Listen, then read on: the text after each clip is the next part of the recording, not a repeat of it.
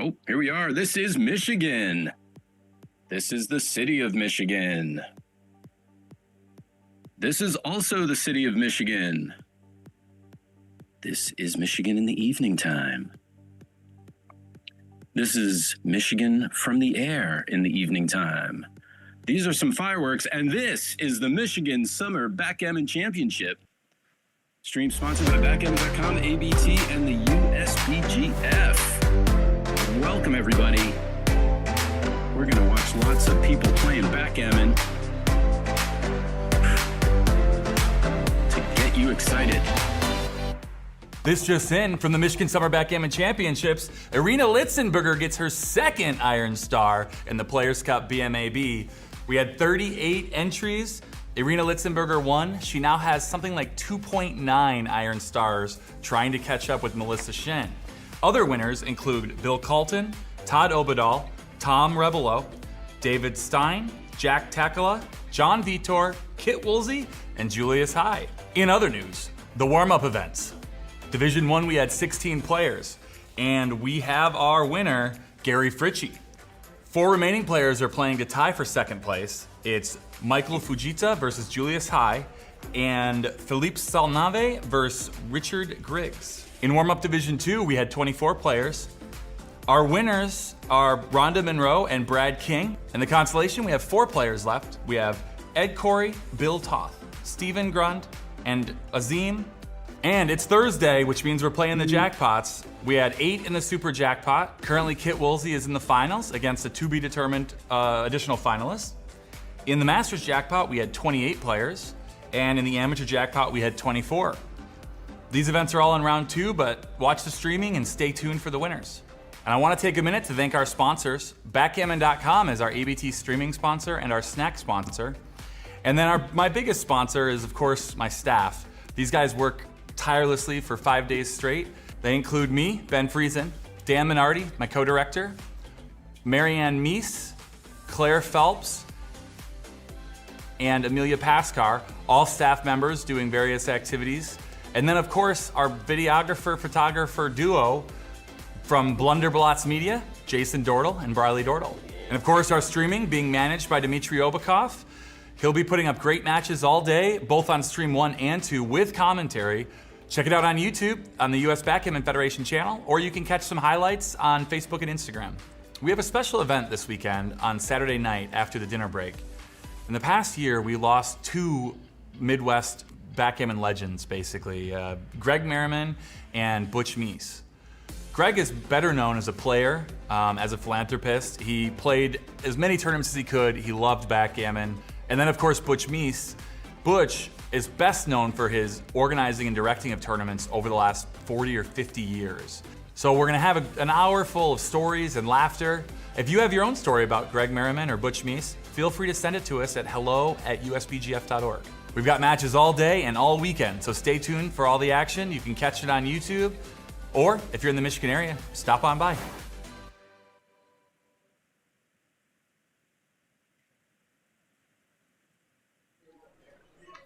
Yes, sir. It's backgammon time, people. Welcome, welcome, welcome. Day 3 morning, 2026 Michigan Summer Championship. I am Josh Isaac, along with the incredible Grandmaster Jerry Tanzi. Good morning, Jerry. How are you? Morning, Josh. I'm doing great. Ready for some exciting action. Darn hootin'. We are coming to you live from all over the globe. We are waiting for our first matchup. Looks like the main event will be starting today. And we again have the incredible matchup of TBD versus TBD. These players are very equal in quality. And once we learn more about them, like their names, we'll give you some information. So far, we've had a couple of days of incredible matches. Lots of back and forth, as happens in this game that we love. And yeah, let's see if we can get, see who's going to, we have the contest going to see who can be the first person in the chat, the first person to like. Who's it going to be? Who's it going to be? Who's going to talk to us? Like and subscribe. Like and subscribe. Subscribe and like. And I'm looking forward to this. Unfortunately, I only get to do one match today, but it is Going to be a great one. Thomas Henderson, hello from Canada. Thank you for the stream. All right, Thomas Henderson, you have won the prize. We will get that out in the mail to you. It will be a small wallet-sized photo of Jerry Tansey and possibly a gift certificate to McDonald's. I saw there was a really a good joke from Mitch Hedberg. I don't know if you remember him. He was a great comedian. Unfortunately, left us way too soon. But he had a joke. He said, "Someone gave me a gift certificate as a birthday gift. I don't think gift certificates are a very good gift. You're taking money that is good everywhere." And then that was pretty much the end of the joke. And he didn't even get to say the punchline because everyone was cracking up. I think he finished. He's like, "I had another line there, but your applause went a little too long. I've got to move on." But that was a joke. Yeah, you're taking money that's good everywhere. And I used to love Mitch Hedberg. I still do, but I also used to. That's exactly it. Mitch, we miss you. Again, we are on the beautiful purple inlay Joker backgammon board. This has been gorgeous. Let's see if we can find new people to discover the magnet in the cube. I don't know if you've noticed that. There have been a few times. It's always fun to see people realize for the first time that it just gets sucked to the board. And then there's this moment of discovery. Very disconcerting the first time it happens. Sure. Especially if you're playing in the park in New York and people look at you like you have a magnetic board and you're cheating them, and you have to then explain that you do. I'm going to check with Tournament Central, see what's up. Thank you. Yes, Stuart Connolly, Dmitry Obakov, our masters of ceremony, helping to bring you all the streaming action. Days and days of backgammon. It will take you a month to catch up. The draw is set, we are told. So much backgammon. Rich, is that going to be Rich Munitz? Are we going to have Rich Munitz and Rory Pascar? What a great matchup. That would be a fantastic matchup. Unfortunate for both of them, but they're, drawing a strong opponent is not what you want to be doing, but it would be our very good fortune to see such quality players. No doubt. It's always a good feeling when you get your matchup and you go to someone and you go, "Hey, do you know anything about this person?" And what you don't want to hear is, "Oh, yeah, I know them." You'd much rather hear, "Nah, I have no idea who they are." And that's kind of like, okay, good. You don't want them to say, "Oh, Rich Munitz, yeah, I know him." Eventually, you get to the point where you kind of know everybody. Almost everybody, unless they're a brand new face, but it's kind of the same. It's amazing for how popular backgammon is worldwide. We're also a pretty tight knit community. So there's almost nothing that happens that everyone doesn't hear about it. At the end, we're like a small town, really. Right. That also blows my mind, and you said it perfectly. It's all over the world. There's countries absolutely everywhere, and yet it's a small little teeny family, which is absolutely wonderful, especially once you start competing in tournaments and all of a sudden you're in the same room and at the same table and even at the same across the board from these names that you know and have seen forever. And it's such an honor and a treat. Rich Munitz is from New York, fellow New Yorker. He is also a big Yankees fan, the team you love to hate. He and I got into a great conversation once about some Yogi Berra-isms. He is a big fan. He's kind of an encyclopedia for Yogi Berra-isms. All you have to do is say, "Hey, you know any good Yogi Berra quotes?" And you're good for an hour. He will just go on, and delightedly so. You can see his face light up. It's fun to talk to him about that. And Rich Munitz has also been amazing for backgammon. He got inducted into the Hall of Fame, and he's developed the entire software, is that correct, that helps tournaments all over the world run smoothly. Do you happen to know more about that? All I know is that he's a software guy, and he's developed the um, software that USBGF has used for running tournaments. So it's kind of cool stuff. And I was going to say, it looks like we're not going to get to see him. It looks like it's going to be Frank Talbot and Bill Calton. We'll have to settle for two Michigan players, two very strong Michigan players. Frank Talbot, the longtime veteran, and Bill Calton. You don't see him that much, but he usually has a strong showing. He's won this event in years past, so watch out for them. And we're already underway.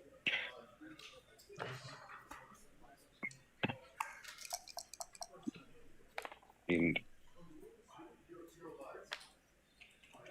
Bill rolling this 3-1, so he's going to fight for his 5-point. And Frank, a poor shake from the bar. Now this is interesting. It's only a 1-point board. He doesn't pause to think it's probably a little soon, but I would have at least pretended like I might double, and Bill is glad he did not, as Frank enters with his double fours.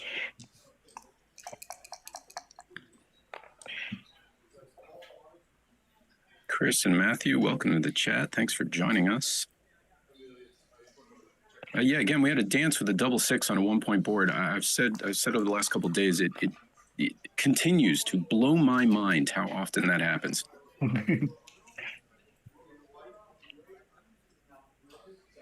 And now Frank gets another double four, and he's got a choice to make. He's certainly making the 5-point there, and you got a choice. You can make the rack by playing them both in, but you do lose some containment value. You could unstack the 6-point. You could play 13-5.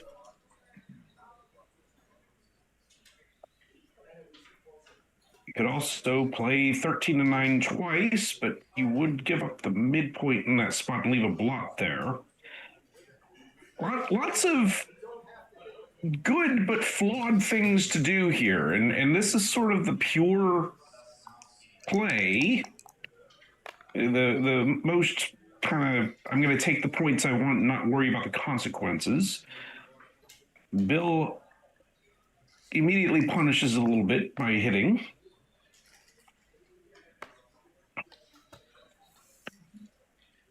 Frank enters with that 4-1, flexing with the builder there. Doesn't really have time to make the ace point with the ace. And then we have 6-3 for Bill Calton. A little bit of an awkward shake. Can't move the back checker, which is what he most wanted to do. And now you can play with no blots in the outfield, but it's a little stacky. Or you can bring in the 6 and play 8-5. Make the 5-point heavy maybe. Then you're leaving a blot in the outfield, which maybe you don't want to do. And that's what he ultimately chooses to do. Goes for the flexibility. 6-4 from Frank. Gonna leave the goaltender there and just spring a man outside. See if Bill can run his back checker or build something. Can't run the back checker, but he will build something. He's got a choice here. Not easy. They're good rolls, but they're not easy to play. You got so many choices to make here. You've got that big stack on the 5-point that maybe you'd like to undo, but boy, you would like to make either the bar point or the 10, right? You want to contain that anchor a little bit. But what he's thinking here is, boy, if I do something like that, I am leaving 2 blots in the outfield. I don't want those to get hit. But Bill goes for the nice solid 4' structure. And there we see the downside. Double threes to hit. Sorry, I was mentioning yesterday, double threes. Would you agree double threes are quite often the most difficult role to play? Oh, sure. Just so many options.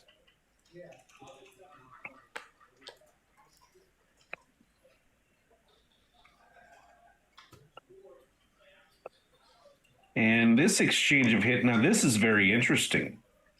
Bill, he's threatening to make the 5 prime. He little pause there. Chooses not to, but I think Frank would have had a very easy take.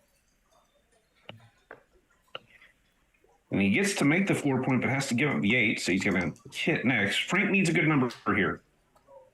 Doesn't get it, and now Bill is going to turn this cube, and I think Frank probably should let this go. Yeah, you get scamming too much. There's some blocking value in Frank's position, but it's usually Bill gets out enough and attacks enough that there's too many gammons. So first blood to Bill Calton for a 1-0 lead. Also worth mentioning that Frank is one of the founders of the USBGF. He's probably a future Hall of Famer, and he's a longtime board member of the USBGF as well. Indeed, he's been playing as long as anyone alive. I don't want to make too many comments about anyone's age. And he's started out with an early double 6, followed by this 3-1. If Bill does not anchor, this will be a cube. But he does anchor. So Frank doesn't have anything now.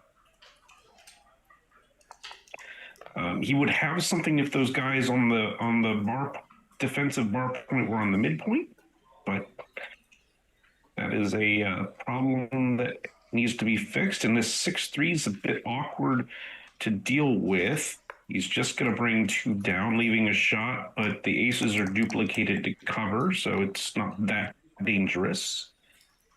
Unless you roll double 1s. Look at this do everything. Hit, cover, move the anchor up. Beautiful. Love that. And a fan from Frank. I think Bill probably needs to improve one more improvement, because imagine a sequence where Bill hits and then Frank enters 1 checker, and we might get to see that sequence. This is a great roll from Bill.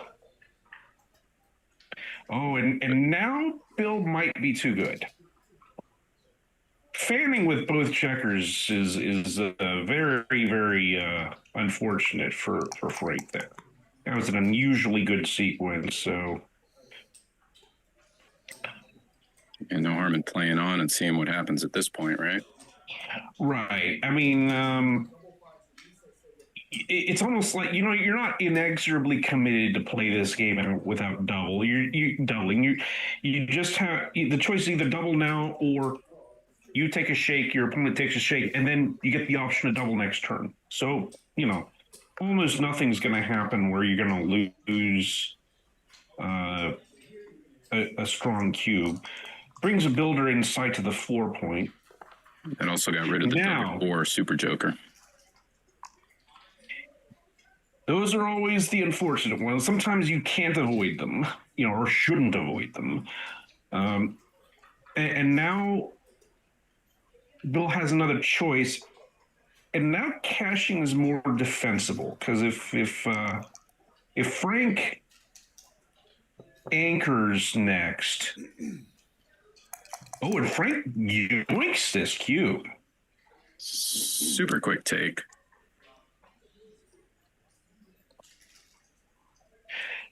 Frank had, was probably using the time throughout this whole sequence to figure out what he would do. Still surprising he took it so quickly. Either way. It surprises me because it feels like, okay, Frank does get the ace point anchor, so he's got a bit of a game here, but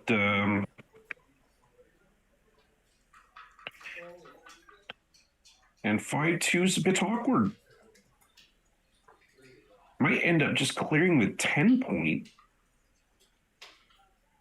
Could the 18-point anchor be why he yanked up the cube so quickly? Did he feel really strong with that one, maybe? Yeah, I think that's what happened. Is he's kind of thinking, well, it's not likely that Bill's going to blitz me. I'm probably going to get something in my home board. I've already got the 18-point anchor. We'll develop a game from there. It's those variants where you don't quite get that. And Frank decides Bill decides to get those builders off the 8-point and bring them in. Chooses to keep the 10-point for the time being. Now he brings that checker to safety. Frank's going to continue to build his board. At some point, Frank will have to decide, because he won't be able to hold both those points back there for forever.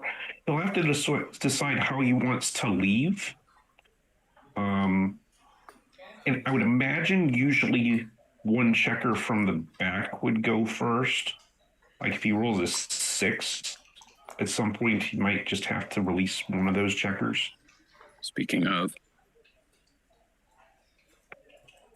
this probably does better to make his board inside. Or no? Or is that the decision he's looking at now? Oh, I'm looking at the wrong player. Yeah. That happens. Bill's like, how can I play this safely? Sorry, I was looking. This one, see, I mean, you just can't play both of those up front. So he's got to play the 6-5. Like, this is a very logical way to play the 6-5. So. Oh, great roll for Bill.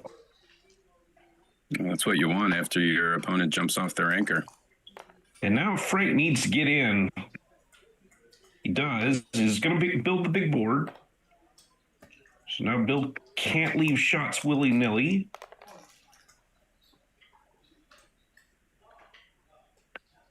And this is a 6-4. Double fours. Big roll. Double fours. Sorry. Got to get those eyes checked. This is an it. He's got a choice here. So the play that wins more games is to disengage from the midpoint and clear everything without incident. But the play that wins more gammons is to point on him and make that 5-point board and watch Frank dance forever. And it's not an easy choice. Not an easy choice with Frank having such a good board, right? Because he will be very upset if he makes the blitzy play and Frank comes right in. And Bill has set up the what we'll call the DMP play, the play that wins the most games. Is making the 4-point not one of the choices, or is that also something he's considering? It's an interesting decision there with regard to making the 4-point. I think because it does make a better board, but it makes those outside points harder to clear. So I think I would think it was worse than just clearing the points in order if I was making that sort of play without hitting. But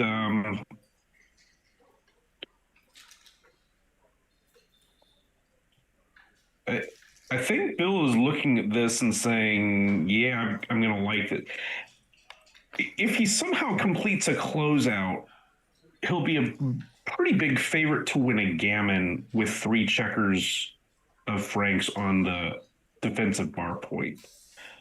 But he might not even need to complete. It'll be hard to do that, to complete the closeout, but he might not need to do it. He just needs to get him to fan long enough to clear everything. But this is the point you were considering, the make the big the big pure board and leave the, and this is another play. Yeah, quickly dismisses kind of a mixture of both. The trouble with this play is that it's very with the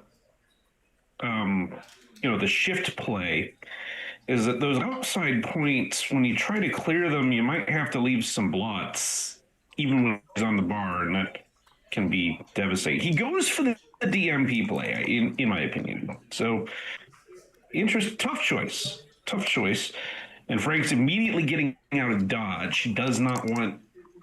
It's like that's more contact there, but it is also more gammons if he gets pointed on there. Yeah, so that's a play that and that looks illegal. Yes, it does. It's like play 3-7. I might have instinctively just stayed back and made a mistake there on that previous play with the 5-4. So that's good to know when it's time to go. I'm not convinced. It might not be a mistake to stay back, because sometimes the bot wants you to stick in there and get the contact, even at the cost of a few extra gammons. I think I would have gone, but I'm not sure. Yeah, certainly a tough call. Now it's up to the dice gods. Gammons are probably not happening here. Yeah, Frank is would like to. I mean, he's got to think I'm a favorite to get off this gammon, but I need to roll bigger than 3-1. Like that. There you go. Well, looks like we're gonna have 2-1 match to 11. No, it'll be 3-0. Oh, I'm sorry. Am I seeing that? You're right. It's early. Forgive me. I haven't had nearly enough caffeine. Eventually, I'll start figuring out whose turn it is and who's in the lead. It can be tough to do. and I'll learn to see what they're actually rolling on the dice. Between the two of us, we'll get it going. That's why we need each other. That's right. I'll tell you what the dice is, and you can tell me whose turn it is. All right, Frank contemptuously lifts off that checker and says, "I'm off the gammon, and let's move on to the next game, because that one was no fun for me." Yeah, it's definitely no fun when you can't get a point. As an old friend of mine used to say, with regards to gin rummy, you gotta get on the board.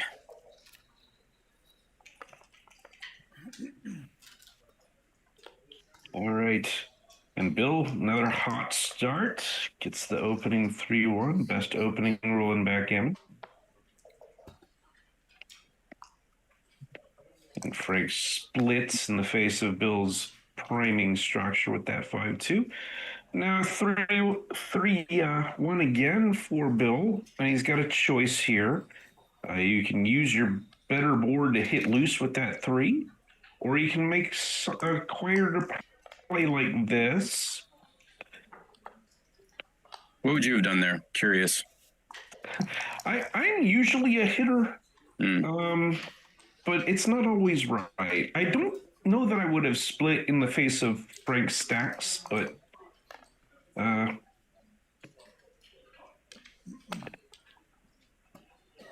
or in the face of Frank's stack. Great roll 6-4 there for Frank to get that anchor. So now we have a mutual holding game. So generally the plan is don't get hit and then roll a big set to disengage and take an advantage.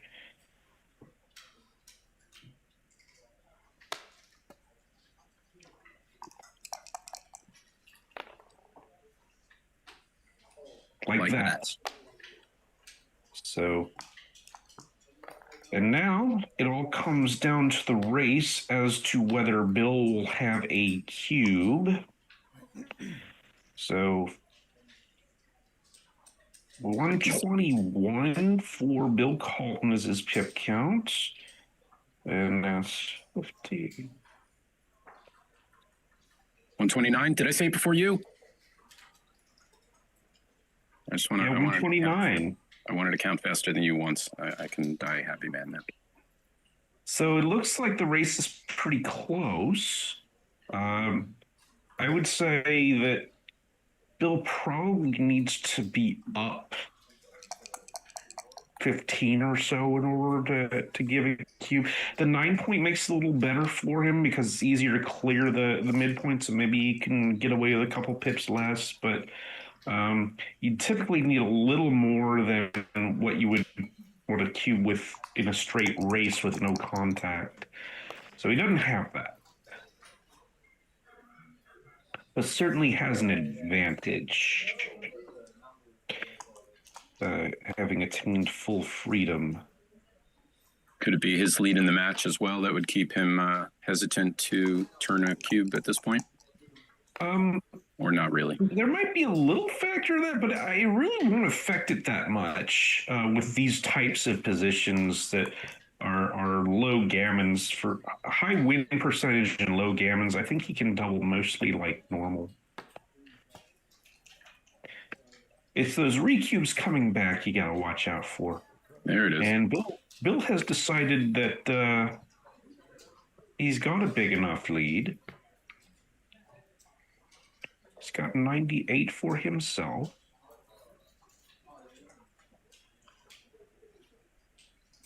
$108 for Frank. Could be marginally right if I did count a 10-pip lead. Frank has a snooze fest of a take. I counted a little higher for Frank. I could have been wrong. I thought I had more. Okay. I think you're probably right. I was counting very quickly. Yeah, I do that too. I count quickly, and he leaves this shot. Would you have broken the other one? He had a 6-1. He had to leave something. No, I think that's probably right. I again misread the dice. I did that the other day, and one of them I was going on and on about how to play a 2-1 for a while, and then realized after the move that it was actually double twos. I've stared at a position for 8 minutes over the board, thinking I rolled a difficult double fives, and it was an easy 5-4. I actually asked my opponent, was that 5-4 the whole time? Because I hadn't touched anything. All right, double twos. Interesting decision for Frank, because if the race is close enough, you're going to want to disengage to some extent.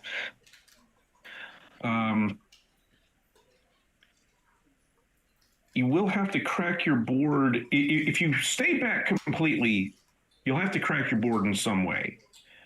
But if the race is close enough, you could maybe scooch up one, but he's deciding I'm far enough behind. I need to get full contact. And the shot.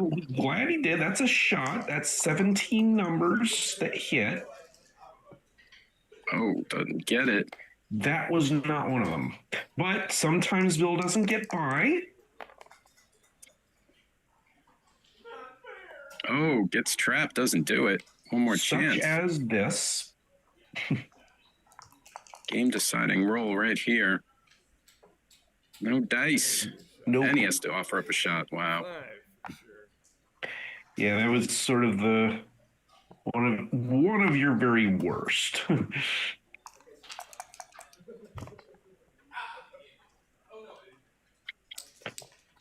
It's going to do that. Good miss for Bill. And Frank, he got a good look, 2 good looks in the position, but ultimately, if you want to win, you gotta eventually hit some shots.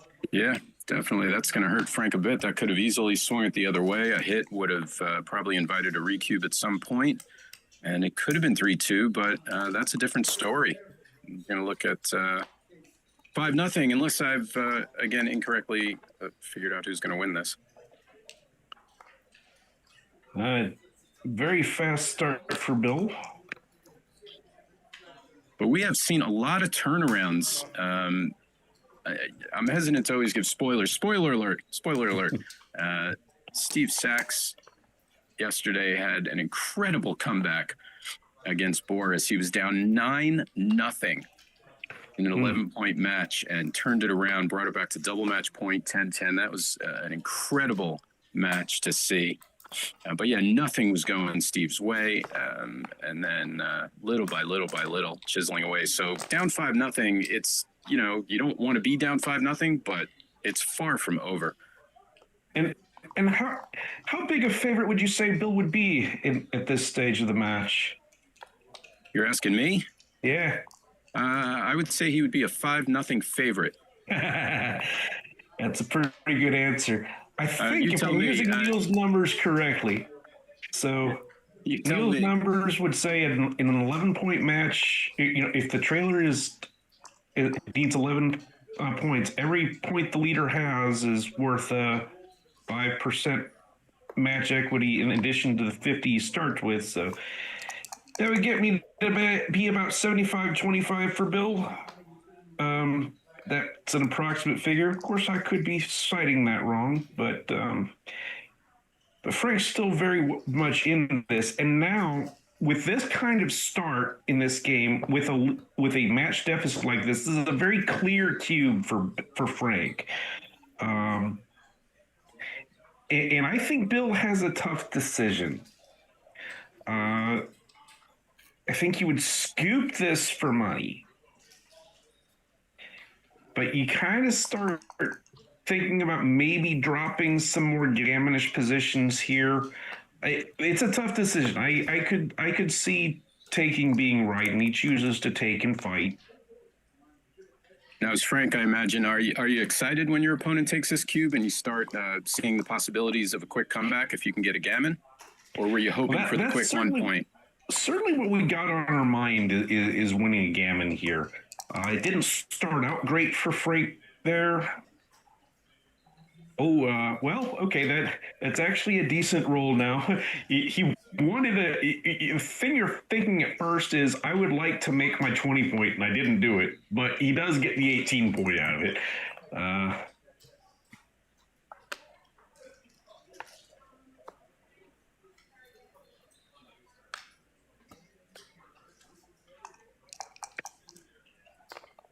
And Bill's breathing a little easier, although this 6-5 isn't great. He really doesn't want to lose that goalkeeper, but he really doesn't want to expose more blots, given that there's all those builders trained on that 20-point blot. So he might just have to play with one blot here. Like the very pure play would be something like 13-7, but that's just way too loose in my opinion. What about that one? I just don't like playing 8-2. Not really. I know why he did it. He didn't want to lose that 24-point contact. Well, now if you've slotted that 2 point, you might have to make it, but you have to give up the 8 point to do it. And now he's like, nope, not going to make the 2 point. Not going to give up my 8 point to do it. I imagine jumping out from the 22 to the 16 is just too much violence in the future. That's the judgment he certainly made, and I think I would agree with that assessment there. But now the blitz is on. Yeah, absolutely. Bill has no home board whatsoever. Nothing to lose, risking it. Pretty good shot for Bill. You know, if you're not going to hit, just make sure you get both of them in. Full steam ahead, probably. Make a point, hit a blot. We're going to deny anchors. We're going to attack. Great shot for Bill. You almost don't care what goes with that two. And this is probably the safest play, is hitting 2 checkers. And now Bill wants to clean up, do something. That'll do something. Hit and cover isn't bad. And which hit do you want? You want the outfield to get ahead in the race, or do you want to bring it down to the 11 and bring another builder to the 5? Here we'd probably count shots. The trouble with hitting on the 11 is that it gives good 6s, whereas they're fanning numbers normally. But it does provide a builder for your homeboard points, so that's another issue. Big roll. Wow. Look at that. This is getting flipped around quickly. Frank had visions of a quick gammon, and now it's anyone's game.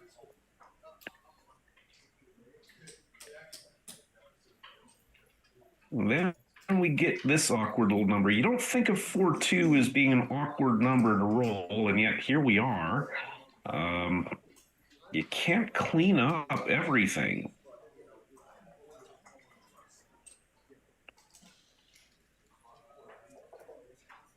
And when you can't clean up everything, you're kind of trying to find things to duplicate. You want to not get hit. The trouble is, like, your first thought is, I can clean up the blot on the 8-point with that deuce. But then, where's my 4? Where's my 4? I certainly am not gonna want to break the bar point or that. And then we look at something like this. I was about to ask about that play. Decides to leave 2 points or 2 blots in front of the stripped midpoint. And double 6s is what Frank finds. Nope, that's illegal. That is illegal. Looks like we're not the only ones who are not seeing things clearly. Sure. There's 3, and then the question is, do we bring this last one in as a builder, as an attacker? Do we make the 12-point? The trouble with the 12-point is if Bill comes in, could be hard to clear, but this 3-1 is rather awful for Bill, because now it couldn't save that. At least it entered. Well, this 5-2 does not do what Frank wanted it to do. He's like, surely I will hit that checker out there, and I didn't do it. You know, the 5-2 could just circulate from the 20 to the 13. That's another option. Yeah, maybe he's just looking at the wrong play first, as people tend to do. He's thinking of maybe bringing some attackers in to look at the 2-point. I'm not sure what's going on there, but this 4-2 kind of, the only thing Bill could do is bring it down. Another awkward little shake, 3-1. That's all you can do. Everything else breaks structure. 6-2 for Bill. Interesting shot here. I think you definitely are keeping your bar point, your defensive bar point. Now, you can hit from the back and do that. It does leave some blots, but eventually those guys in the back are probably going to have to move anyway. Yeah, would he not be looking also at the hit and then this play? Well, that's an interesting shot. The idea would be, I'm going to remake that bar point when Frank rolls a terrible number. The downside is he might not roll a terrible number, and if he's stuck without that defensive bar point, it could be trouble. This is another option, not hitting at all, saying I'm going to win this later. The hit isn't going to win now, so why do it? And this is forced. You just bring everything in that you can. Easy. Those are the only 3 you can play. Oh, double 5s is big. Double 5s. Wow, look at this. It's either one more or one less than he really wanted to roll, though. Yeah, the last one's... I think he probably just takes the midpoint and then buries 8-3.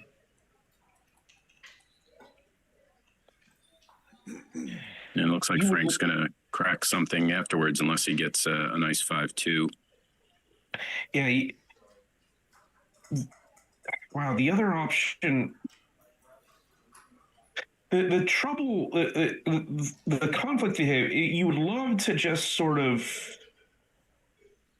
maybe make the 8-point and then leave a blot on the mid, or do something like, yeah. But the trouble is, if you leave a blot on the outside, Frank can attack inside and pick up the other one if he misses the one outside. So later. So that's why he decided to play with just the blot back there. And the 6-3 is kind of not what Frank wanted. This is kind of what he has to do at this point. 6-5, Bill just gets to run, so that takes away some of the gammon pressure.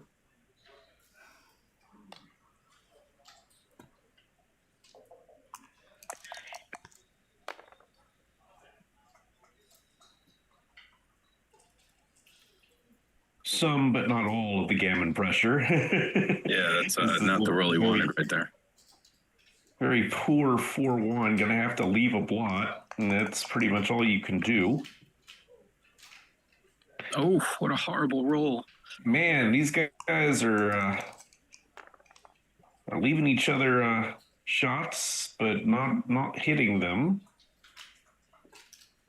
And a great shot now for Bill, so that cleans up pretty nicely there. Double twos. Still can't clean up the blot. Well, he can play 13-9-2 with both of these and leave just Junior back there to get home.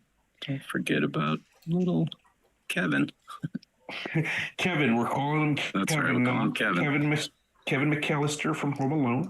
I've been flopping back and forth between Billy and Jimmy. Yeah, and Bill was not ready to hit. He doesn't roll the thing that hits him, but he wasn't really ready to hit Frank anyway with his board. Now he'll be a little more ready next time. Will there be a next time? And now what does Frank do with this 4-3? He's going to stay back, hope that Bill rolls some awkward little 6. 2-1's an interesting decision as well. He's going to pass, but does he pick with it? It's certainly the play that wins more games, but it does get gammoned a lot.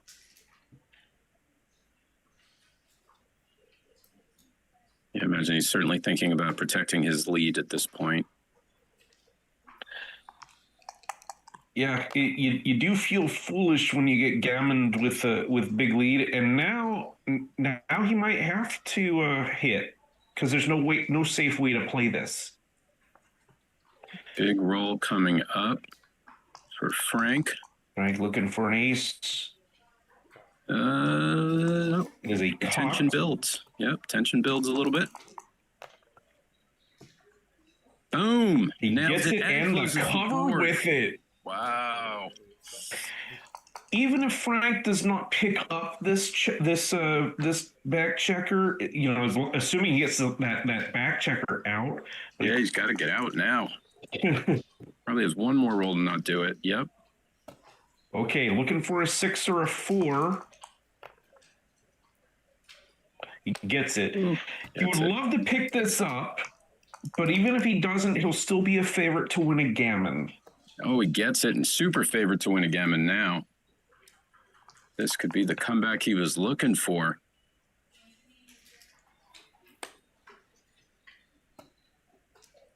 Re-establishes his dreams of the gammon.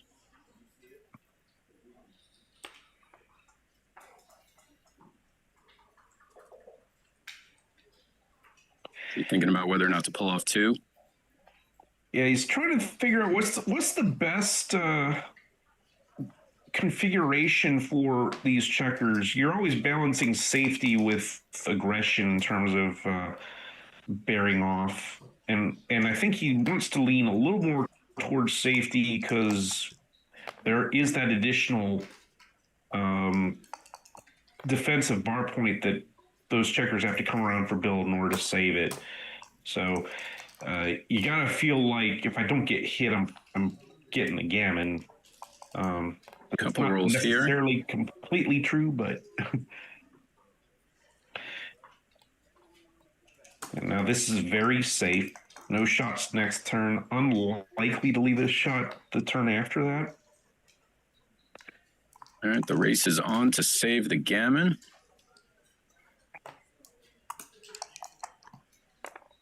We got 11 crossovers to get off the gammon. That'll get 2 of them.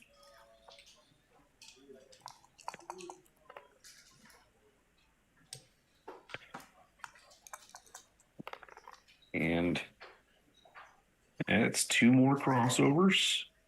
At some point, you feel like Bill does need to roll a big set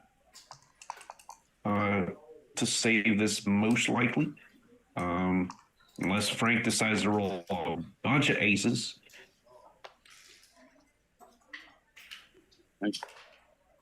Getting 10 pits rolling like he wants game. to save the gammon, which we know he does. Yeah, that helps. Always got to speed it up a little bit. And now Bill will definitely run that back checker so it doesn't get BG'd. But he can't. He can only get the 1 crossover. So now he's thinking, am I going to get 1 roll or 2 rolls? He's only going to get 1 roll. And he can't get double 5s. No. The other thing he was thinking was, can I get double 5s on that last one? And he couldn't find a way to do it. And unable to save the gammon. Yeah, 5-4, moving on. Amy and Frailing Banjo, welcome to the chat. Hello. Amy Latek would like to know how you did in trivia the other night. How'd you do? Yeah, I lost, or our team lost. It's a team game. Yeah, I just didn't know enough stuff. Know enough stuff. That pop culture will get you. Got to stay up with the times, Jerry. Yeah, I'm kind of an old man. Got to watch MTV. I'm kidding. I think MTV is not a thing anymore. Did they? Not a thing. Yeah. All right. Now this interesting. This 5-1 slots after Bill's 6-5. Those aces become valid slotting plays. Because you're down in the race already. And Frank got hit, but he makes the 20-point anchor with the goalkeeper back there. So, and a nice little 5-3 for Bill, getting that outfield point. So an early little edge there, but we're not even close to doubling. This is already a shot. I'm probably going to go to the deuce point. He can consider hitting on the ace point. It's a few more shots, but it does have the benefit of occasionally getting Frank out of his hair. If Frank rolls like a 6-5 here, 3-6 is a little out of his hair. It's much, a little bit less contact than it was. And the bar point is slotted, which he very much would like to make. So good upside if you get away with it. This is an interesting choice. You can go this blitzing route. And that's what he decides to do.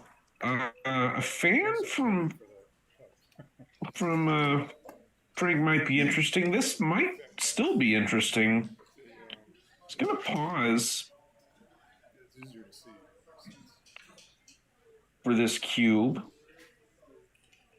116 for Bill.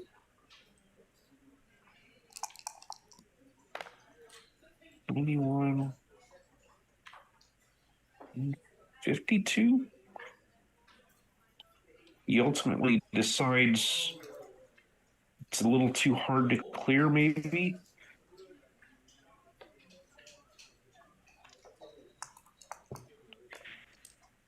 The one thing about having those checkers buried behind that anchor is you're a little less flexible in terms of bringing everybody home. But and they're deciding whether this is cocked or not. Might have to call in the umpires here. And it looks like they have paused the clocks to do just that, to get a ruling. While we figure that out, it's worth noting I just learned that Bill Calton is actually a chess master. And one of our technical directors, Dmitry Obakov, credits him with him ever playing backgammon. He said Bill first brought him to a chess club, and that's how he got involved in this whole mess. So if it weren't for Bill Calton, it's quite possible that we would have no streaming today. That's incredible. So what are they looking for with something like this? Usually you got to slide the checker a little bit to see if it is fully supported, if the die is fully supported by the checker, or if it falls. Yeah, I think the rule is you can't have the die supported by any vertical surface. The vertical surface could be the checker itself if it's the vertical part of the checker. The rule itself does not ever use the word flat. So, doesn't have to be flat, just can't be supported by a vertical surface. It looks like that's a Dan Minardi looking in on that. Yeah, sometimes you play with the checkers with the dimples in them. And you can still play dice on checkers as if it's in the dimple. Doesn't need to be flat, just needs to be in there. Yeah, with those dimple surfaces, it's generally unambiguous what the rule is. Like it's not. It's fine. I think as a director, this can be a bit of a, because you're called as a director a lot more for these, and it has been decided the rule is good. Yeah, looks like it will stand. Oh, big double four. And double fours, another choice here for Bill. He can go all blitzy. This is similar to that other game at the beginning of the match. He'll be very happy if he blitzes. He'll be pretty happy if Frank fans. He'll be pretty unhappy if he rolls spot. I think in this spot, I probably would just clear everything and then probably queue next time. Yeah, you just said it. If he enters with the 5, that's immediate trouble. Yeah. For Bill coming in. And it's not like there are that many gammons if Frank enters the next 2 or 3 turns. Whereas the game probably is over after this. I'm imagining Bill is up very significantly. And Frank gets out of dodge. Bill gives the cube. Frank passes. It's almost like it was a free point for him where nothing could go wrong. So he decides to take it. All right, moving on. 5 away, 7 away. In this main event, round 1, let's talk about the psychology of winning your first match in the main event. How devastating is it when you lose that first match and you're just off to a rough start? How important is the first match win for you? It depends quite a bit on the format. I mean, if it's single elimination, it's devastating. It's very devastating. It's like, why did I just light all this money on fire? But if it's a Swiss type event, you're feeling, bad, but you're always like, I can come back. I can, I was probably going to lose at some point this weekend anyway. So, but it always feels way better to win. Don't get me wrong. Yeah. You just know a lot of times in Swiss, it's 3 strikes and you're out, and just starting out of the gate with 1 strike really sets the tone in a way. But yeah, you're right. You're definitely not out of it. Well, in chess, there's something called a Swiss gambit where you lose your first game because then you get weaker opponents, in the subsequent rounds. But backgammon, there's enough luck involved that you can't really rely on that. Like it's like, oh, John O'Hagan lost 2 or something like that. It's like then you get them. So in the meantime, Frank has emerged from this scramble with his own advanced anchor. So once again, a mutual holding game.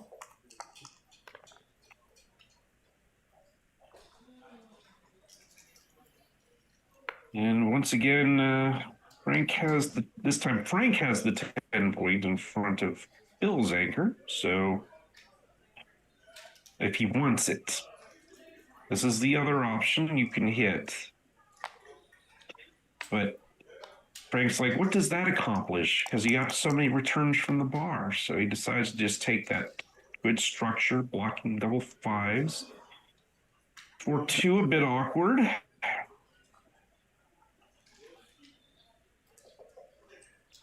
Looks like Frank's also up in the race a little bit, so that would probably deter him from hitting, yeah? Okay. An unusual number of initially illegal plays from players so far. You gotta try. This time there are fewer returns this time, so we'll go ahead and do that hit now. Interesting decision here for Bill. You can come in deep for more contact. Then you probably have to play 13-8 with the 5, and you're kind of running out of flexibility up front, or you can do this play.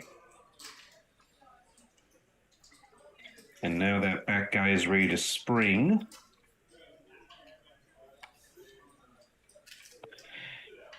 Choice for Frank here.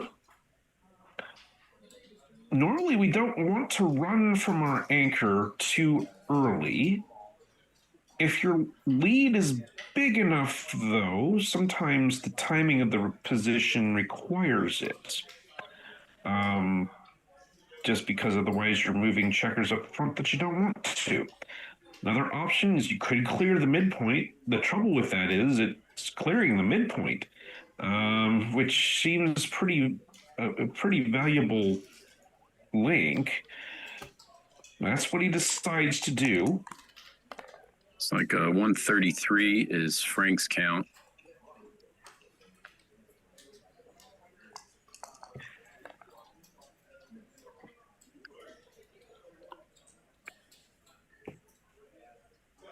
$137 at this point for Bill, if I counted that right. That was before that last roll. If the race was close, then Frank probably should not have left his anchor. So he probably found a very good play.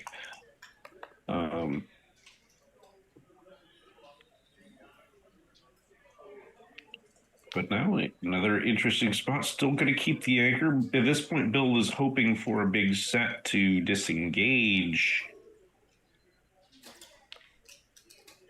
from the back while keeping Bill tied up with his little outside broken prime. And tough choice for Bill. Probably just going to take another outside point. Never know when it might be useful. Any advantage there if he had brought all 4 down to the 12 just to keep extra spares to play with, or would you rather have the points? It's always an interesting question.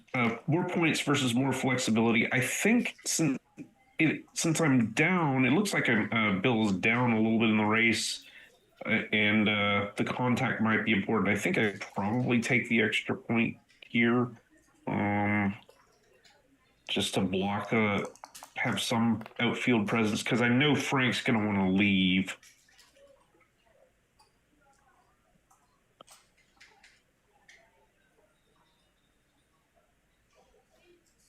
Or 2 is kind of ugly. Yeah, can't really leave shots. You hate losing that spare on the 6 point. Oh, this is interesting. Maybe you can leave a shot. Sometimes so if your opponent, especially if they have a blot on their board, sometimes it's right to just gird up your home board so you'll have that as a weapon now and later. But Frank ultimately decides not to do it. And it's not getting better for Frank. This is now he has to leave something. He could break his 6 point. I don't think he'll want to do that. What do you do? Yeah, this is probably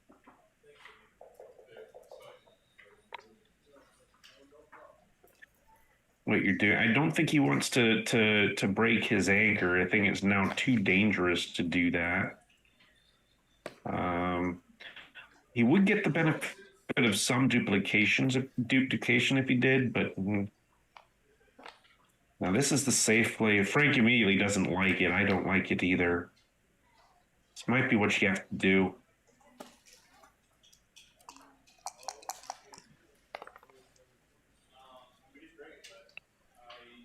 Once again, Bill can't hit. It's a good small number for him. Doesn't have to break any. And Frank just keeps rolling the wrong doubles. He rolled double twos earlier, and now he rolls this double fours. Plays logically enough, but now he is out of time. Bill will gladly get off the anchor here. Not really only double ones is really a dangerous number in terms of hitting the straggler. Well, this isn't terrible. Frank gets to keep his structure. I was wondering if he was considering a banana split play with the 8. I thought that too. I think he probably doesn't need to do that just yet. But say Bill had stayed there and he rolled 6-1 next time, he could have done it then. Ooh, 6-5, not a good roll. Yeah, this is icky. Your choice, the 6 is forced. The choice with the 5 is either to come out or to bust your board. Coming out has some merit because it will be somewhat difficult for Bill to hit and cover.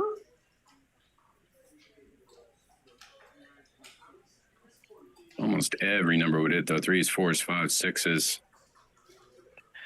Yeah, you know you're getting hit if you come out with both. Yeah.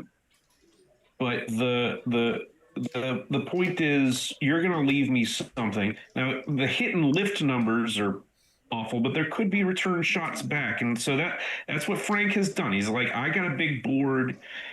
And Bill cubes this. I think Frank's going to scoop this up. Frank will go through the numbers and see what do these sequences look like. Highly volatile position, obviously. There are some gammons involved. But the gammons can work both ways.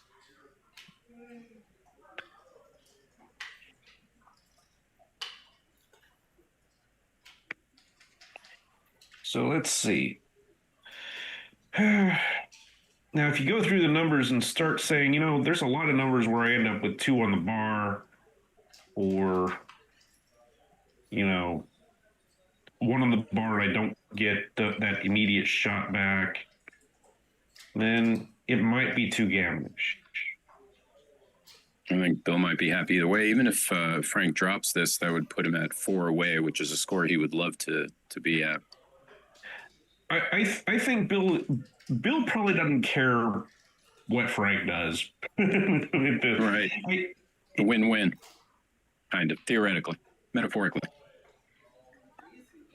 Yeah, the more I'm looking at it, the more let's see, what am I hoping? Yeah, the more I'm looking at these rolls, the more I'm like, Yeah, it's getting dangerous.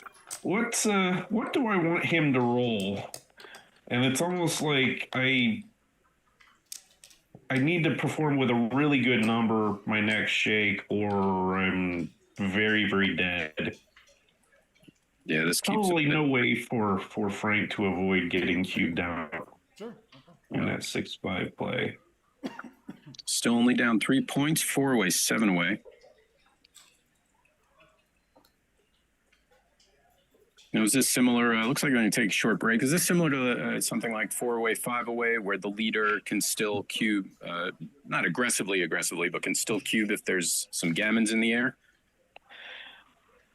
The leader will still want to take advantage of gammonish positions, but the trailer doesn't have to drop quite as readily as he would at 4 away, 5 away. Like the trailer, it's a weird score. The 4 away, 5 away is a weird score in that the trailer has to drop a little bit more. Like the leader can cube a little more aggressively than the trailer can, and the trailer has to drop a little bit more readily, quite a bit more readily than for money. Here, I think that the trailer can take these gammonish cubes roughly what they would take for money. The thing that changes a little bit that people don't realize is that on non-gammonish cubes, the trailers should be dropping a bit more readily for money, even at these more distant away scores. So, like, you know, your races and your holding games where the leader is at like 76% or something like that, those would be pretty comfortable money takes, and I think you want to start dropping those As the trailer. Just because putting your opponent on like that extra point going from 3 away to 2 away is so valuable that starts to happen. So you know, the leader will still double some gammonish positions. The trailer will probably take them at 7 away. They'll take them more like money, but the non-gammonish positions you should drop a little faster as the trailer, which surprises some people, including myself. It's always, I love the knowledge. And that extends for a long way. That last part extends for a long way, like 8 away, 9 away, 10. Like it's just once you take the gammons out of the picture, and those, you know, especially those nasty recubes where you have some gammons yourself, if those are no longer in the picture, and it's just, you know, who's going to win this game, this single game. Yeah, the leader wants to get the 2 away. So it's less about the trailer score and more about the fact that it's 4 away, a lot away. Yeah, it's it's the leader being 4 away, wanting to get to 2 away as opposed to 3 away in that particular spot. All right. James, welcome back to the chat. Vinny, hello again, and Seagar have all joined us, as well as Peter. Looks like that was a 252 take. This is Peter. It wasn't easy from Frank's perspective. I you know, it's not easy to put yourself in a gammonish position. But when he made the play, I thought he was going to take. Thought he was just going to scoop that up. My initial thought was to take, and I got cold feet after I started looking at how some of those rolls played. No, looks like you were right, though. Won by a 252 margin. See, I should think less. I play better when I think less. There is something to be said for the instinct. How often do we say, oh, I should have gone my first instinct? But quite often it's nice to go, wait a minute. The thing is, the backgammon board and it has its own language, and you know, if you've been playing with the bots enough and being trained by them, you kind of learn that language, even if you know you're not good at translating it into English and numbers, and so you know you kind of say, well, this play looks right. Well, that looks like a take because you know that's the language that you're playing in. All right, we're back. Here we go. 4-way, 7-away. Let's see if that non-gammonish cube decision we discussed comes into play here. Let's see how Frank reacts to that blocking there, and he rolls the hitting number. As always, the gambit. See if he can hit that on the return. He doesn't do it. And what is this? Double twos? Double twos, yeah. He's probably looking at hitting them on the 7, I would think, or maybe deciding with the 4-point. So yeah, so usually with double twos, you're not using the whole thing to hit. There can be exceptions. But this is a very strong, like you've already got a little bit better a board than him. So that might be the right idea in this spot.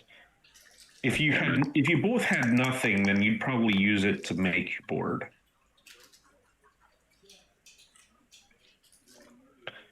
And this is another fantastic roll.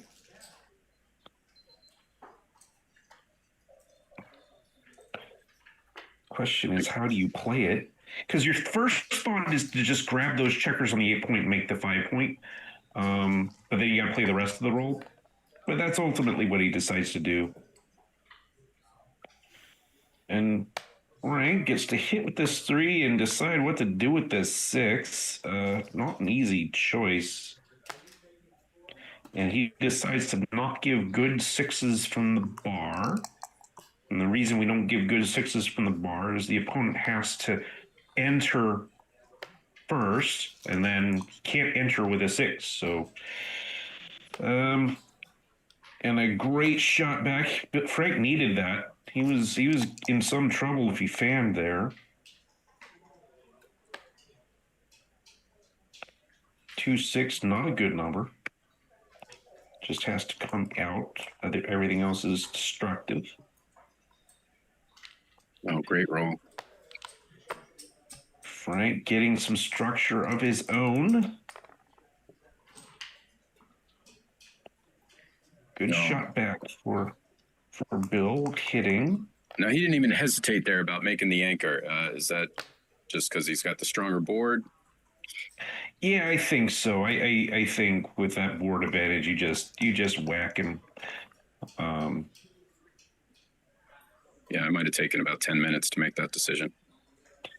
And this is an interesting spot. First thing I'm looking at is a tempo hit and then splitting with the, because right now my checkers on the 23-point are very unhappy. Now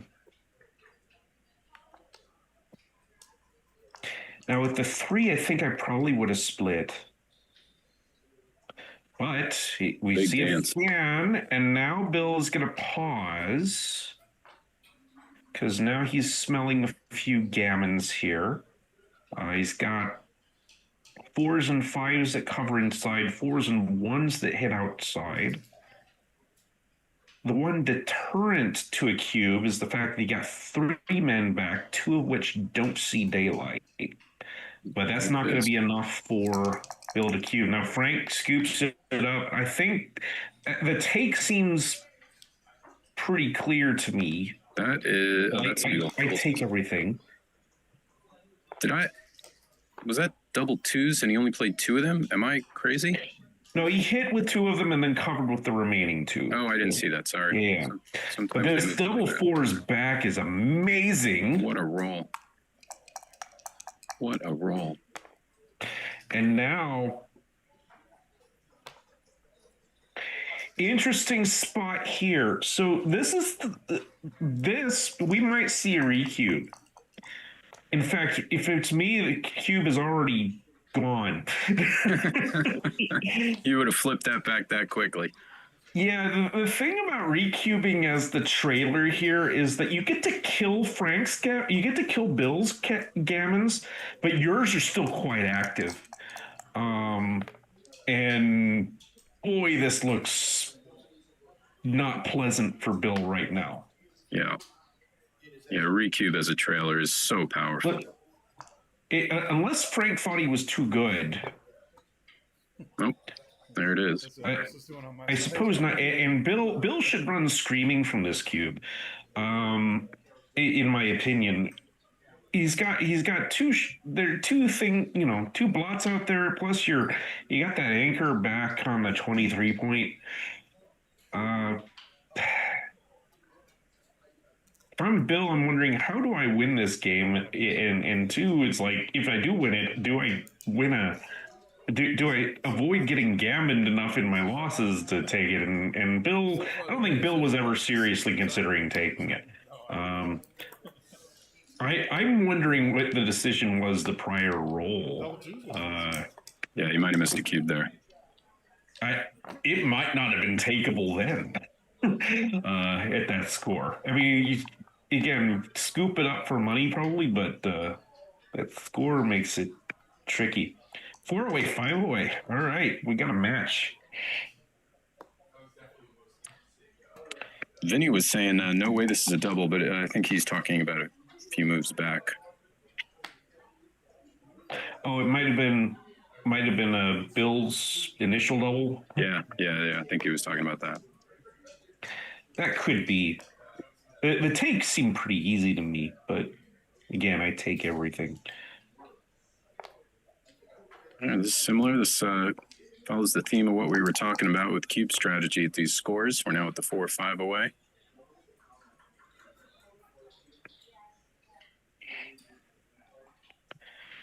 And tough decision for Bill. Maybe not so tough if he finds a point he can make and he makes it. He was considering hitting briefly, but then there was no 3 really and lots of blots. Frank jumps on that bar point anchor. And now Bill's like, you've got as a 1 point board and you're ahead in the race, so I'm going to hit you back.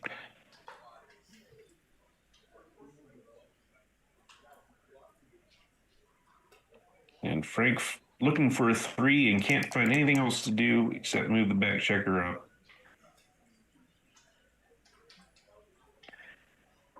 Interesting spot here. My first thought is I think what Bill's about to do, which is make the outside anchor and then hit. He gets hit back.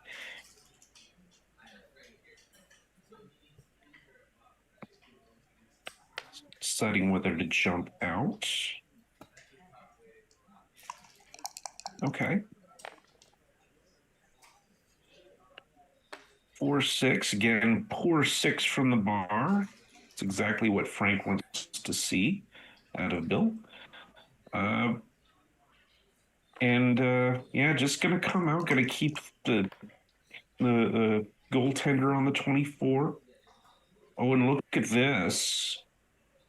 Double 5s, so question is whether and how much to disengage and whether or how much to attack. Yeah, almost makes him wish he brought down the 5 to the 8 on the previous move, perhaps. The 13 to the 8, I mean. Yeah. So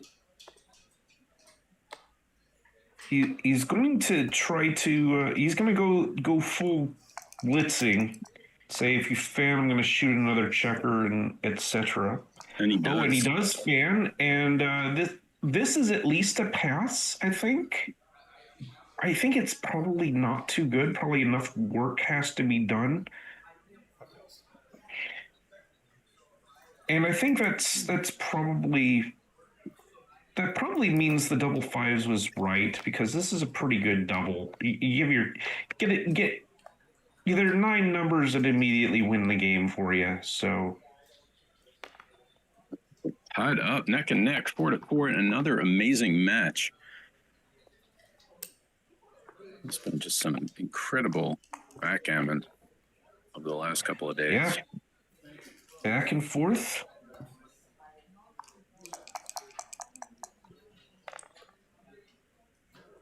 Imagine you said these both these guys are from the Michigan area. Imagine they've played each other quite a bunch.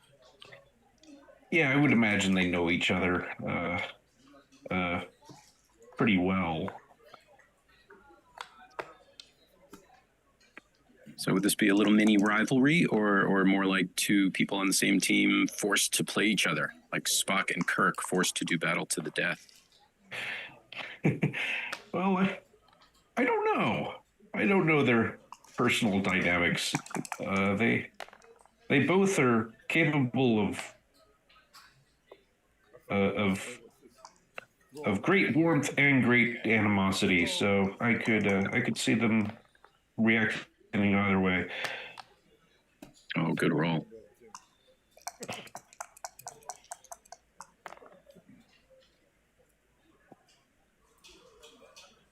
Double twos, not as attractive as you think it is. Yeah, you would love to safe that guy up, but then you have to play 3 more. So he just decides to take the asset of the 2 point and move on. And while this number doesn't hit, it's a 6-2. So he just moves behind.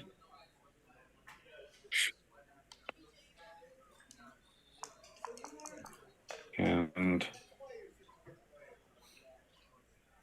see what Frank comes up with now, 4-3.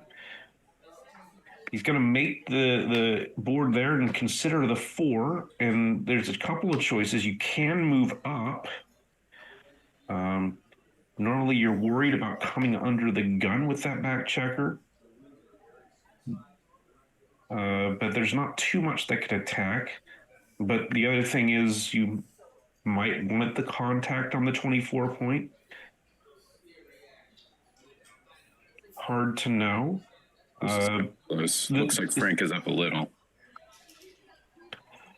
This 4 is unattractive if you play 6-2. Like, he doesn't like doing that.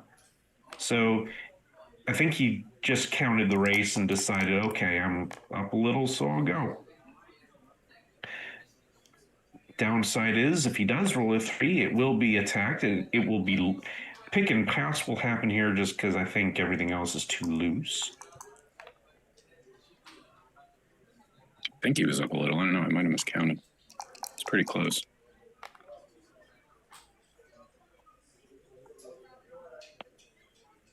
Now, here's the interesting question. If Frank does come in with an ace, Bill will be glad he made the bar point here. So that's why he's making the bar point.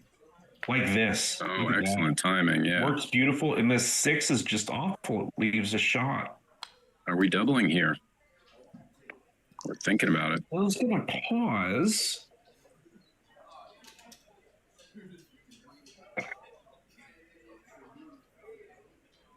I'm mostly happy if I hit, but like maybe we wait till we hit, and if Frank doesn't enter or enters awkwardly, maybe that's a cube. I'm not sure.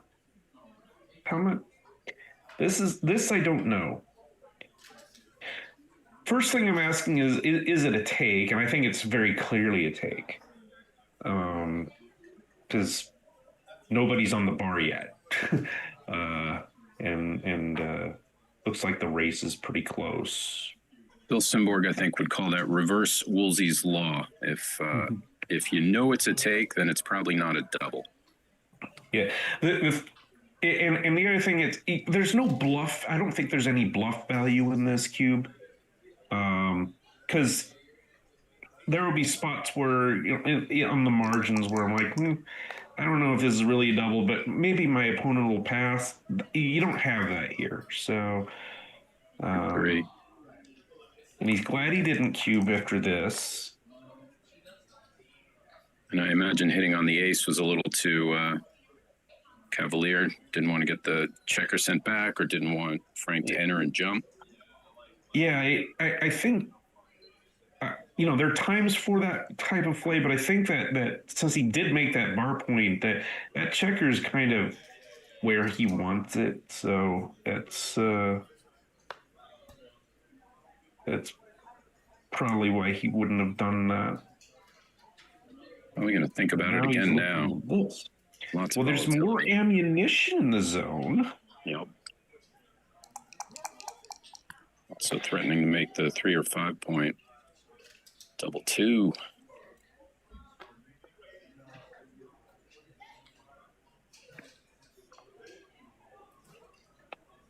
And the last one, just going to keep it, not going to create a dilly builder on the 2 points. So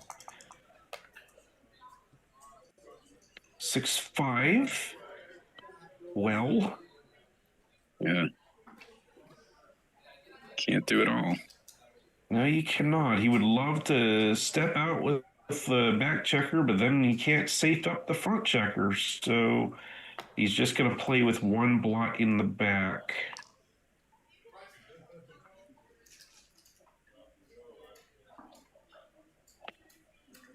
He's trying to decide whether there's enough attacking mojo to venture an initial double. Ultimately decides there's not. Yeah, I would think if he didn't double last roll when he had the direct shot, he wouldn't win it here.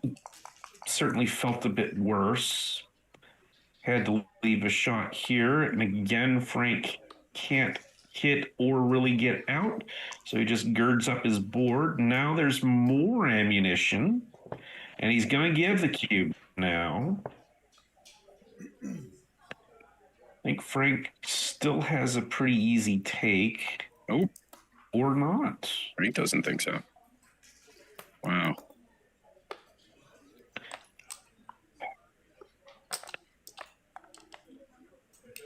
Yeah, he dropped that kind of quickly. It's interesting. I mean, certainly getting pointed on fan, like hit fan sequences, I think are market losers.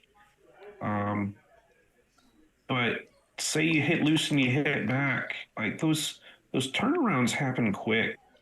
At that score on the recube, the take point's 33%. I don't know, pretty juicy, but Frank decides I'm not going to get gammon in this game, so. No, I've heard it said before, maybe you agree, someone's saying you should always take at least 12 seconds to think about a cube. George, usually because that's your delay time. So you're not losing any time off your clock to at least take a few seconds. Always use the delay, but it also doesn't give any information away to your opponent. I mean, I'm not giving any information away anyway, but yeah, using the delay, especially after big swings of the dice. Now, what do you mean when you say giving away information? Well, if someone, if I look confident, give a cube right away, some people might infer that, I have no doubt about whether it's a double. Now, for me, I'll just mess with you with every time thing. I'll pretend I'm thinking, or I'll think a long time because I'm actually thinking, but sometimes those timing tells are something to watch out for. But people, I think it's a bigger deal in poker because, quite frankly, people in backgammon don't know the best play so often anyway that you don't always care what they think. Well, it looks like Frank has survived the initial onslaught here.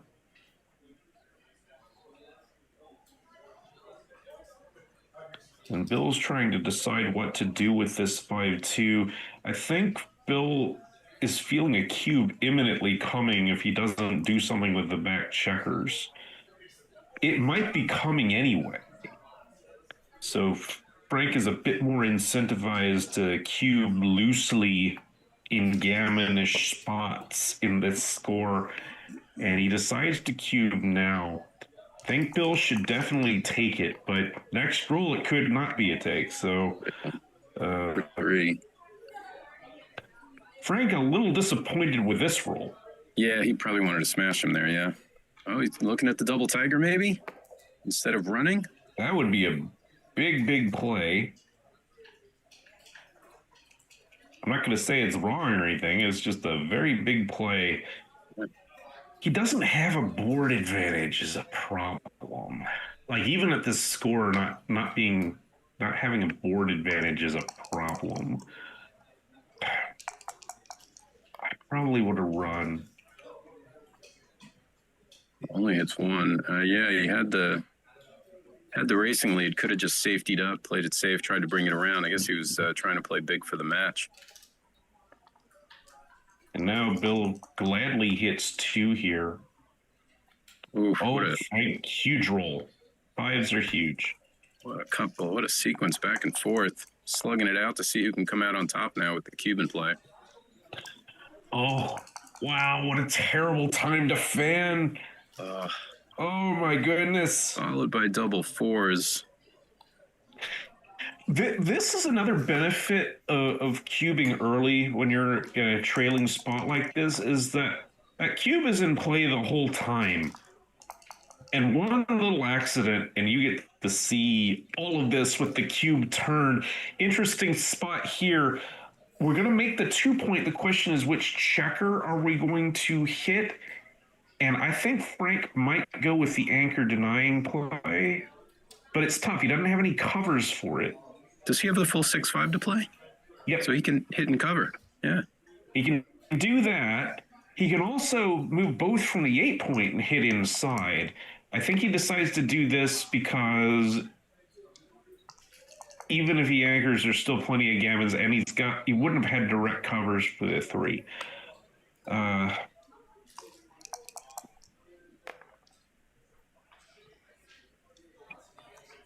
But that's why he didn't instantly move that, is there was an argument to be made for denying the anchor.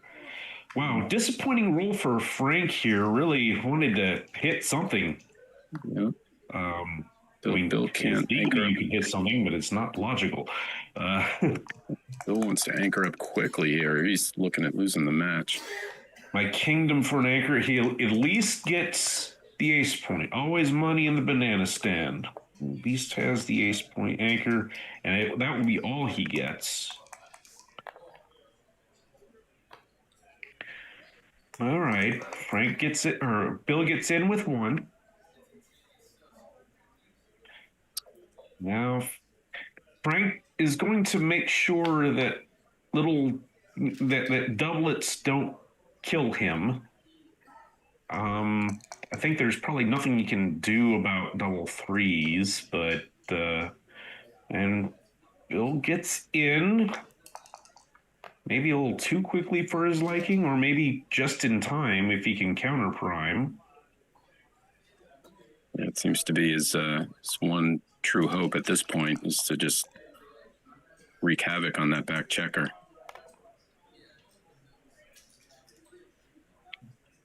Six 4. Yeah, this is where I don't think there's a way to play it safely. Do you prime and jump, or just prime? He's just gonna. He decided prime and he would love to have primed and jump. He just decided it was too many blocks. Yeah, and it would have been. But the upside here is if he fans for a little while, he'll have a nicely timed ace point game. Frank still has an incentive for at least a couple rolls of making the bar point in case Bill gets in. There will be a time when he'll no longer want the bar point. But for right now, he'll take it. Yeah, wow, Frank comfortably in the driver's seat, looking at the match right now. And Bill probably could have stood to have fanned a roll or 2 more. We'll see. He'll really hate it if he rolls a big set and loses his front position, because right now all he's got is this ace point game, and he wants it to be well timed. The timing is in question. Yeah, no doubt. All of us would much rather be in Frank's shoes right now. Would we say that Frank is favored to win a gammon in this spot? I would say so. Wouldn't you? I'm never sure on these. 5 checkers on the ace point? I would like to think so, but they seem to run these off more. I would say he's definitely now if you only had 3. Maybe 4 is the turning point. I'm not sure. Frank got some of those spares a little deep, but now crucial roll for Bill there. He would have loved a 6 to keep everything up front. Hasn't killed any checkers yet, but he has lost the 6 point. Oh, that's going to hurt.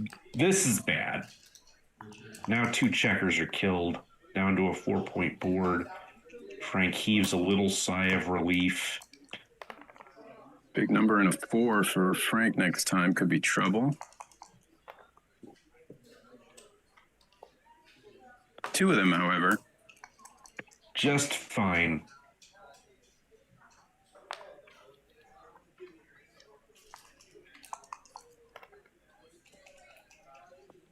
Oh, that is a huge double 6. That could do it, barring any kind of backgammon miracle here. Frank can only get 1 checker off the ace point.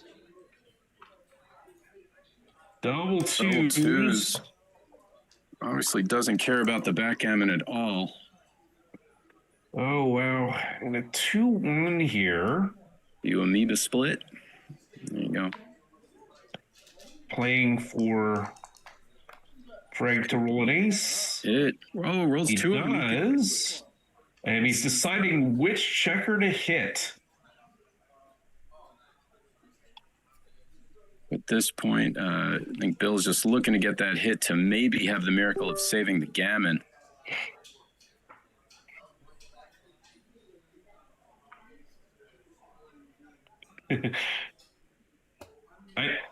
I don't know the answer off the top of my head, but I'm sure Frank went through the numbers. Big roll gets it. He could hang on. Okay. So the goal here is what is the best play to save the gammon? Because you're really not thinking about winning this. Is he looking at blocking big doubles now, getting outfield control, both? Honestly, I don't know what his priorities should be.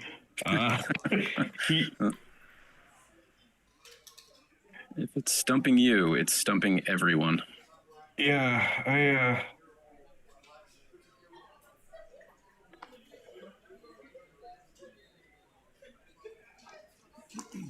he's focusing on making sure he can hit Frank no matter where he lands. I think that's where he's going to try to go. Say 5, 7, 8, 9, 10. That's 7. It's a 7. And he just wants to hit Frank every time he can. Frank's plays are easy. Yeah. No decisions. He's just going to hit there. It's going to be hard to see how... Because it seems like as soon as Frank rolls a big set, it's over. He's going to have a lot of opportunities to do this. Yeah, question is, you can block boxes. Should you? You can block boxes by making the 19 point, but should you? And he does. He still has pretty good outfield control, even giving that point up. 3-1. Oh, good roll. This is just Bill hanging on, trying to stay alive in this match. Facing elimination. Oh, that airs boxes. Oh, it doesn't block boxes now. Gotta have an ace. Stay alive. No dice. That's it. Good match. Oh, wow. What a match. Wow. Frank Talbot pulling it out in the main event, round 1. Thanks, Jerry, for joining me. I'm going to have to bounce. I look forward to watching all this later. Always a treat having you do commentary. I think everyone learns a lot every time we see you. And thank you again to everyone watching in the chat. Thank you again to Stuart and Dimitri for making this all happen, to Ben Friesen, the tournament director. And yeah, enjoy the rest of your matches, Jerry. Thank you again. It's been a blast, Josh. Thanks so much. All right, goodbye all. And we'll be coming up soon with more action. I have now been split into two pieces on your commentary screen, but we're gonna see what's ahead now.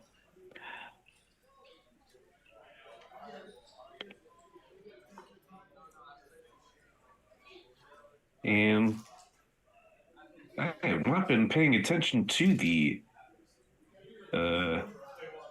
chat at all. Josh was doing that for me, so we're catching up there. And let's see. I'm going to try to pull up the brackets on USBGF website to see where we are in this event.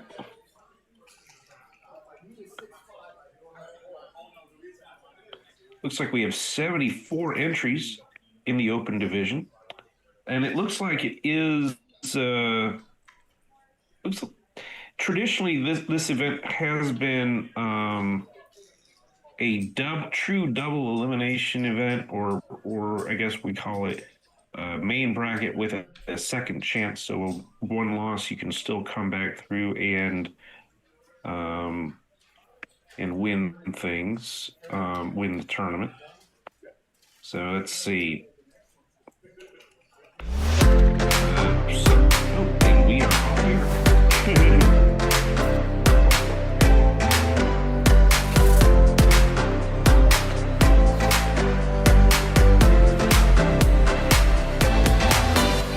Welcome back to the Michigan Summer Backgammon Championship. It's day 3, Friday. Today we start the main events. But first, let's talk about what happened yesterday. In the Masters Jackpot, we're down to our 4 finalists. We've got Bill Calton, Matt Raklitis, David Habib, and Boris Shafransky. In the Amateur Jackpot, we're down to 3 players. April Messick is going to play Felix Goikman in the semifinals. And the winner of that will meet David Smith in the finals. In doubles, with 32 teams, we have Michael Fujita and Justin Cutler, Michael Sakryjek and Mick Sakryjek, Jason Lee and Chuck Bauer, Tracy Parent and Bill Calton. These are our 4 finalist teams. They'll play off to a winner. In the limited doubles, we have our winner. The winning team, Tony Maderick and Ann Major. Runner-up, Michael Giordano and Rhonda Monroe. All right, I'm off to start the main event. You can catch all the action on YouTube at the US Backgammon Federation channel. Thank you to Backgammon.com, our streaming sponsor. And we hope to see you next year at the 2027 Michigan Summer Backgammon Championship.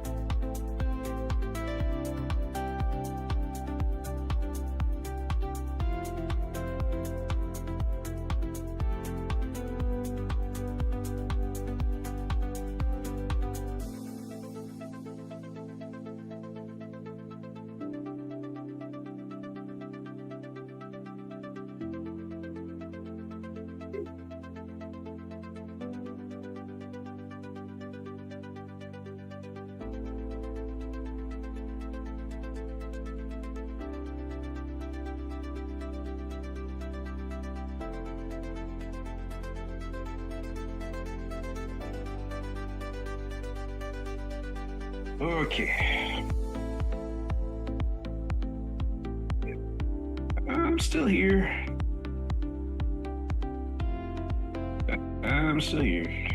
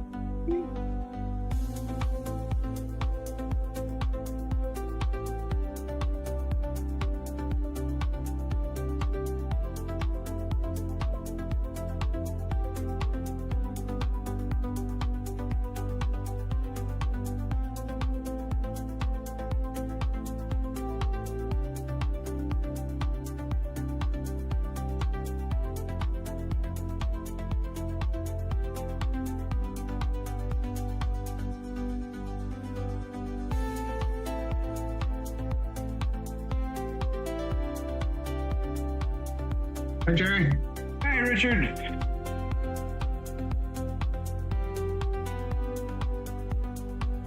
All right. My camera right there.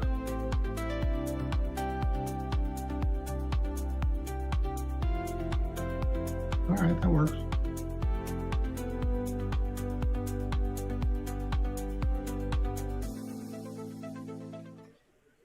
Are you there at the tournament? Nope, I'm in St. Louis, and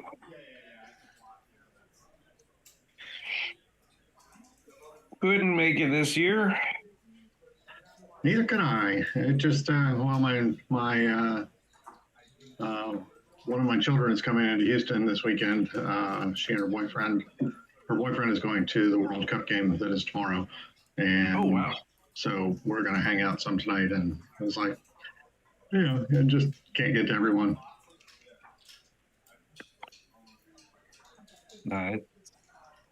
Yeah, trying to get to more, but yeah, sometimes life gets in the way. I have retirement in my sights. I'm not there yet, but like the idea of like, oh, that'll be a lot of free time. That'll be nice. Yeah, that seems to be the pattern with backgammon. Like people might show up at a few tournaments and they go away for 20, 30 years, and then they're oh, retirement happened. We can go to more. That was, I mean, like in the 70s, 80s, boom. I was playing a lot, but of course the tournament scene was not as developed as it is now. And then, I had kids. I had, I moved around. I did a career. I did all that stuff. And, then I got divorced and the kids grew up. And I was like, now what do I do? And so that's how I fell back in. I need a habit that's not destructive. And this seems to be as good a choice as any. Sometimes this is like the methadone to because sometimes people have bigger vices. Like this is what I do. I know somebody. This is what I do instead of sports gambling or something like. Yeah. No, 100%. It's very much this is a fun thing I can do, and it, I've spent some money on it, but it's made my life better. Yeah. You're going to spend money on entertainment no matter what you do. So this is right. This is like nobody would think anything of it if I, joined a country club or something and played golf, and right. They'd be like, "What are you doing? Spending $400 a month playing golf?" And be like, "Well, it's good for me." I know somebody's been untold thousands of dollars going to fishing tournaments and things like that. Hasn't won anything, but that's what they do. If they had a good time and they, that's all you really need. I mean, it's not about the financial exactly. Right. You don't want to kill yourself doing it, but you don't want to. I mean, here's something we should have. Exactly. So I have no idea of knowing whether we're live or whether people are just listening to us chat, but I assume we're getting close to started. You're right. I mean, I was going by feel, and so were you. Yeah, that's a good question. They haven't started yet. Let me see if I know the YouTube feed is on a little bit of a delay, so I always try to see if okay. Basically, only needs 1 or 2 references. Oh, it looks like we are in fact live. So, whatever you may have heard me say, please ignore it. And let's what this is 2 of the absolute all-time greats. This is a push. With Kit and Marty. I can then make the mental adjustment. I can proudly say I've lost to both of these players, as I suspect a lot of us have. Yep. And we're off. I'm Jerry Tansey. With me is Richard Stubbe, and this is Kit Woolsey versus Marty Storr. We're in for a treat, and going to be hard to find any mistakes for both of these. Indeed. These guys. But hopefully they'll give each other very interesting decisions. Let's see if Marty can link up, and he does. Yeah.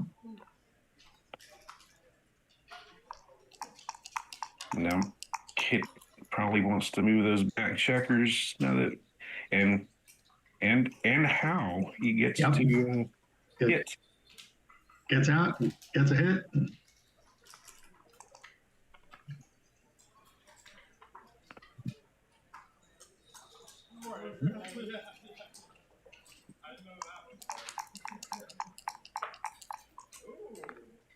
Right.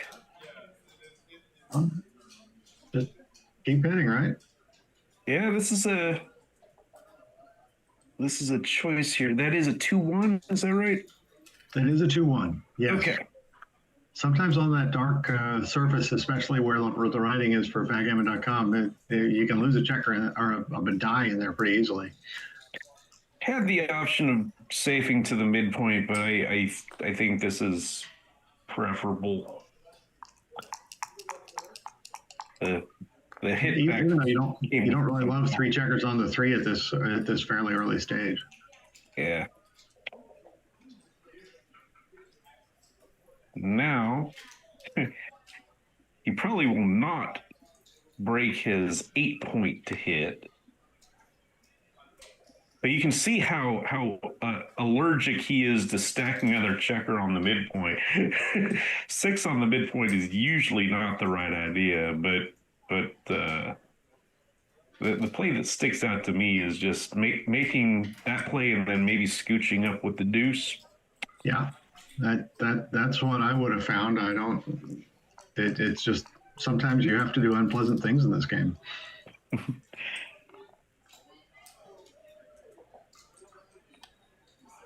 6 and Largely deciding whether to hit or not, or he can bring that checker to the 11-point where it would be useful. Well, I've been reading Michi's back checker strategy book, and I'm pretty sure it would say that you want to bring 14 to 11 because the back checkers are up on the midpoint now. Yep. But he does get hit. Oh, and it didn't work.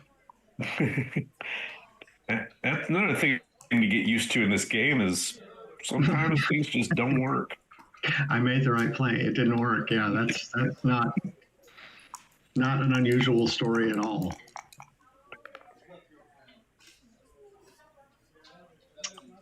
That will move, but not beautifully.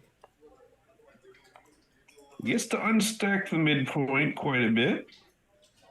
No, that seems very solid. Leaves only the 11 hits and stood one up on its edge. That was impressive. 3-1 does not hit. All right, now You doubling?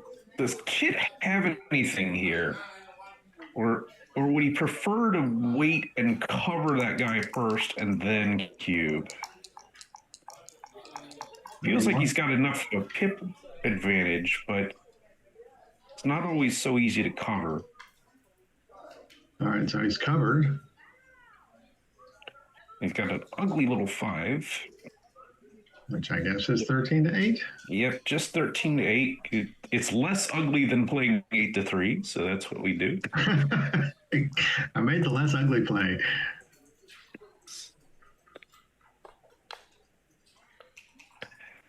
And meanwhile, Marty's going to prepare his board. Which is very well prepared at this point. But let's see, how are we doing in the race here? 40, 79, 91, 105, 108 for white. Yep. And 36, 45, 61, 123, 146 for red. I mean, that's a pretty substantial lead. I'm a little surprised he didn't cube, but this is a variation where maybe he'll be glad he didn't if Marty hits, but if Marty fans, he'll wish he did. Yeah, how about that? And okay, yeah, now that's 1-2. And it's an interesting discussion about how, the value of that contact on the 23 point. And now Marty's got a decision here. And he rolls on, covers. Well, if a fan here would clearly lose the market. Yep. And I'm not sure that a hit here. Well, he is on the edge. Are you hitting here? I think we have to. Which hit? And then if you are hitting, which one are you hitting?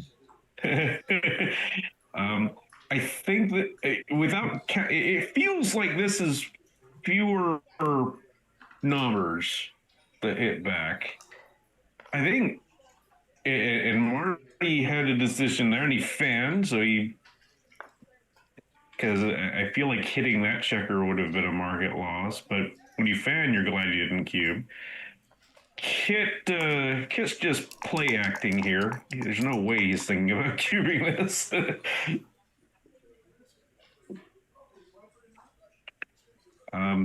You can get out now, but maybe you wait. Maybe you just cover and unstack the B8. Boy, that one of the mistakes I make is not valuing escape enough, and that seemed like a situation where maybe that was right, but obviously the tough decision.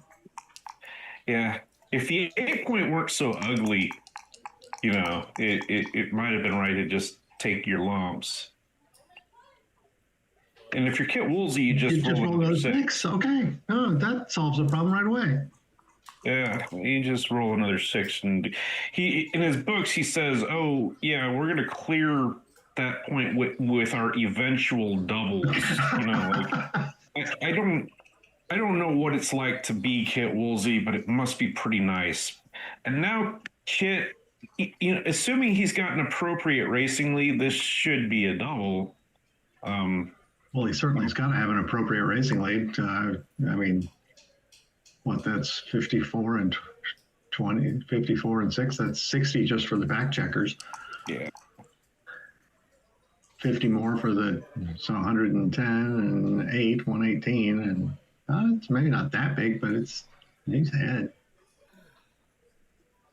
36, 60, and 41, 101. 101, yeah. And to 119, yeah, that's big. He rolls on. 118 to 101. He decides to safe this up and then reevaluate.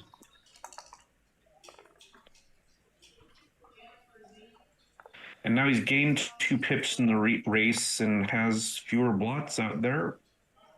Probably gotta go. Do the 2 checkers that are now loose there, do they matter? I mean, obviously they matter, but are they like take that right away? Oh yeah, I think it's a pretty clear take because, well, you now read double 5s that solves that problem. Yep. Again, eventual doubles that come right away. And I think if you're, obviously if you're Marty, like there aren't very many positions you haven't seen before. It's Marty's like his own reference book, and Kit is too. Obviously, Kit not only has the references in his head, but has written several books about them. So maybe they have the advantage of getting to think less about doubles because of that. Kit has forgotten more about reference positions than I know. So yeah, that one. Jerry, I feel like you're selling yourself a little short here. I know how well you play. All right, so that's basically I don't want to get gammoned. Yeah, he decides but he's regretting going. But that might be the only number that that and 6-1, I guess, were the 2 big ones. But yeah, getting pointed on, like if he somehow got closed out with those 2 checkers on the bar point, it's about an even money race to get gammon. So that's what went through his mind.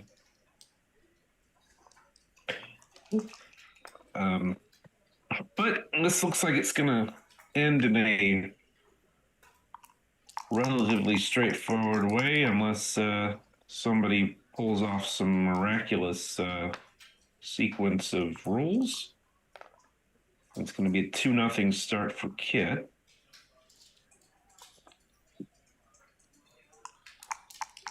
And I believe this is a round 2 match, although, like, I guess it's round 2.5. I think there were 74 entrants, so most people got a bye, including these people, and they won their first match. So Okay.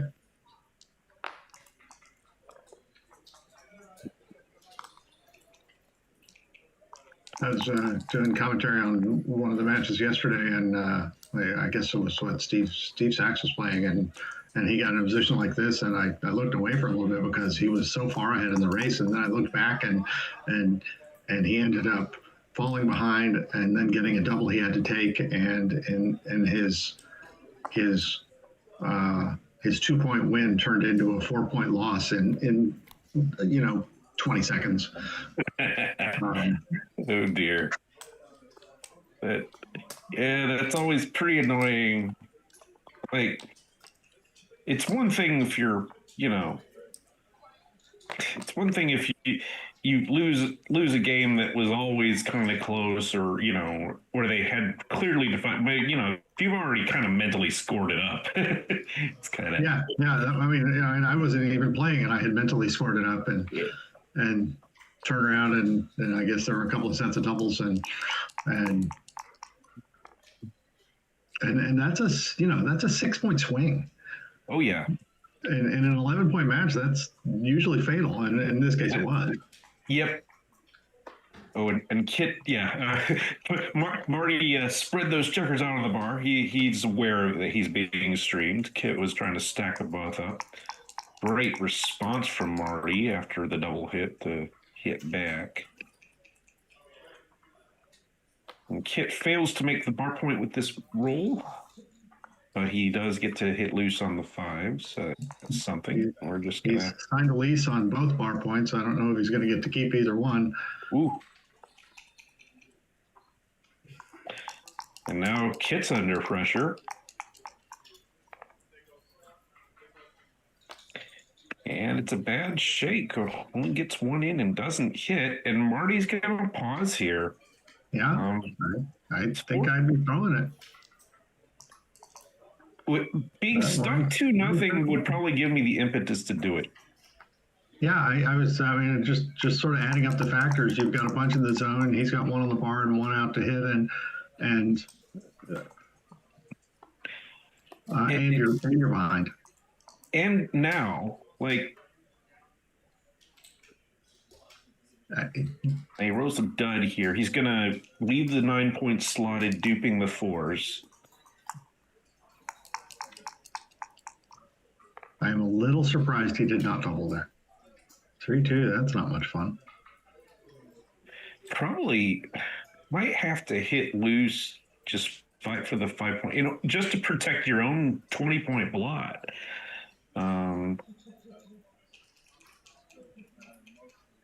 Just to keep Marty from doing something on his side of the board. Because that 9-point builder. It's attacking, but it's really a defensive play. Yeah. Okay, now he gets another chance to make the 5-point. See if he does it.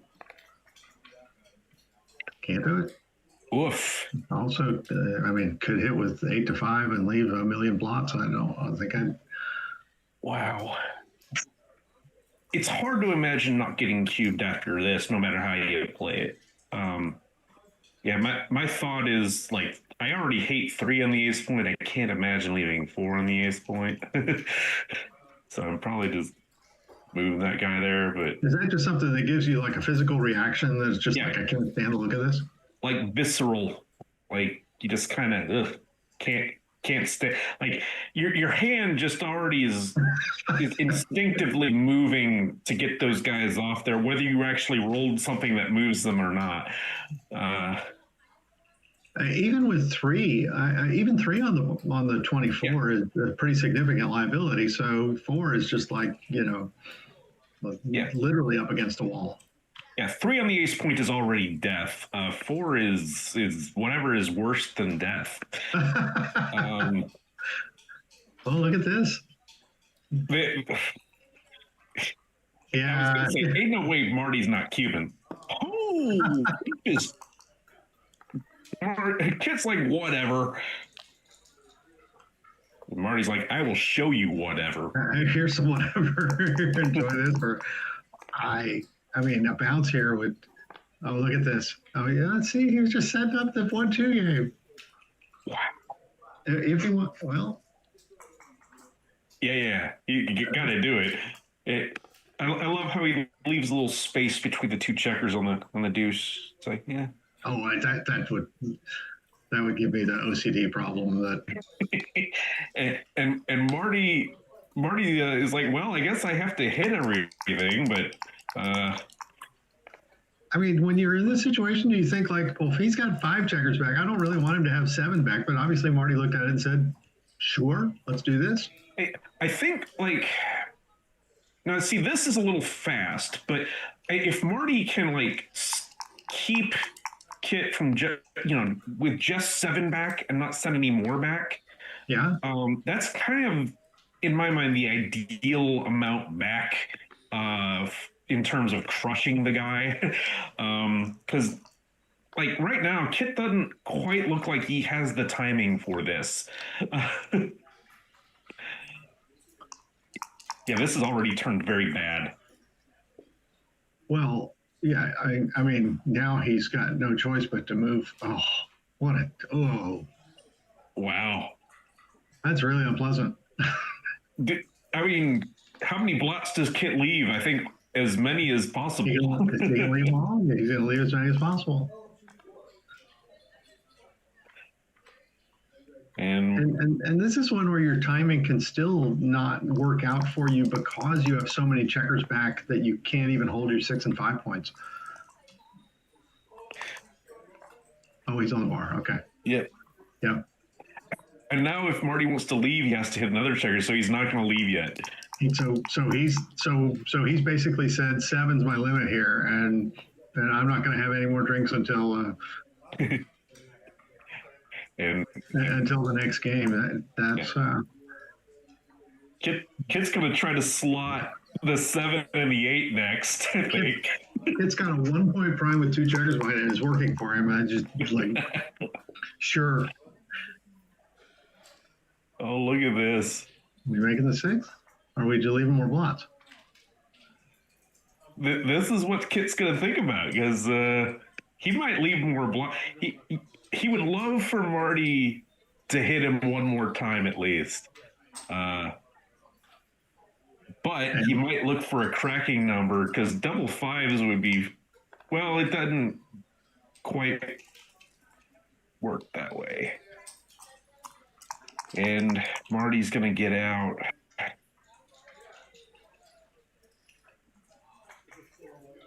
Oh, see, this is where I don't know these positions very well. What is Kit trying to accomplish right now? It feels like he wants to get hit one more time if he can. He would love to be hit twice.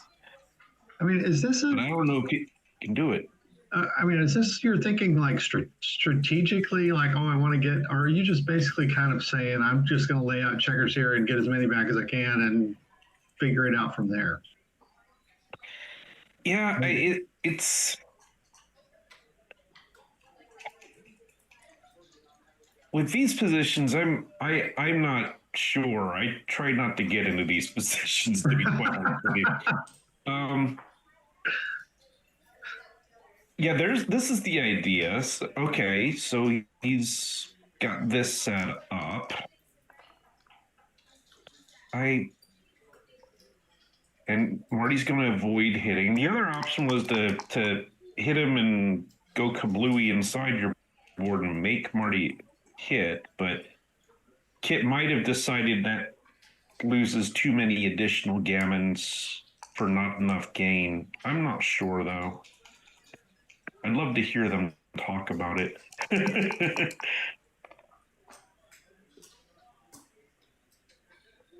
And now he'll kill 6s and 5s. Exactly. Okay.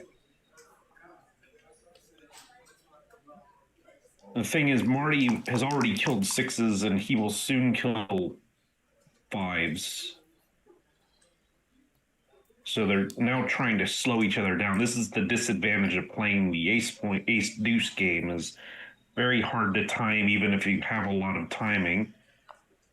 And Marty is deciding whether he wants to make Kit hit him if he escapes with a 6, and it looks like he does. Oh, changes his mind.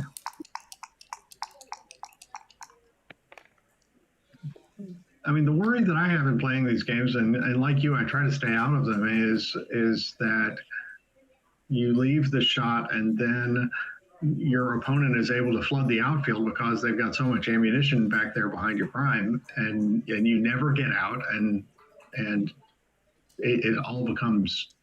I mean, it's just like you can envision disaster sequences, and that's one of the ones that I envision. Okay, here's like, go ahead, hit me, and Kid is set up for this. He's ready to.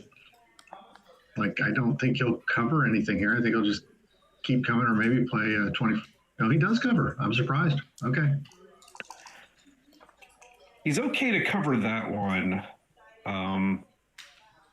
Yeah, the one thing now Marty hits that ace point checker, which surprises me a little bit.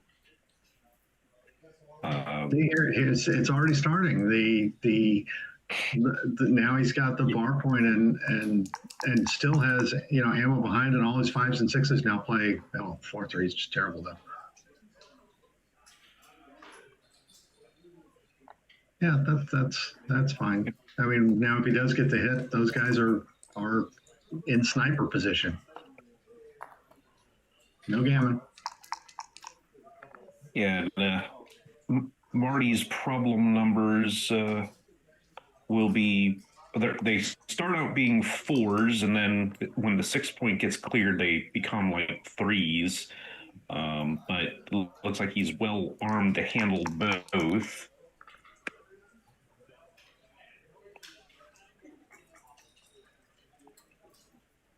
The 5 and okay. Getting one out, and Kit, yeah, very necessary to get that guy out. It's not too early to start thinking about backgammons either.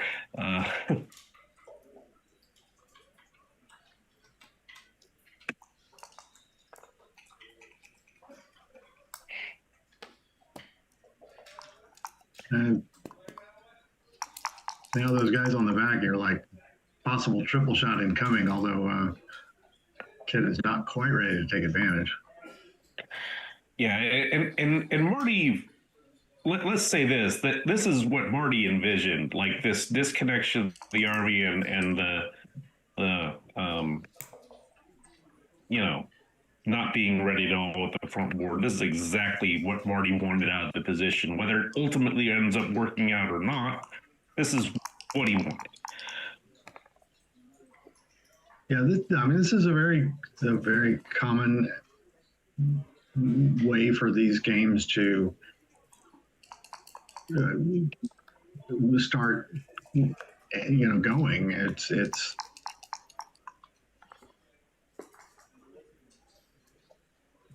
I wonder if Kit will activate that dilly builder on the deuce point with this ace. Yep, he does.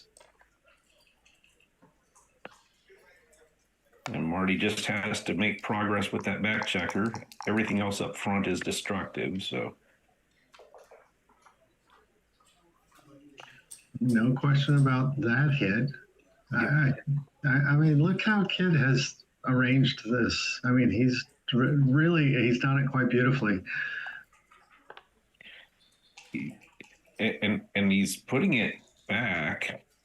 I do think you have to hit, because you don't want Marty. You might think I'll get him later, but if Marty gets in, sometimes you don't get him later. Right.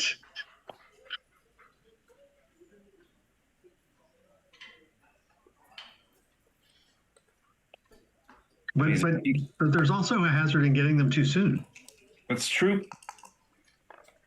So he's decided to make his ace point and plan on plan on hitting and containing afterwards. Guess he's decided I've already made my deuce point. Oh, that was huge. Yeah, Wow. Marty sprung into action when those fives came down.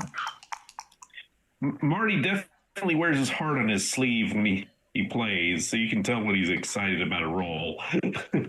I have watched him, and when he starts running down on time, that he starts moving faster and faster, and it's just part of the thing. He will get animated over the table. Kit was hoping that Marty would have rolled a deuce there to leave a double shot. He did not cooperate. Oh, Yeah. that was a great roll for. So do you vacate the ace here, and hope he comes down on the. Now, I think he's vacating the ace to make sure he gets off the backgammon. Two reasons, right? You may get a hit, and you want to avoid that band six. If you didn't worry about getting off the backgammon, you might actually keep the ace, because if you roll, at least for one turn, if he rolls a deuce, you don't mind if Marty gets odd on that 3 point, so that you can then vacate the ace later, like when he gets down to 3 checkers. But you might not have time to worry about that now. Here's another shot. Oh, it's a miss. He rolled an ace. You throw the ace, and you throw the only number that doesn't work with it. Oh, okay. Still some possibilities here, though. Dwindling. Gotta hit that. Yeah, this could be 6. It is 6. It is 6. Wow. Wow. Sure. I think you move the table close. Okay. And Marty's on the installment plan on awarding his points. He put the 3 up. Wait, no, it's actually 6. Yeah.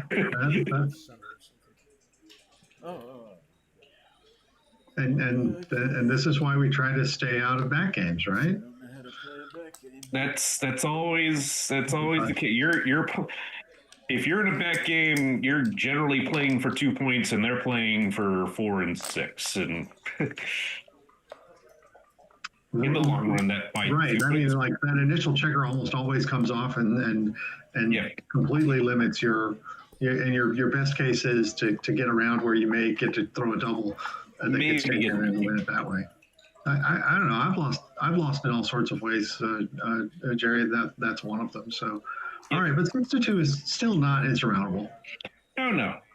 Still. Well, I don't want to say early days, but still, a lot of play left.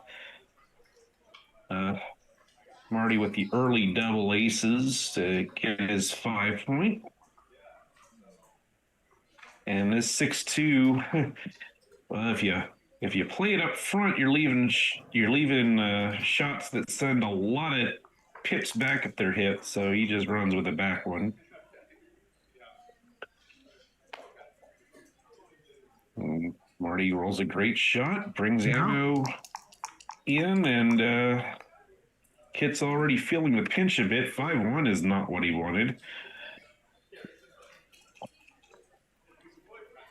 Ace comes in, and he's like, I'm going to unstack on you and not let you improve up front. Unstack and hit, but I mean, still, you're just, look at these. Oof. 1, 2, 3, 4. So hard to play against a great player when they're rolling like that. Oh, it's just impossible. And Kit has this unpleasant decision. Might just have to run. You can split to the 6 and cover the 3. That's another option. But it's dangerous. I mean, I think if he did that and that, I think that I would be throwing the cube even up 6-2, sure. And there it is.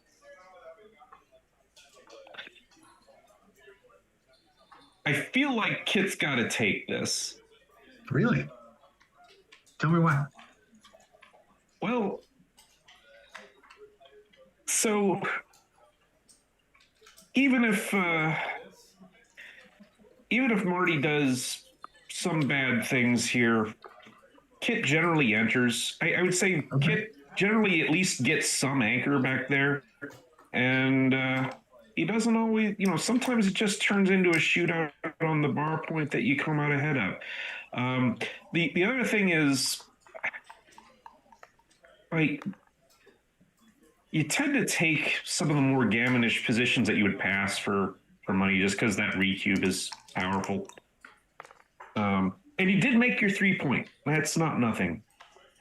But Kit didn't take it. No, he didn't. And I don't know that the idea would have even crossed my mind looking at that rack on the 6-5-4 and possibly 2 on the bar. And here comes a very quick double. And absolutely a correct one, I think. So. Yeah, I think double take is the correct course of action on this particular cube. Kit is, I don't think we're quite there for money, but stuck 7-2, we're definitely there. I think Marty can take. Goodness. Especially if you roll double 4s off the roof. My Which goodness. is the Marty. second time he's done that in about 4 minutes.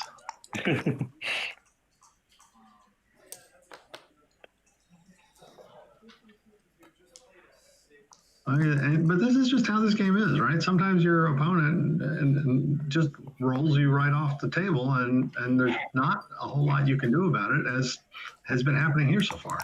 That's another devastating set of double 4s. Absolutely crushing set of 4s, and it comes in but doesn't hit. You see him flick that checker like, this is nonsense. And he's already thrown the cube. I mean, the game turned around on him and just almost the instant he threw the cube. Yeah, Kit must be wondering what happened here. and here's where like you go do the examination on XG or Sage or whatever, and you're like, what did I do wrong? And the computer says you really didn't do anything wrong. You could have done this or you could have done that, but you just got on the wrong end of somebody's baseball bat. Sometimes you just have to take your beating in this game. It's not, there's nothing you can do. Oh, yeah. Yeah, it's always a long day when you're like, well, at least I might get a well-timed ace-point game out of this. Sure. Marty's going to run. Now, there still are some counter-priming chances. We don't want to completely dismiss them. They're not likely, but this is a start. That helps hugely. I mean, that now creates, again, if you can throw some 6s and... Oh, Marty, no problem. The 4-4 would have been pretty bad there, I think, but the 4-5 is obviously fantastic. So, got him again, though. All right.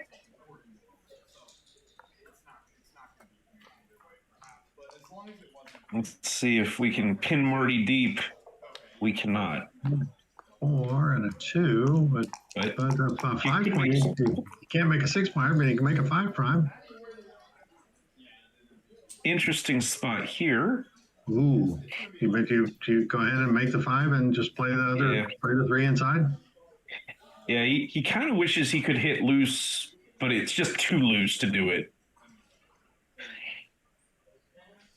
But you can kind of feel Kit like, I know he's just gonna roll a 6 if I make this, and he also doesn't like where the 3 goes.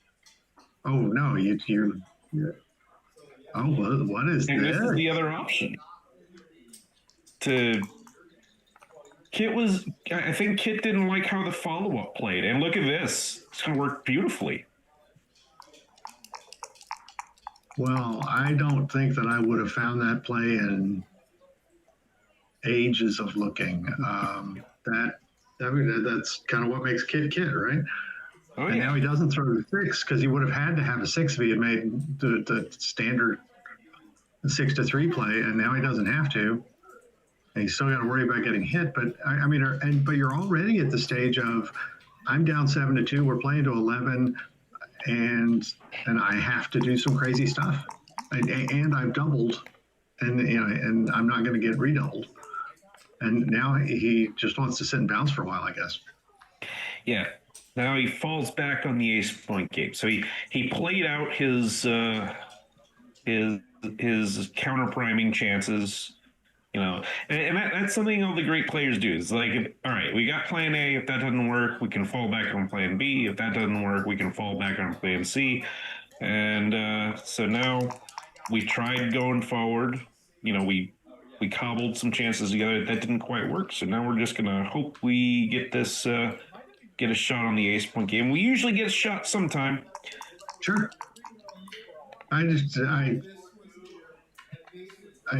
The creativity of finding that particular play as opposed to simply settling for something that was kind of ugly. I really appreciate that. Yeah, and it's being able to imagine those sequences. That 6-2 from the roof. It's like, oh, he's kind of stuck there, isn't he? Sure.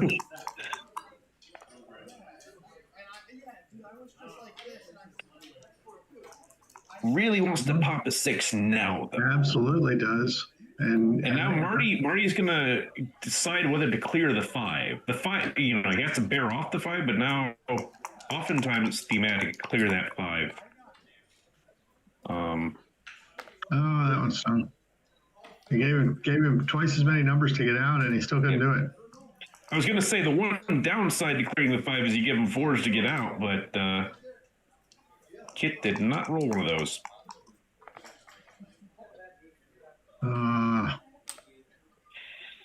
Man, at some point the dice have to cooperate if you're gonna have a chance.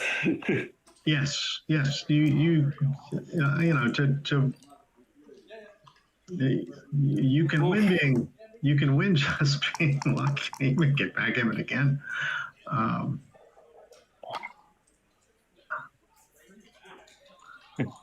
It's a combination of luck and skill, and generally you need some of both, at least a minimum of them. And oh wow, and this is we might be in the last moments of this match. Yeah, no, it's gone very quickly, and I mean, Marty's just absolutely set up.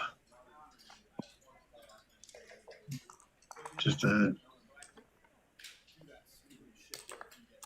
there's a shot.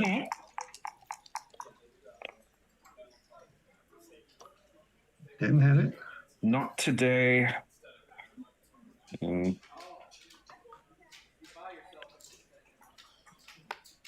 Yeah, just gonna stay on the ace point because there's no difference between a gammon and a backgammon. Nope, they both get you to the same place. Well, this is okay. He does get the hit, so those of us who wish to be entertained or have gotten a little bit of something for our money. And now this is like the only real goal is gammon save, right? Yeah, realistically, that's what we're looking at.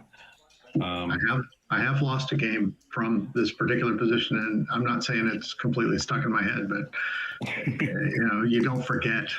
No. That time you were one roll away from a backgammon and ended up losing the game. Those get seared into your memory pretty well. And it's an interesting question. Like, to what extent do you go for outfield control, and to what extent do you go for builders for the 5? And I think these are always hard questions. I certainly don't play these that well. And you're on a tightrope here. You are like one big roll or one bad miss is the end of it. Right. And double 5s here would be up through 6s instead. Obviously just now all of a sudden you have to hit a 4 to have a chance again. Yeah, and that's why in this particular position, you might actually want to get hit by that double 5s to get you another, to get more numbers to get back. I mean, there aren't as many numbers to have to think about, but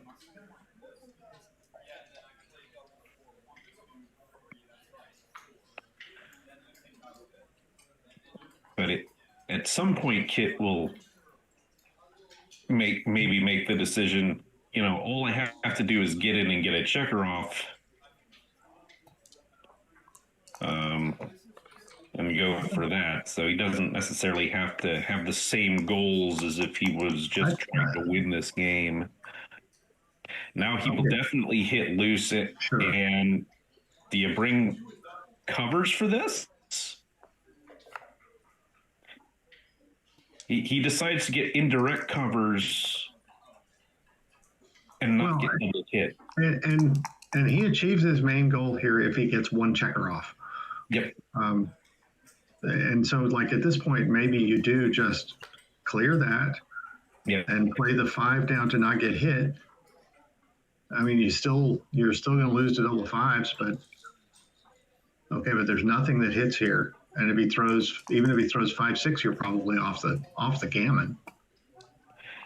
Yeah, you're right. And that's a play you would never see if he was actually trying to win this or had to win it. He just needs to save the G. Yeah, I mean, typically backgammon, you're like, I want to get him in behind a close board and all that, but it's only one checker, and it's a difficult situation. So, Kid obviously has the right goal in mind here. I think that's really, it's instructive to me.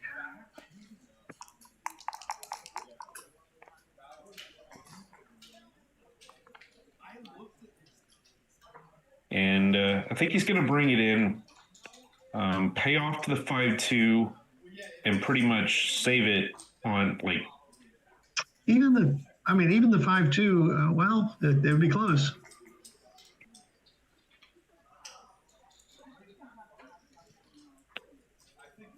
Marty rolls double 5s. He'll be very sad he didn't bring it in. And 5-2, obviously, he still has a chance a pretty good chance to save the game. Okay, but okay, we get more backgammon. Good for us. Just don't roll double 5s. Okay. Yeah, I guess there was a sequence there, right? Double 5s followed by double 4s or whatever. So. All right. Wow. All right. Nice save. Really? Well done. Annoying that I have to play the whole containment just to avoid. And you never know when that might be the impetus for a turnaround. The last points to win the match are always the toughest, because you gotta actually cross the finish line. You can't really use the cube to help you. The whole place, looks so terrible. And if you're just joining us, I'm Jerry Tansey. With me is Richard Stubbe, and we are covering second round coverage between Marty Storr and Kit Woolsey at the Michigan Summer Championship.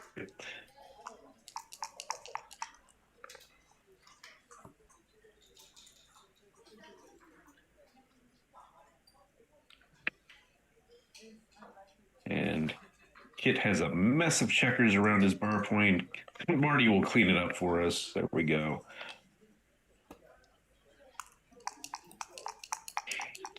Let's see if Kit can roll something hitting or constructive here.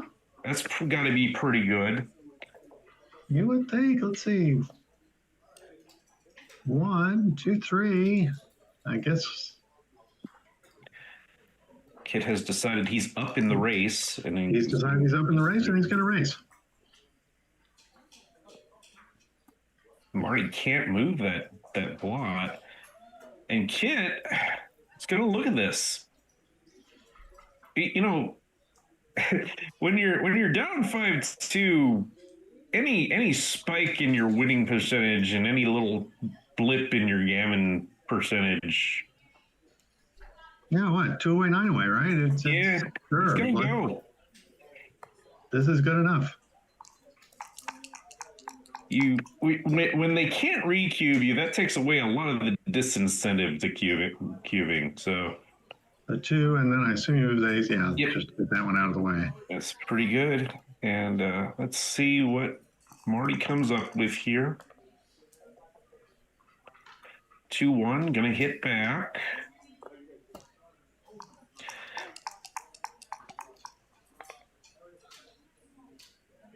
Aces. I know where 3 of them go. 1, Quite nice. 3. Probably 6 to 5 at the last one. You move up and target the 4 point. Sure. Yeah, he's gonna bring another builder for that 4. And these 4s are not so great. They're not terrible, but they're blocked in a lot of ways. It feels like you just make the 4 point heavy. Oh, he's gonna make 2 points in his board. Does leave some blots though. Yes, he does leave some blots. He's already been doubled, and oh, there's a long shot from the back checker. Nice shot for Kit, and Marty's hoping to anchor. He gets it. Does that?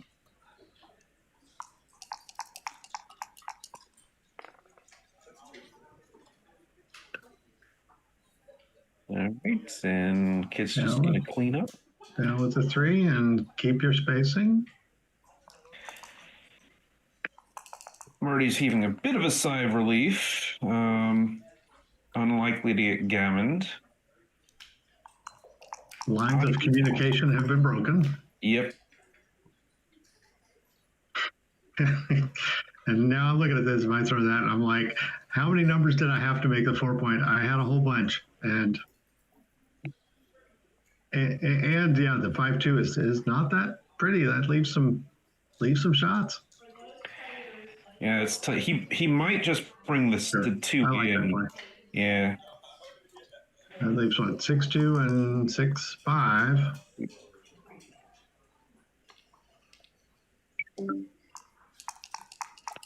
Let's see. Surely he's going to get a point here. There you go. Making the 4. Got it.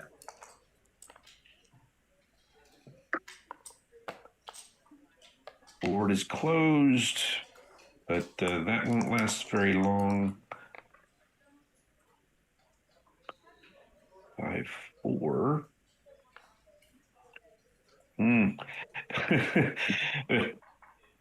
With some trepidation, because, this is the one time when you don't want to get hit by that fly shot. Oh, absolutely not. I mean, But it's you not, really... not automatic, but you then you're counting on your 5 point prime to do a lot of work. Marty will step up. That There. removes most of the gammons that were left in the position. Yeah, and there's the sigh of relief that comes with seeing that closed board open back up. And just in the nick of time, because if he wasn't there, I'm pretty sure Mark would have used those 5s to make a 5 point board and put it in the air, just to try to get those gammons. And probably maintaining the 5 prime for the moment. Sure. It's unattractive to put checkers on the 7, and you were hoping not to see that 6, but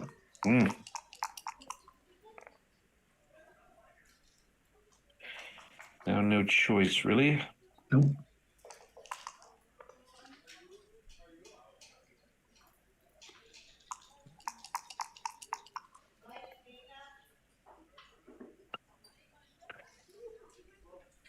Two and 4, and you don't like being stripped on the bend, but it's really only 6-4, I think. So Yeah. but yeah, it's one thing to see the 6 point go in that situation, but you also like to see the 5 point go. Because you can imagine, you can envision yourself bouncing a few times on a 5 point board. Yeah. And Marty's going to take his chances in the race because the contact is really not very good. It's not horrendous. I mean, one big double would. Yeah, it's so annoying how they they still have racing chances after all that. You were Absolutely. dominating the game for so long. I blocked you in. I did all this work, and then you threw one set of boxcars and you're ahead. I hate it.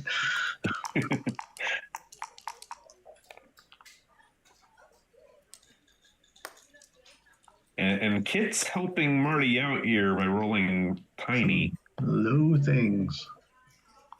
When I see 8, 9, 10, he's 5 checkers ahead, and he should be 6 at the 7, actually. But of course, you'd like to have those 8 a little bit closer home. Oof.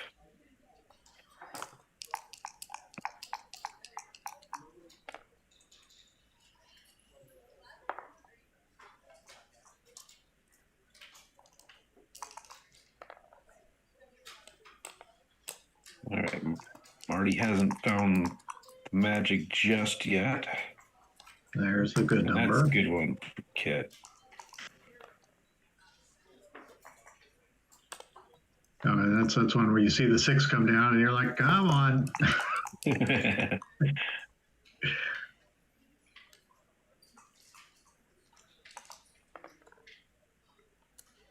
they are. There it is. Okay. Yeah. 6 and 1. A big set would make Marty the favorite. That's a little set. That is the worst set. That's it. Yeah, absolutely. The only set that doesn't do a good job. There it is, a perfect 5-3, exactly what he needed. All right, Kit starting to come back. It's 9-4. 2 away, 7 away. Just like being down 5-0 at your local club match. Seems like. Yeah, but at least like okay, it's coming into sight now. You can 9-1, 9-2 feels like you're buried, and 9-4 feels more like one good game, and I'm right back in this, and it's a different vibe. Definitely. It's still though. I mean, it's still like you're probably going to double early, and then you're going to lose if you lose that game. That is also true. Now, once again, Marty is off to a good start. And he's going to split with the minor split. So oftentimes you're putting that split 7 away from that outside builder. So it can't hurt you too much. And then good shot from Kit. Sure, good shot there. Okay, that makes that point. Oh, Marty. Okay. Okay, Marty hits there. Okay. Yeah, interesting the order he played that in. Where he came in with the 2, and then he hit, and then he played the other 2. There's a point maker. And I think like when I see people do that, it sort of gives me a little insight into the way that they're thinking. Sure. Like here, like, okay, he didn't just pick up 2 checkers. He picked up 1 checker, moved it, and then thought about it, and then moved the other one. He briefly entertained making the bar point and giving up, leaving a midpoint blot with that play. He decided quicker than I would have. But this is pretty clean. I mean, you're going to get the bar point anyway. I forgot. You're Marty Store. You're just going to make it good. Both these guys have come up with some good shots from time to time. I mean, that could be a dangerous way of thinking where you're well, I'll just roll this. I mean, obviously that can lead you to all kinds of problems, but you do have to have some confidence that some good things are going to happen. Right. I mean, you at least have to take into account that, how likely am I going to get the other good thing anyway without taking the risk? So, now whether that becomes the calculation or not, that's, another matter. But now this time the double 4s is mixed. Right, dude. What Marty obviously wanted was a 6 to spring that back checker, and now, okay, what are we cubing here? Is that you've got obviously 3 builders bearing down on that bar point, and he threw one of the numbers he needed.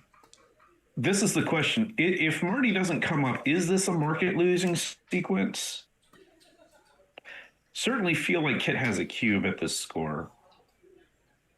I would think so. Yeah, and obviously Kit feels that way too. But Marty still takes pretty comfortably, so that's why Kit didn't roll or didn't double the roll before. This was a great sequence. It still led to a take. Sure. And now 3-5 and 3-6 are. I'm winning the match here. 3-2 doesn't do it. And but now we're going to put pressure on Kit to roll something really strong. Yeah, Notice he we're gonna have a fight 5. roll. Well, that's a really strong roll. And so he plays that one and plays that one. And now he's going to think about these others. He's going to go max builders. Max builders aimed at the 2 or the ace. Oh. Now, you got to remember, that was a great roll for Marty, whether he is hit or not.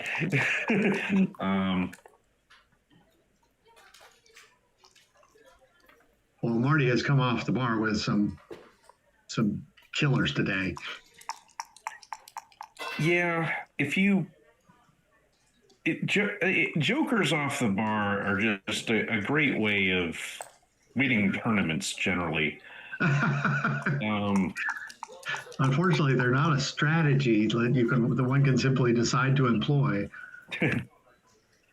Now this was an important sequence, I think, because Marty had to move checkers, fast, get forward fast, and had to create all this contact, and Kate got in.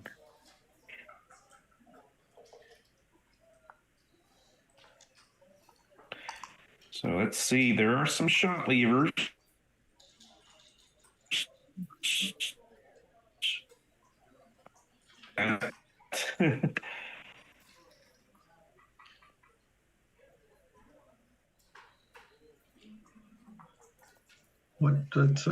It's either 2-1 or 5-4. Okay. Yeah. Kit's position too strong for Marty to volunteer. So.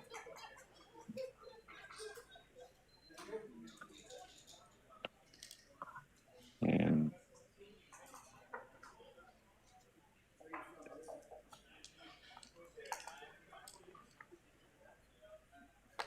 5-4, a beautiful roll for Marty.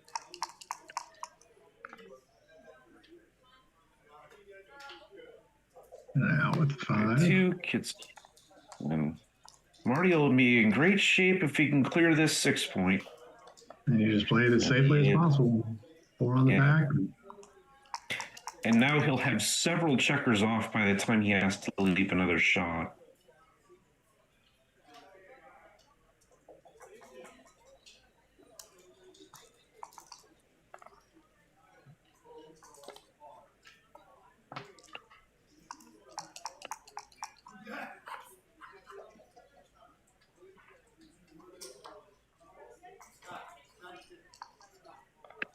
Just strips down and 6-4, so it's going to be several more checkers off before he.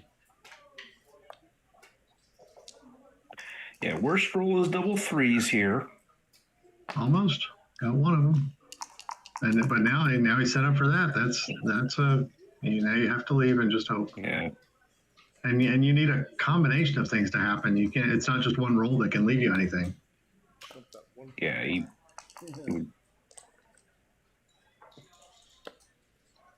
okay.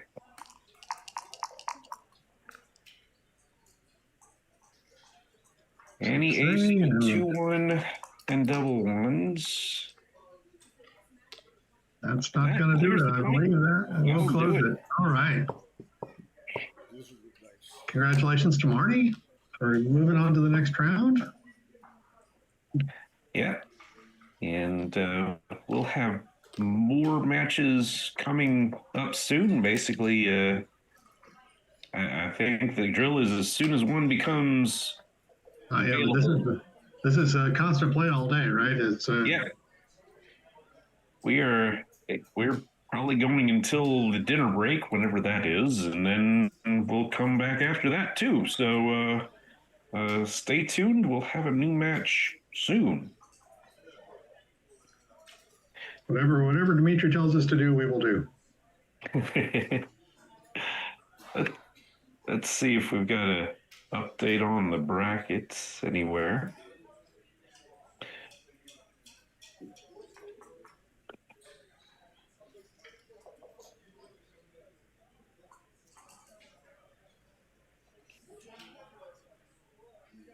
All right, so the winner, so Marty in his next round will play the winner of Brian Vance and Boris Shafransky. Trying to see if there's any interesting matchups happening right now. Wendy Kaplan currently playing Frank Raposa.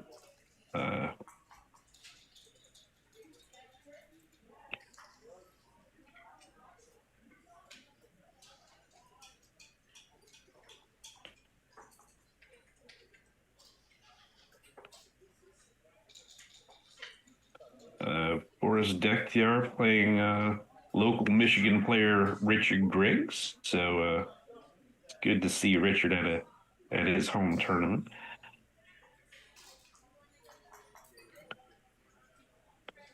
Julius High playing Gary Koscielny right now. That should be a good match. Jeff Spencer gets Chris Knapp, both longtime veterans here. John Klein playing April Messick. I played April in Charlotte, and you may be able to see I've got my Charlotte T-shirt on that I got there, and she played extremely strong. She tossed a backgammon at me to win the match, but she played a very strong match. I think my recollection, it was something in the low fours, and I played okay, but I was so she has developed into being quite a strong player, and she ended up later in that tournament. She wound up playing against her husband, and I think they had gotten into the money round at that point. Don't remember specifically. Yeah, April is a student of the game. Definitely, records her matches, and I really can't think of anybody who's improved their game faster. I mean, she made the decision early on to just play the open division. Like she decided, people who are starting out at the intermediate level, they kind of wonder, well, when do I have to move up? Can I stay here in the intermediate forever? And she made one of those where she said, first of all, it's more fun to play the open, and secondly, I'm going to grow more as a player and play the open. And she absolutely has. She's a solid open player now. Quite frankly, I think she probably. I don't think I'm above 500 against her. I might be at 500, but I don't think I'm above 500. She's beaten me several times. Well, I think that's the only match I've played against April, so I'm 0-1, and I like that level of thinking though that she had, which is essentially, I'd rather move up and play, and that was pretty much how I felt about it as well. I started playing. I played in the boom of the 70s and 80s, and then I got married and did all these things, and then about 10 years ago I kind of got back into the game and discovered that now we have computers, and started at the intermediate level. And I think I did that for maybe a year, and it's like I think I'd rather lose it open than win an intermediate was what I was thinking, and so my first open was in Chicago, and I got paired against. Welcome back to the Michigan Summer Backgammon Championship. It's day 3 Friday. Ready to the Today we fire. start the main events. But first, let's talk about what happened yesterday. In the Masters Jackpot, we're down to our 4 finalists. We've got Bill Calton, Matt Roklitis, David Habib, and Boris Shafransky. In the amateur jackpot, we're down to 3 players. April Messick is going to play Felix Goikman in the semifinals, and the winner of that will meet David Smith in the finals. In doubles, with 32 teams, we have Michael Fujita and Justin Cutler, Michael Sakrajek and Mick Sakrajek, Jason Lee and Chuck Bauer, Tracy Parent and Bill Calton. These are our 4 finalist teams. They'll play off to a winner. In the limited doubles, we have our winner. The winning team, Tony Maderick and Ann Major. Runner-up, Michael Giordano and Rhonda Monroe. That might All right, surprise I'm off to start the main event. some You can people. catch all the action on YouTube at the U.S. Backgammon Federation because channel. they- Thank you to they Backgammon.com, see our the streaming sponsor. matches they get And we hope to see you published next year at the or 2027 talked about, Michigan it's like Summer Backgammon everybody's playing Championship. in the 2s, 3s, and 4s, and it's just that's just not reality in a randomly picked open division match at all. I can certainly vouch for that. I was fortunate and won the Denver tournament a few weeks ago. I played of the 8 matches I played, I probably averaged high 6s. And on that Sunday, I had great dice 4 matches in a row, and which doesn't happen very often, but it was. And I was a little very happy to win the tournament, and then also disappointed that I didn't play a little better. But I had played real well on Saturday. I'd averaged in the 5s, and that was, I was happy with that. That's good for me. But it's hard to do 2 days in a row. There is an exhaustion factor that figures into this. Yeah, You don't think it's so hard, but I'd been up quite late playing the night before, and then I was like, oh, I'm still in the tournament, going to bed thinking I'm still in the tournament, and then my brain was not like ready to sleep. It wanted to think about the tournaments more, and I woke up at 6 hours sleep, and just didn't play my best. Yeah, it's very interesting the effect of exhaustion on play, because like when you're fresh, you've got, at least for me, I've got mental checks I can do, there's a spidey sense working. It's like, hey, there's these other things to work.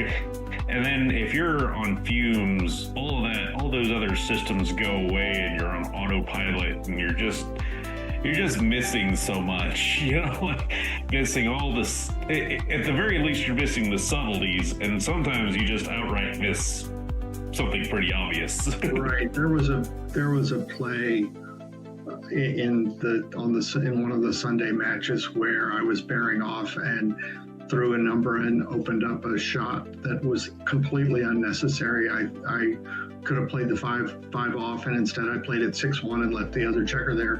And it's like, it's embarrassing, but it's also just a thing that happens when your brain is not at its best. Yeah, somebody once asked, why did you play all those numbers so slowly? It's like, because that's the speed my brain was working at this part of the weekend. Well, I think that's also part of it, to realize, to be able to step back from your own self and say, you're tired, and therefore you need to make the following adjustments to keep that tiredness from affecting you more than it might otherwise, to limit that amount of exhaustion. And it's a hard game. It's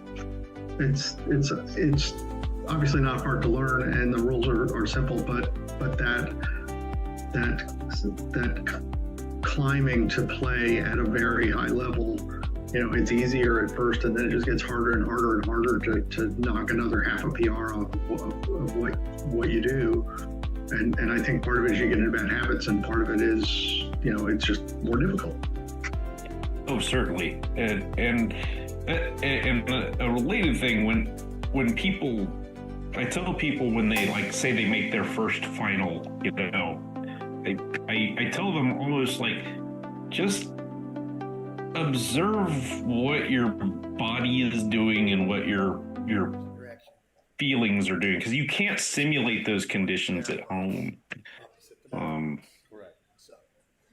You know, No, I don't know if you saw that Frank Frigo lecture a while back. I think we may be live again, but it's on the USPGF website where he talks about strategy and tactics and some of these things. And he said one of the things to do is not just review the mistakes that you made, but also kind of catalog what you were thinking and how you were feeling when you did the thing. And I was, and Frank obviously knows probably more than anybody in the game about that particular kind of thinking and analytics and stuff like that. And I just thought that was really, really instructive. Like, did I make this mistake because of an oversight, or did I make this mistake because I moved too fast or overthought, or was trying to be super aggressive in a place where that wasn't appropriate? But having that extra, not just know you have to slot in that situation, but also kind of having a recording of what you were thinking at the time, I thought was a super helpful tip. Yeah, that's great advice. So I think queuing up another match. This is Steve Klesker on the bottom against Scott Kelland. Scotty Kelland on the top. So like this is a round 3 match. Okay, and off we go. Scott, you have a good match. I did not see. There they are. Okay, so Scott he played John Quinn. I do not know John, and then he played Namir Zakur and won that match. So he's 2-0. Steve Klesker beat Gary Bauer in round 1, and Michael Zakrajek. I played Michael, and I still don't know how to pronounce his last name. Michael Z. I played him in Charlotte. And so, anyways, so those are how. I'll push and see it, and then I'll hit the clock. Okay. I do that. All right. Claire may be there. Helps the stream. And already gotten into a mutual holding game here, so theme will be don't get hit. Now, stripping the 8 does create an awkward little 6-woman later.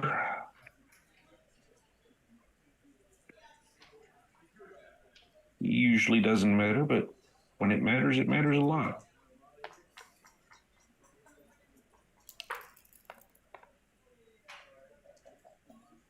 And there it is.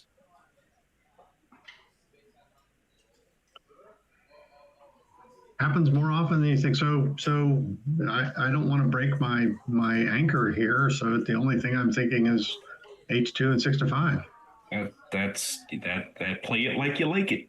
That's it. Now, Scott Bay, there's a cost associated with hitting should he roll a hitting number. So, oh yes, and he's got the blot in the inner board. I mean, it's an expensive hit. I'm wondering whether Scott, we say don't get hit, but now that Steve has 2 blots in his board, maybe play 13-7 instead of going deep with this check. I think that's exactly what I would have done in that situation, as opposed to that play. Again, it's an expensive hit for either player right now because of the blots. I think that was. It's been a couple of years now. I took some lessons from Justin Knoll, and one of the things that he taught me was like that blot is a bigger liability than you than it appears to be. And like sometimes you'll make a tempo hit on the ace point and you'll leave the checker there and you'll be like, it's no big deal, but actually it's a very big deal. And he taught me, like, you need to cover that checker. Like, when you get the opportunity, that's a high priority. Absolutely. And that it's also, yeah, the importance of looking on both sides of the board, because oftentimes what's on the other side of the board affects the correct play on the Yes. side of the board where the action is. Ooh. And this is an awkward little 4-1 that he just has to bury. And I mean, I don't love either position here, but I think I like Steve's a little better. Like, oh, it's a 2-1. I was going to say you can't play aces that way, Scott. And he could make the 4-point with this. There you go.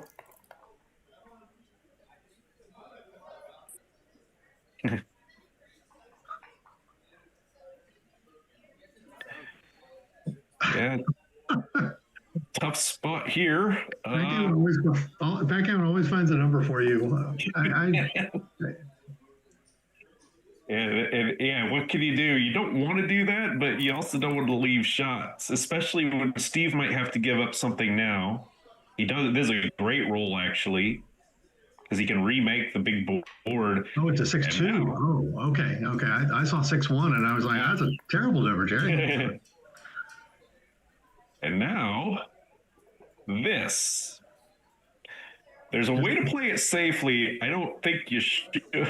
Oh no, that's just putting off your yeah, that's like saying they won't repo the house today. That's what I would play. I mean, what, you got 13 hits, 13 shots if you do that. He can't stand the idea of doing it, and this doesn't leave fewer shots. Yeah, this is leaves 11 and all the nines. I mean, this is that does leave the 11s too. So it's not 13, it's 15. That's one of them. And Steve rolled through that. I would at least consider cubing that, depending on what the race was. And now this is too good, but right. Oh, it's an easy drop from there. So if you double beforehand, there's some gammons there if you get the hit and you got a chance to pick up other. I'm not even sure I would take 15 hits to put behind a 5-point board and 3 checkers out. That's not a pleasant situation at all. Yeah, you have to ask yourself, how many of the games where you aren't hit do you win? And Store yourself over there. If you're Where are you from, Scott? Greenwich, Connecticut. if you're not Northern California. Woodside. By coastline. I don't know that you would be an underdog, but I don't know that you're a clear favorite. You have to look at what the race was, but it's you're not even guaranteed to get that checker to safety that gets missed. The other thing. So that you add that to the 15 hits, and all of a sudden and then you throw in the potential gammons. I mean, that's a dangerous situation, and Steve may have given away some points there. Good to get on the board, and I've been here a lot. Thank you. they both have a little bit of structure now, but Steve has escaped the checker. Scott has a choice here. This is one of those choices. So do you want to move that checker up to the 22, or do you? I was kind of thinking maybe moving to the 22 and the 20. Okay. The 9-point builder would have been a little weird with everything in front of it stripped, so I don't know. But no better here. Look at this roll. That's a bounce. Is that a double? That's a good question. It's not. I mean, I think it might have been, though. I would have paused and thought a little bit. We would have had 10 in the zone. I think whenever your opponent bounces, especially if you've got a 3-point board, that that kind of ought to be an automatic should I double question that you should answer before doing anything else. I think that's a good policy. And now, yeah, I think Scott's got the right idea here, at least with the 5. Slash with that big stack. He could have flexed with the deuce and played 6-4, but I think that's less important than slashing with the 5. And Steve has that awkward 5 to play. He's just glad he got in. Scott looking at this, gonna roll. What about it? Yeah. And this could be a market losing sequence on a poor entry. Sure. But here's where you see that checker on the ace. That's a liability. And Yep.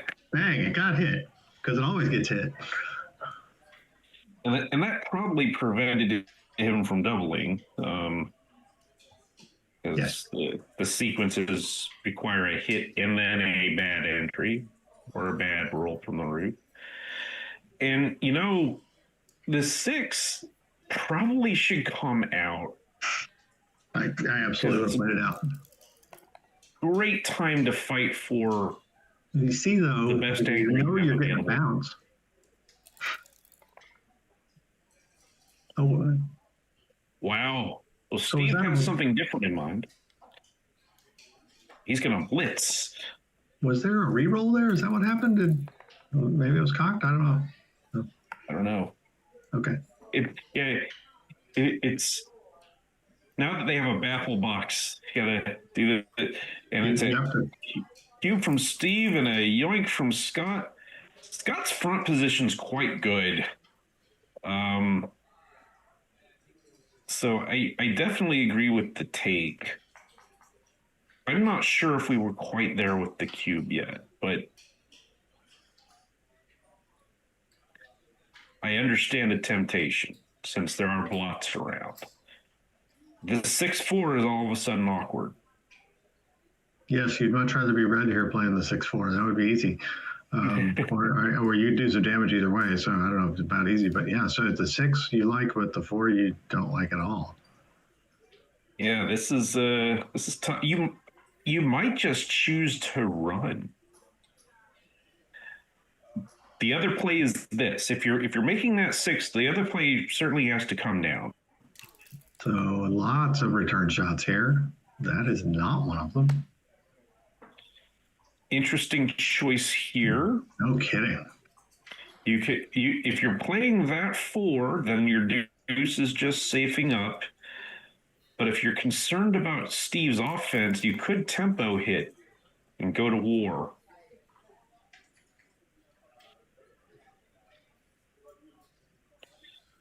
I didn't even think about that, and I should have. And the play I was looking at was come in with the 2 and come around with the 4 and get past. But the tempo hit is absolutely very enticing. Yeah, I don't know. It's a decision for me. And Steve chooses not to hit loose here. Oh. And he's going to pay dearly for it because he's going to get pointed on with this 6-4. You have to point with this, right? You can't play. I can hear Ryan Rabella saying you can't be passive Peter here. You gotta hit and take a roll away. The ace is good. The 2 now I don't think you can. Oh, I think you probably should. You probably have to, because if Scott gets an anchor, like say he just rolls a 3 and anchors up, this is already very bad. Like this is almost like a prime versus prime position, really.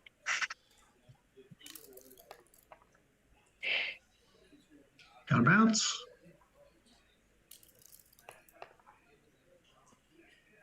Got a 4. It's a beautiful roll, and just really with that 6, wow. I think I just saw some gammons come into play, Jerry.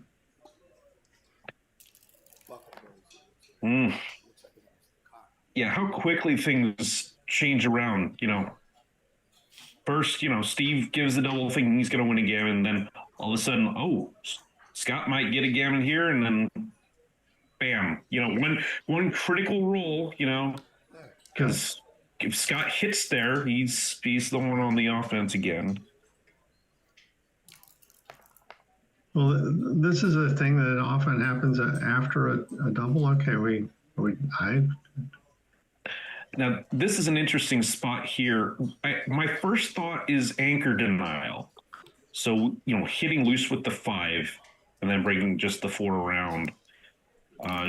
Just because I like winning gammons, and if he anchors, I don't win as many gammons.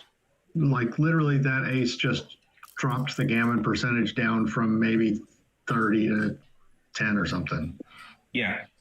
And you know what we didn't discuss. Yeah, you can hear the sigh of relief coming from Scott as soon as he anchored on it. Everyone has felt that. Got an anchor. Probably not going to get gammon. And the other, like in playing the game, it's not just about avoiding mistakes. It's also about pouncing on opportunities and I'm thinking Steve may have left some points, as we talked about with the double earlier, that he may have just left some points on the table, and I mean, not only does he make the anchor, but he's also now got some freedom of movement to move his checkers around, also reducing even further the gammon chances. Oh, look at that! You roll that. Wow, tremendous. Few gammons back on the table now. Absolutely. But you're right. A lot of times your losses will not come from any like horrendous oversight you make. It's just from not pressing your advantage appropriately when you have it. You'll lose in the long run to people who do.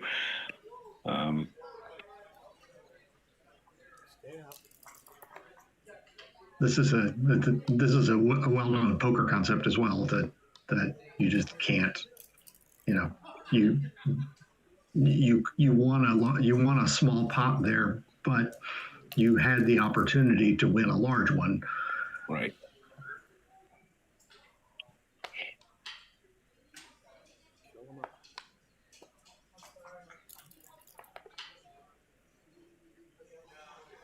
And now he'll clear the bar.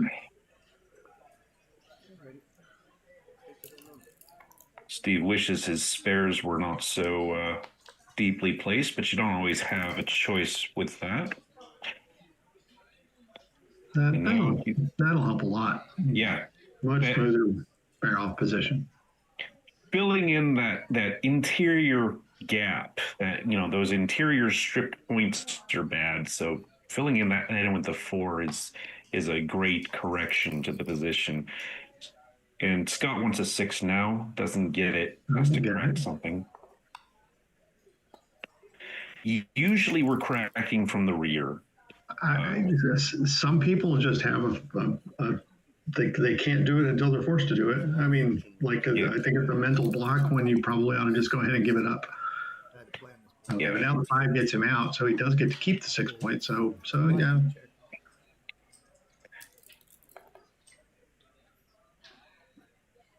That's not going to take any checkers off. He could just clear the 5. I think that's what I would do. Yeah, I know it does leave the 3 point is not yet stripped, and so it's not as dangerous as it would be if there were only 2 checkers on 3 point. It still leaves 5-4 and 6-4 unnecessarily, and I wouldn't have done it. That's the other thing. Say a position that doesn't leave any shots is often better than one that leaves a few. It's not a profound statement. It's just a true one. And you're thinking, well, I'm odd on the back with 7, but there's really nothing you can do about that. Yeah. It's not going to happen on the next roll.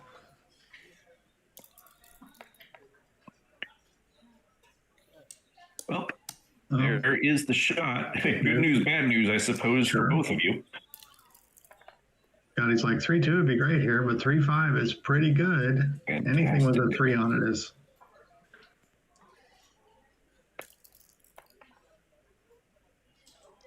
2-6.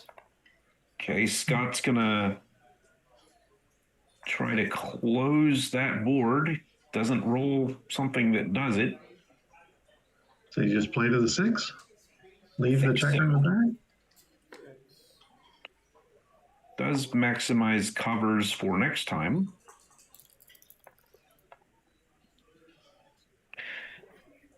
All right, so how many checkers does Steve have off?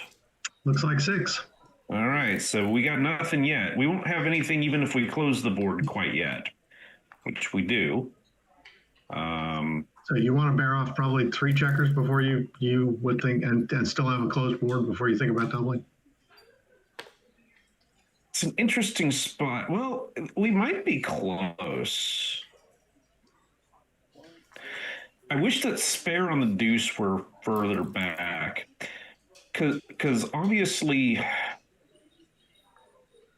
5 checkers off with all the, if this was 5 checkers off, it would already be a pass. Definitely. Stone cold pass. 6 checkers could be a cube with that gap on the ace.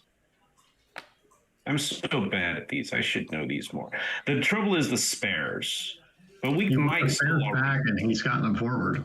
And now you have to clear the 5 or the 6. And that's the thing. When they've already got checkers off, you're less worried about prettying up your distribution than like getting a checker off. All right, now he's glad he didn't cube. Yeah. Oh, that was cocked. Yeah, bank with those spares probably needed to be a little better. That was a very good roll. Yeah, Steve coming in and getting back into bear off position like it's nothing. It's an easy game if you play it like that. Seems like whenever I teach somebody the game for the first time, they always roll, you know, like what was so hard about this? Well, Drop a little beginner's luck on you, and yeah. so Scott, he's a big double. He's in it. He's just not. He needs Steve to roll a couple of aces here to miss. That doesn't look like a miss. I believe we're now or never. That's pretty good. 2, Gives him a 3, chance. 4. Sure does. All right. Got 5 winners. Here we go.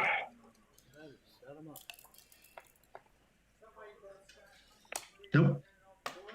Well, that got exciting. Yeah, that was a good game.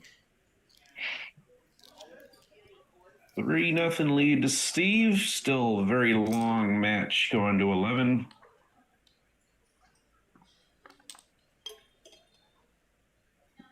So if they force you to play on this board in Denver, then it means Played on it 2 times in Denver.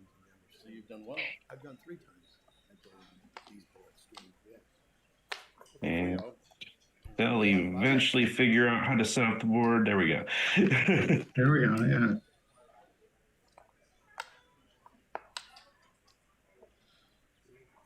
Okay. Looks like everything's not quite. All right. There we go. There we go. All right. All 15 on the board. That's very important.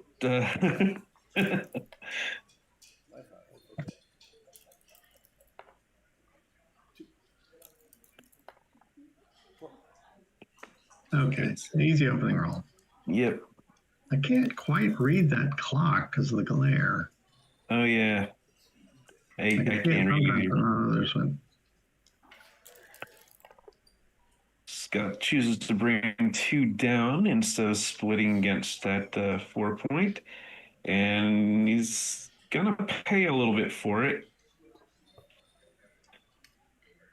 This double 4s is really quite good. And already the position's sort of looking a bit dire for Scott.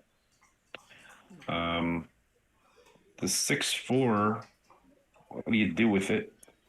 I mean, you your ideal thing is I'd like to run, but you can't run because it leaves too many. Yeah, that seems fine. And Steve ruled. I might have thought about cubing this. Well, and I think the market has been lost. Yeah, this looks like it's going to be a quick game, unless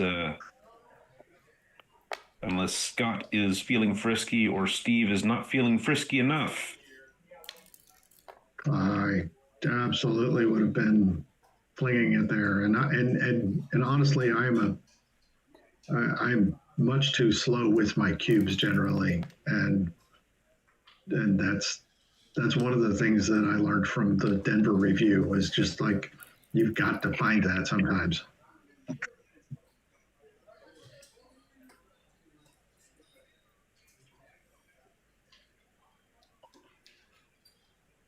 I suppose there's a chance that Steve thought he was too good, but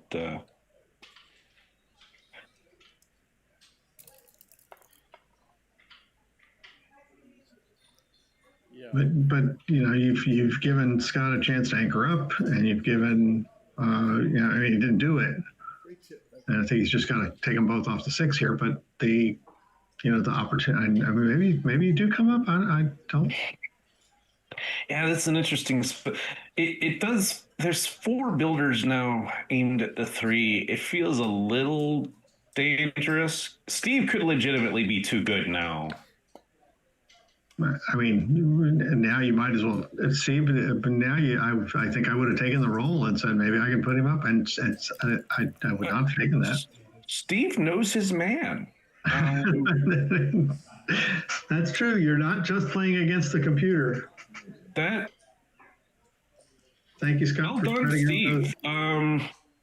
those checkers. There's a bounce. So we were just complaining about how Steve wasn't, maybe left some points on the table. This time we were leaving points on the table. yeah, it's.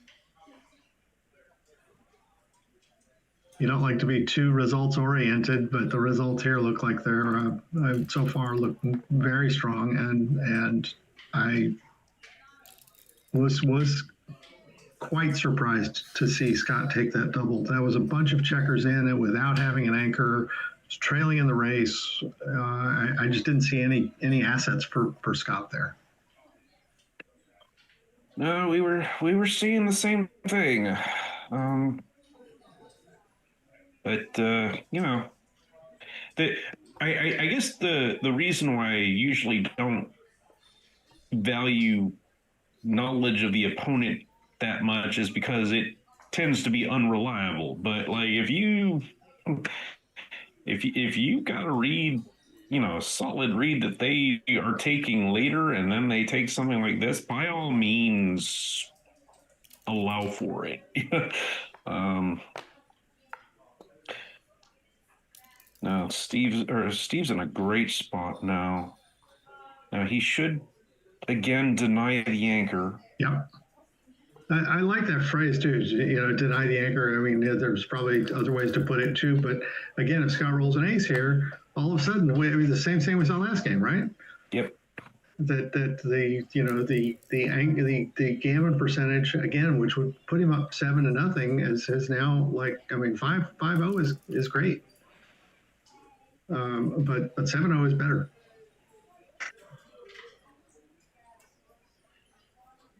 I hope watching this improves my game. That's what I'm hoping for here, Jerry. There's a set. Well, it clears that. Does put spares a little awkward, but we're not going to complain too much. We are on the favorable end of the ace point game if we are Steve. So. And Scott gets his board together quick. That is ready for occupancy. Jerry, are you looking forward to your England trip? I am. That's going to be a lot of fun. I've never been, and just gonna have a good time. A lot of good players going to be there. We're going to put a good team forward. Hopefully, we'll hopefully will come away with some gold. But It is. it's going to be an honor to play for Team USA. I think that just sounds very exciting. I'm certainly looking forward to watching and rooting you all on. I think I know just about everybody who's on the USA team, and so a lot of easy people to root for, and that's going to be a very exciting competition, I think. Oh yeah, no, it's going to be great. And Steve has cleared the first 2 points without incident. It didn't have to go that smoothly.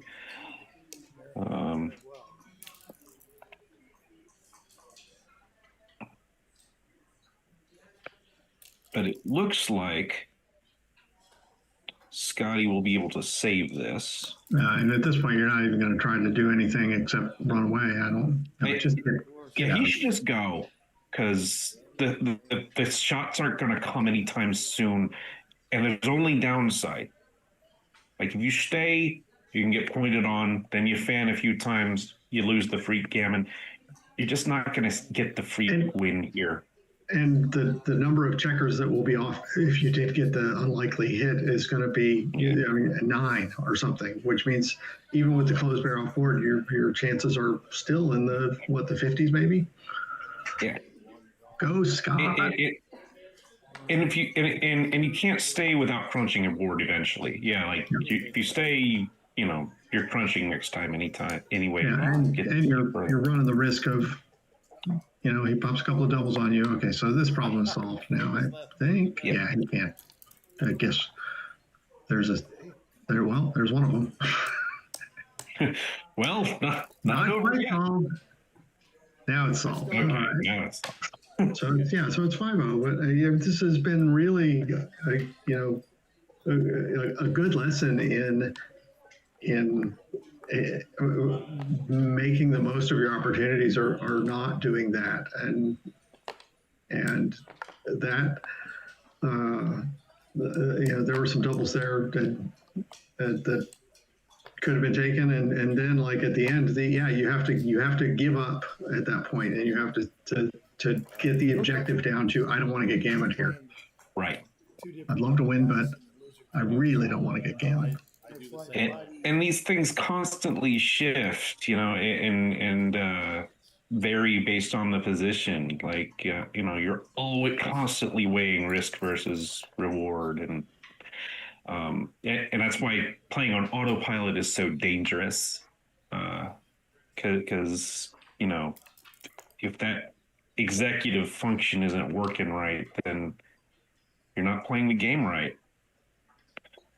Yeah, and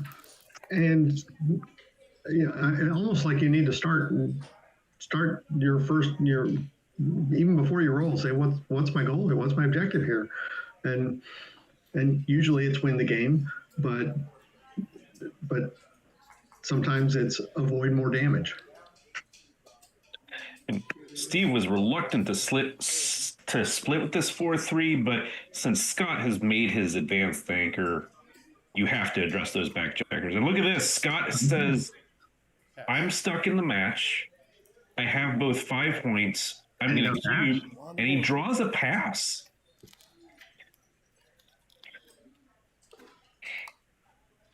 So I like that cube from Scott. I think it's probably right at the score, but even if it's not quite right, I still like it because there's some chance they'll drop.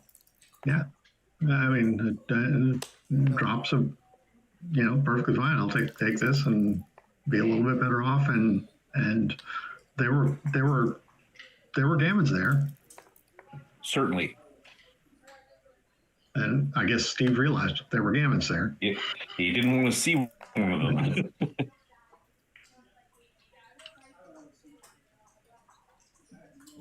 All right, now they're calmly building front positions with good point making rolls.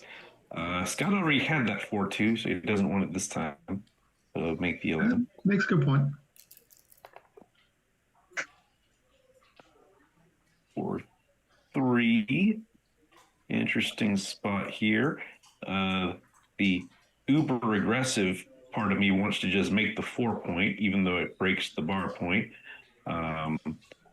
Maybe you don't need to play that big. You could bring 2 down, or you could bring 1 down with the 4 and then bring the other in 8-5. Lots of options there. Not sure which one is right. But that's a thing you will do sometimes in that situation, is give up the bar to make the 4. Sometimes I will just kind of say, I'm going to make the rack, and if you don't do something, I'm going to build the prime. I mean, the hits are, obviously they're not 16. They're what, it's all the 6s plus 1-5 plus 2-4 that would hit in that situation. That's yeah, 15. I mean, you get a little bit of a discount. It's not much. You're still taking a risk. Might not be right with Scott's board.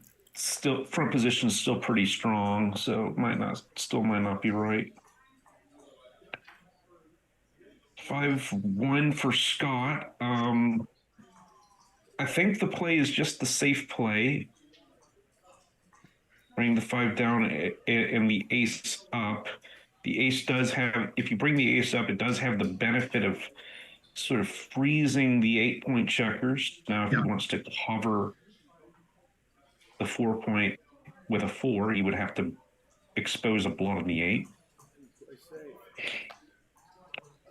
Certainly don't want to get another man set back.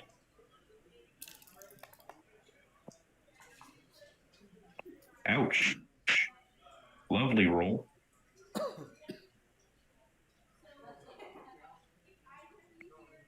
Got a choice with how to play it. what are you doing with the 4 here, Jack?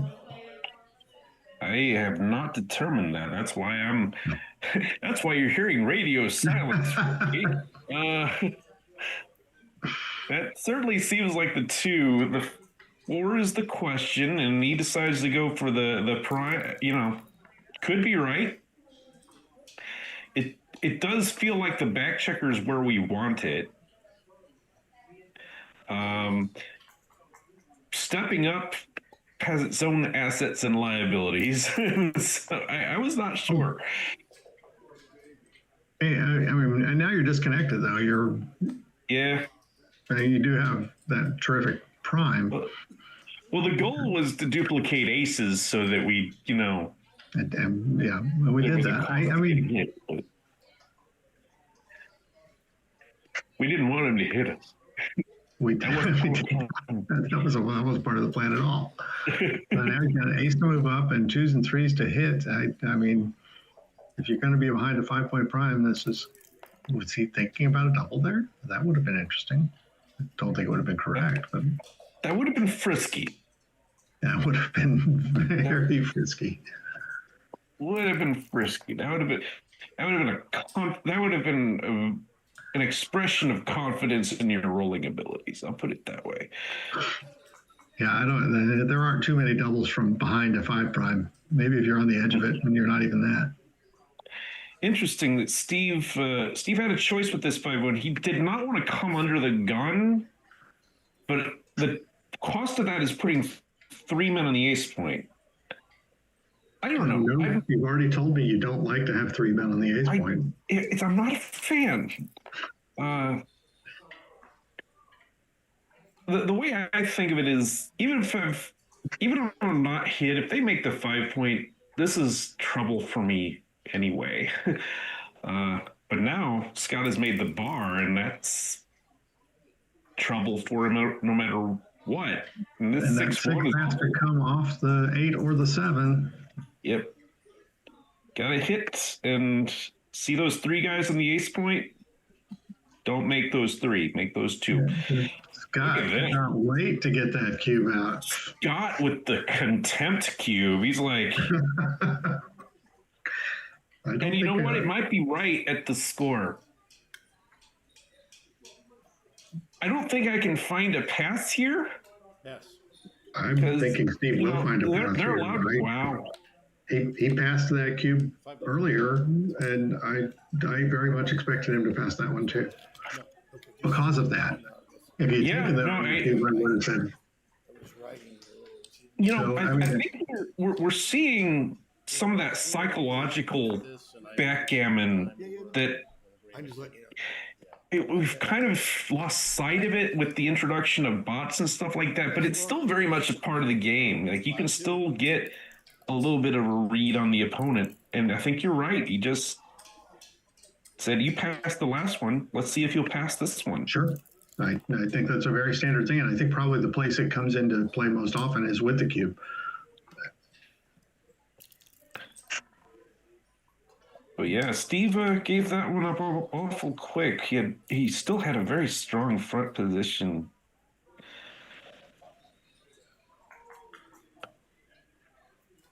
All 4 down, right?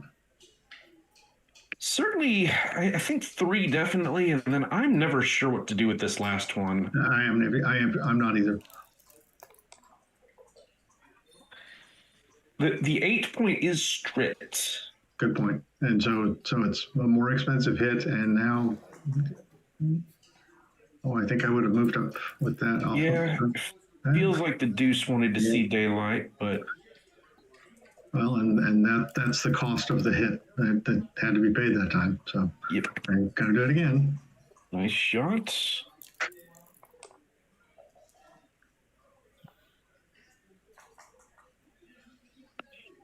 This is a good roll for Steve. Very good roll. This is framing up very nicely for Steve.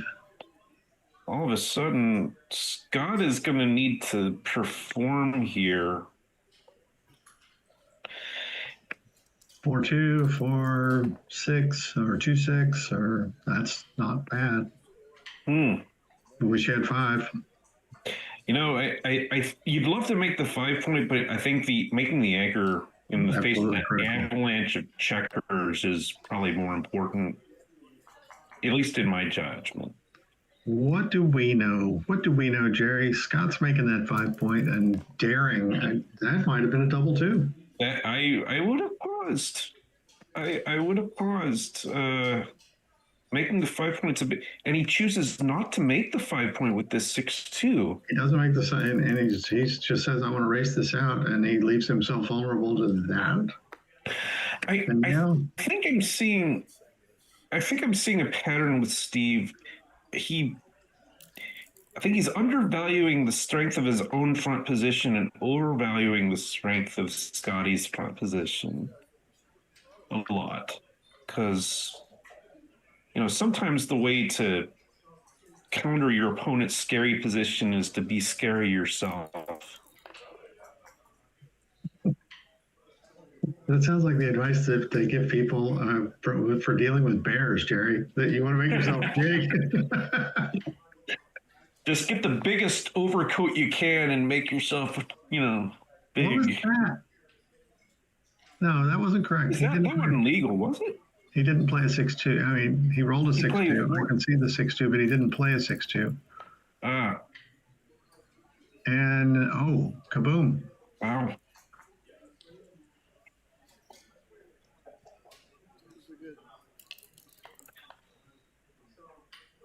Okay. Shirley. Don't call me Shirley. Here he may be too good. Even with the anchor. Yeah, I'm not saying I'm going to inexorably play on, but I'm going to, take a roll, see what happens. I'm going to take. I feel like he'll probably pass next turn still, or he should pass next turn still. Sure.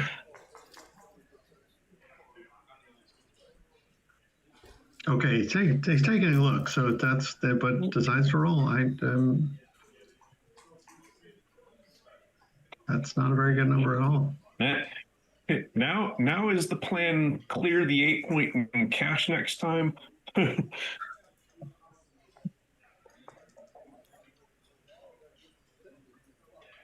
Assuming we still have a cash. Yeah, no, I don't know that there's I don't like that. I may be right, but I don't like it. It's a classic backgammon thing to say. I don't like it. I'm going to do it. Yeah.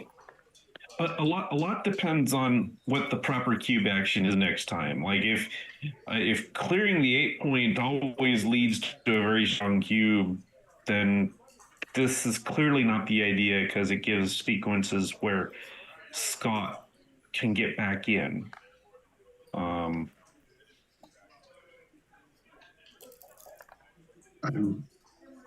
And that time he didn't look at it.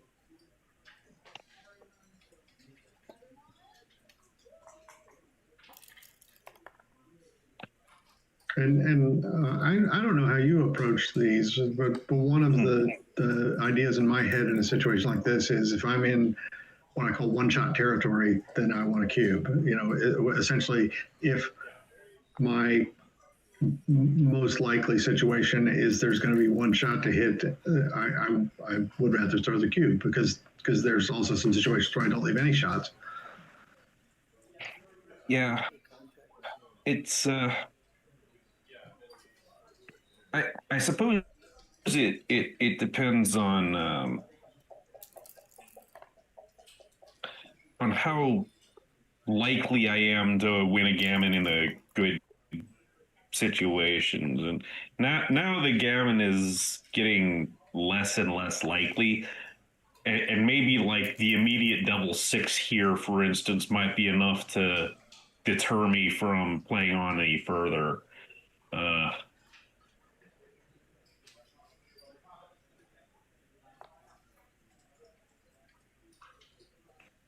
But it still could be too good. I don't know. I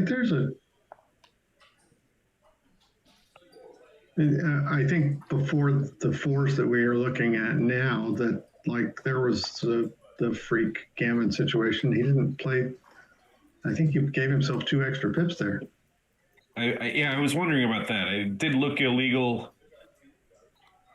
Fortunately, it looks like it doesn't matter. I think the result would have been the same either way. I will say, as I've studied and watched more matches this year, that the number of times that I've seen people make plays that weren't legal, it was probably always happening, but it has encouraged me to be more careful about my own checkers, and I wish we sort of generally in the game were more that way. No, certainly, yeah. We play too cavalierly with that stuff. I mean, my ultimate way of solving the problem is we all play on computers, but that's not ever going to happen with the current crowd. There's a downside to that too. You know, I think one of the reasons backgammon is becoming more popular again is that people want to sit across from each other and they want to touch real things. And we'll sit across from each other playing on computer. I'll stare right at you. I think that would be fine. You know, that I know that there are some tables out there. I have not seen one live, but yeah. I would.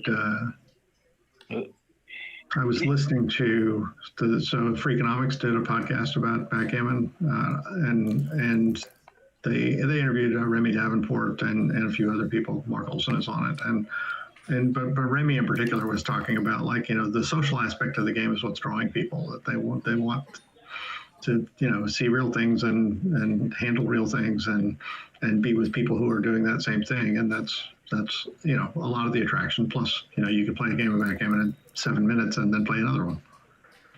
In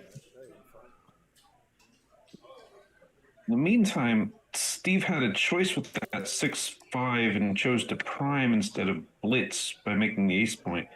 And Scott responded by rolling a running 6-4 out. Wasn't hit. Which would have fanned otherwise, so bit of a swing.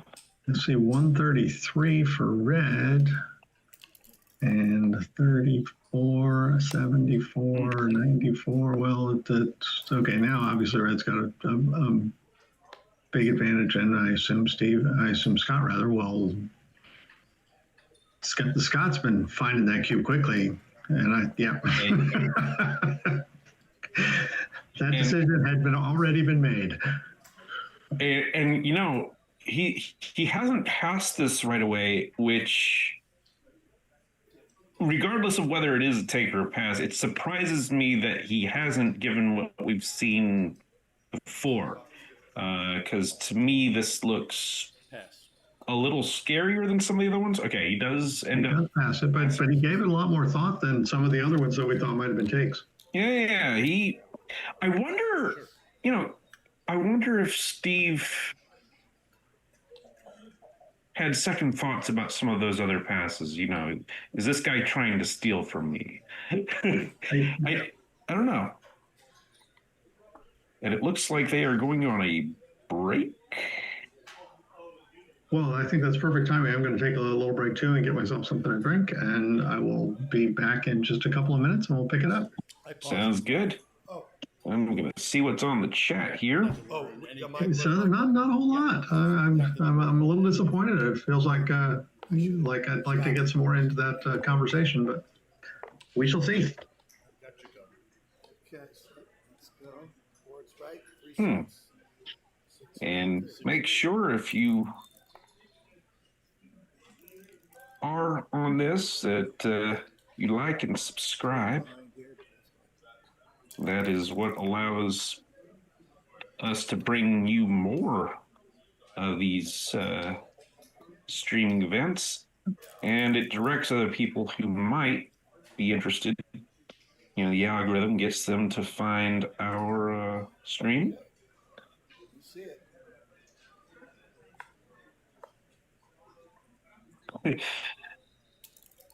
Funny, the person I was talking to about crosswords and the person I went head to head with on a crossword on a computer, talking about playing games on a computer.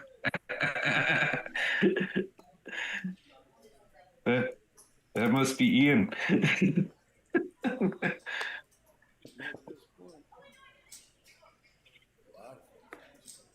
Yes.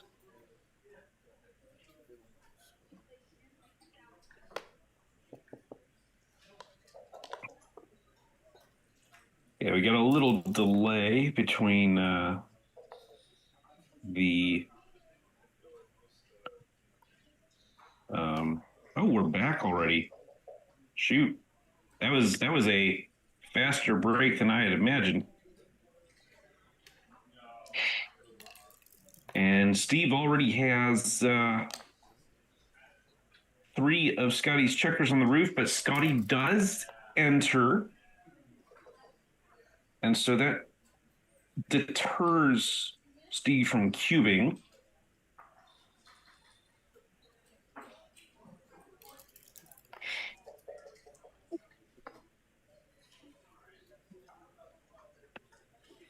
And still with the anchor, so with the lead, Steve shows no interest in turning the cube just yet.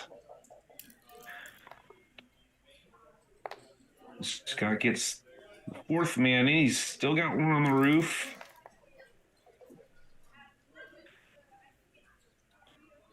Mostly this will turn into a holding game for Steve, where he's got some gaps and some points buried behind. This double 5s will make some progress in bringing checkers around. Just got to see how he wants to do it. He can play one completely safely if he wants to. He chooses to bring max builders for the 5-point. Hey, Richard, they started up fast. They didn't ask us whether it was okay to go. All right, I know this is fine. Wasn't much of a break. Oh, and now, interesting. Steve finds a cube here from the roof. Oh, he is on the roof. Oh, that. And he got and that. Scott passes. Wow. He's got an anchor. He just obviously he didn't want to play backgammon, I guess. Yeah, that's he was afraid of the bad things that might happen to him, but that's no way to live, Scott. The That was really interesting. I may try to plug that into something and see what happens with that, because and I didn't see it develop, but I can. Yeah, sometimes if like things have just kind of gone badly for you in a game, and then somebody doubles you, you're like, thanks, this is fine, and even though the position may not merit that.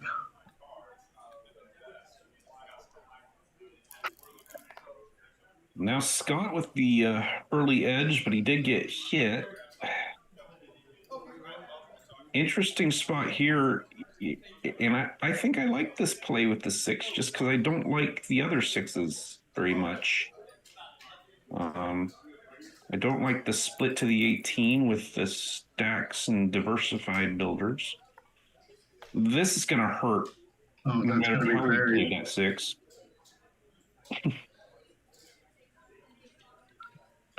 This is looking like a quick game. Oh, I see Ian's post about the crosswords. Somebody had posted something on Facebook a while back, Jerry, and asked about the New York Times crossword, and I was like, yeah, I work it pretty regularly, and Ian popped in and said he'd had a contest with you and that you had established yourself as an expert in the field. Yeah, we both. I forget whether it was a Friday or Saturday puzzle, but like the night before they come out with them. So when they came out, I had my phone, he had his computer, and we both did it. And oh, that's a big advantage to be on your computer instead of your phone. Yeah, that was the handicap, I guess you could say. But I was still done probably in like 5.5 minutes or something like that. It was. That is strong. Yeah. I think my Saturday average, last time I checked the stats, it was like somewhere between 7.5 and 8 minutes for the Saturdays. So, what's your background, Jerry? Are you are you a literary word person, or are you? Oh, math. Okay. Yeah, but like trivia in general is kind of my thing. So. Do you play Scrabble at all? Not really. I watched people play Scrabble on YouTube, but myself. That's a whole level of word knowledge that I don't have. There's a book that, well, it's apparently the people who excel at Scrabble are not really word people, but they are math and computer science people, and like they're not remembering that word from Ulysses. They are remembering a combination of letters and numbers that are not numbers, but a combination of letters that works in this spot. And there's an ouch. Wow. Okay. All right. Well, good news. It will probably be a well-timed ace point game, but ace point game nonetheless.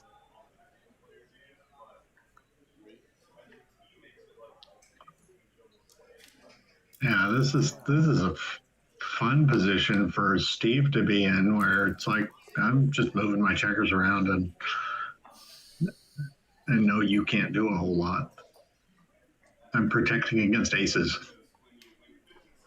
Now you got to think about ace 6 also.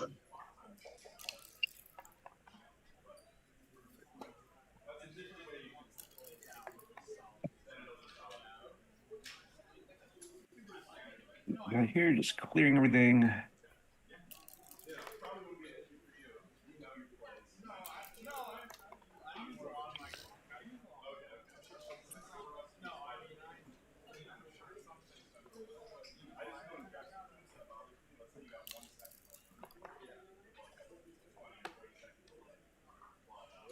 Oh, he still wasn't ready to come in yet, but he throws a 6, it won't be a problem.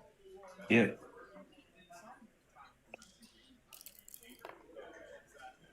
Interesting choice with the ace on that 6-1. Could have played 6-5. I'm not sure. Okay, you throw that once. You don't want to throw it twice. Definitely not. Also, obviously, just Okay, let's get some checkers out of there. That moves some 1, 2, 3. freight. That gets off a lot of those sneaky little backgammons. Double fives, almost. All right, Yeah. good. There's a gap.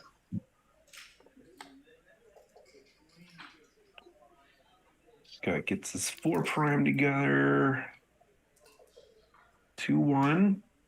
Peel the deuce and just play 4-3.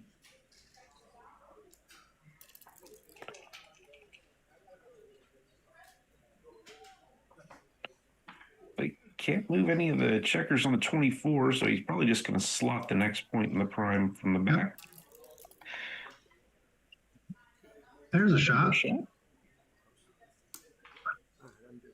13 numbers.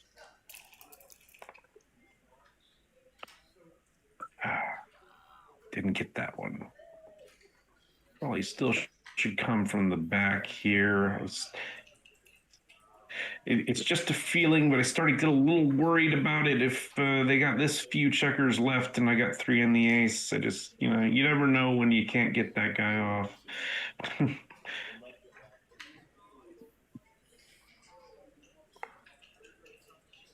But Scott goes for full prime mode. Oh, I didn't see what ace he played. I think he just played 11-10, and this clever play with the 1-6, just playing the ace first and then ripping. 3, 4. Just keep coming. That's fine. There's another shot. Steve being very sporting, leaving not 1 shot but 2. This time he got it. This time, yeah, you don't miss like a gentleman this time. You hit. And probably continue. Yeah.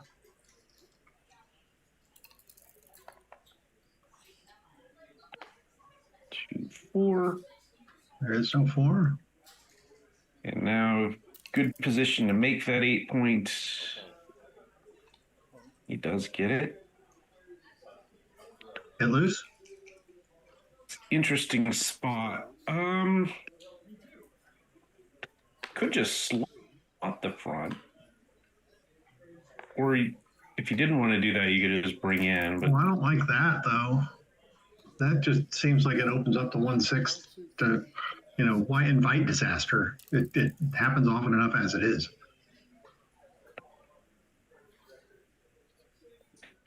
what he's hoping is to build that and then he's staying with the back, hoping now Steve will roll a deuce and expose a second checker.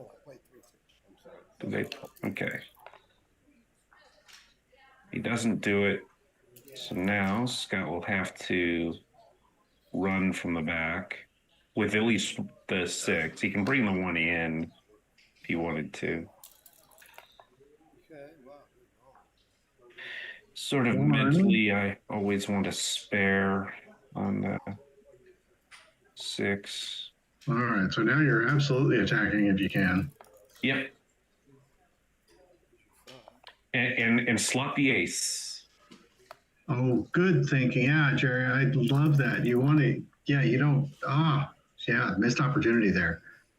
It gives him twice as many potential. Yeah, it's one of those things where so he's got 8. Steve has 8 checkers off. If you close out with 8 checkers off, it's roughly an even money game. Okay, now he does it. Now he does it. It's good. Would you give up your 6 prime here? Ooh, that's a good question. Probably not, but I might if he had 9 off.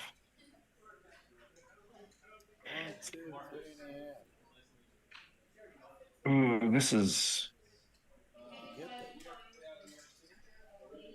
tough. This is very difficult. You might actually give up this. how bad do you?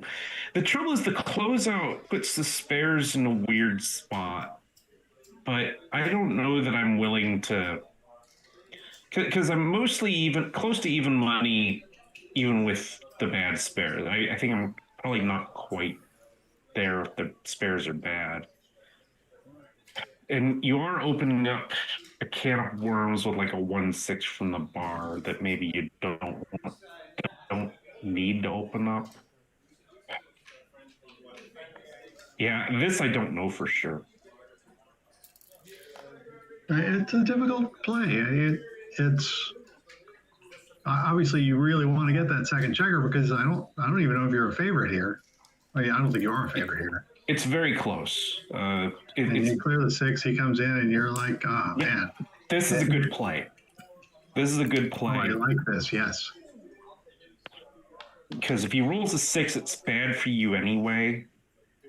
But this puts you in great position to have a very good bear off going forward. Now, this is adventurous. This, I think, is not quite cooked yet.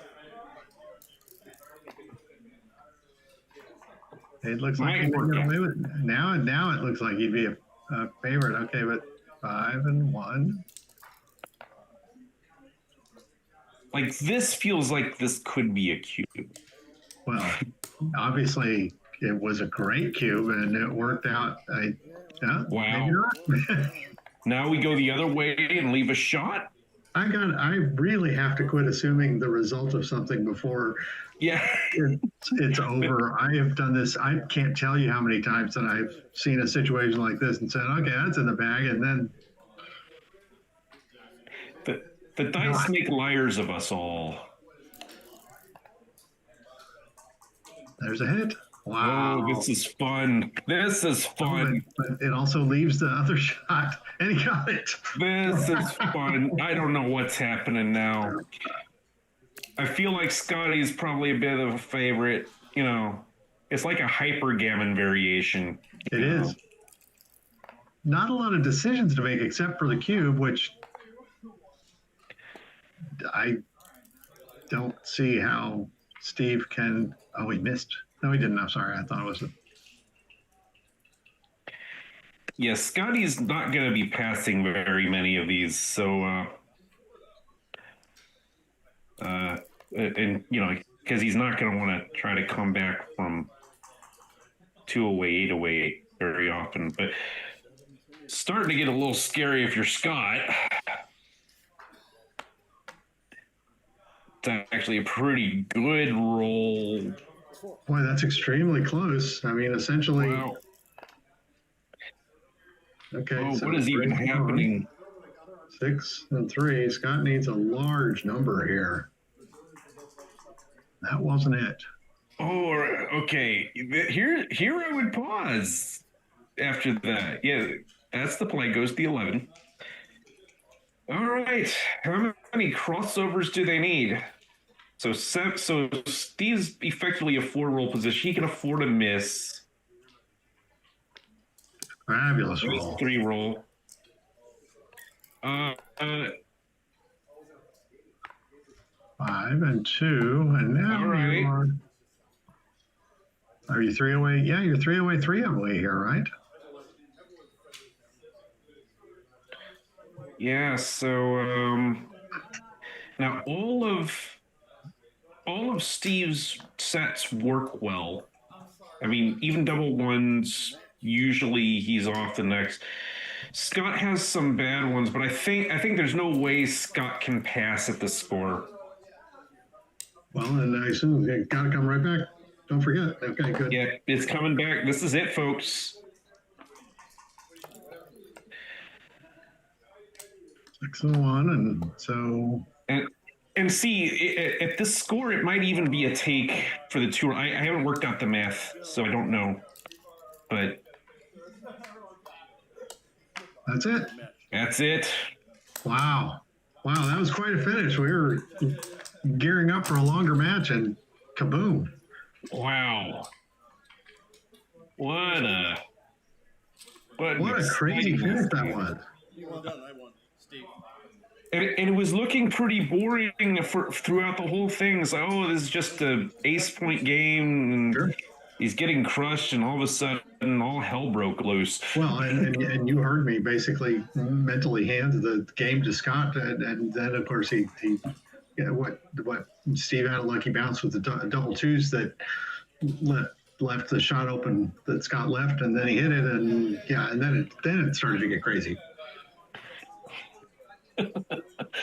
Well, Oh my goodness. Well done to Steve. That was that was an exciting one. Had lots of lots of decisions. Real points for finding that cube at the end there and saying, okay, I'm willing to put everything down on that, because I don't think that was an easy decision, and it's always made harder by the fact that it's like it's gonna, if he takes it, it's gonna be an 8 cube, and if he throws a big double, I'm gonna lose, and that's not a fun way to lose, and it's for me anyway, it's just like a hard thing to go forward with, even if the math is right. Yeah, and I'm not actually convinced the math was right, just because if we think about the 2-roll position that happened in the next roll, what is, think of it from Scotty's perspective. Should he even pass that cube on the next roll if it's a 2-roll position?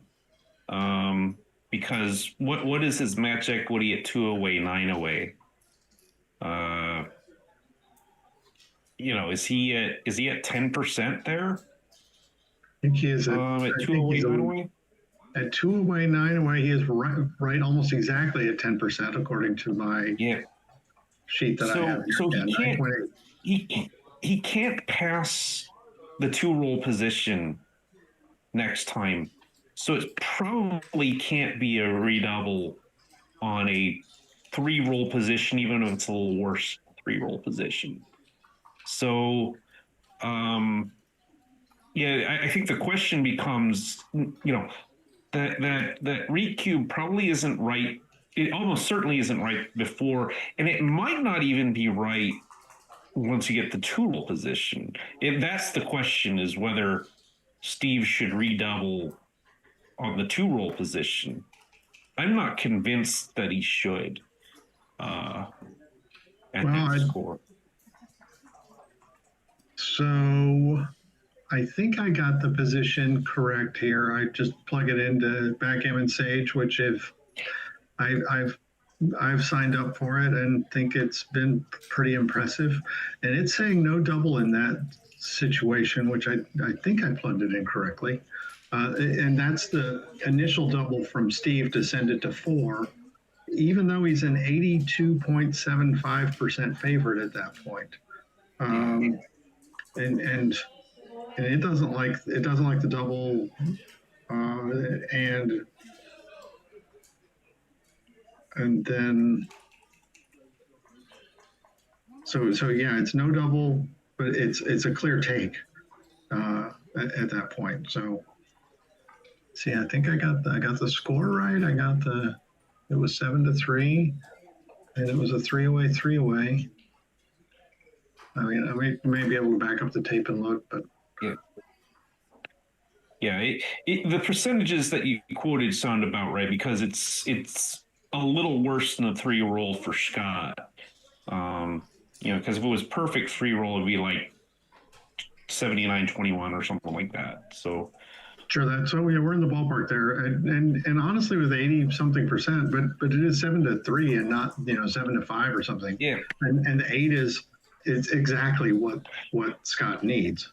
That's the big thing too. Like the trouble, like with these, it's almost, you almost start with Scott's take point, and the windows are so narrow on finding the recube window that you almost want to be right on top of Scott's take point before you send it. So that's why I'm questioning whether even the 2-roll position might might not be a redouble yet. Although, again, this was a little worse than the 2-roll position because Scott's double ones didn't work. Steve's didn't either, but it matters less for him. Right. He's the leader in this position. And it's always Scott's doubles that do that, and they're taking us off the air. But that's interesting. yeah, it's well, this must be Minneapolis, I guess. I haven't been to Minneapolis in. Oh, no, they're showing us Detroit, I think. Oh, Detroit, yeah, it's not Minneapolis. Minneapolis is Labor Day. All right, yeah. I'm looking at this position now, and let's see. I think we've got it. Okay. 5, 2, so I get this right.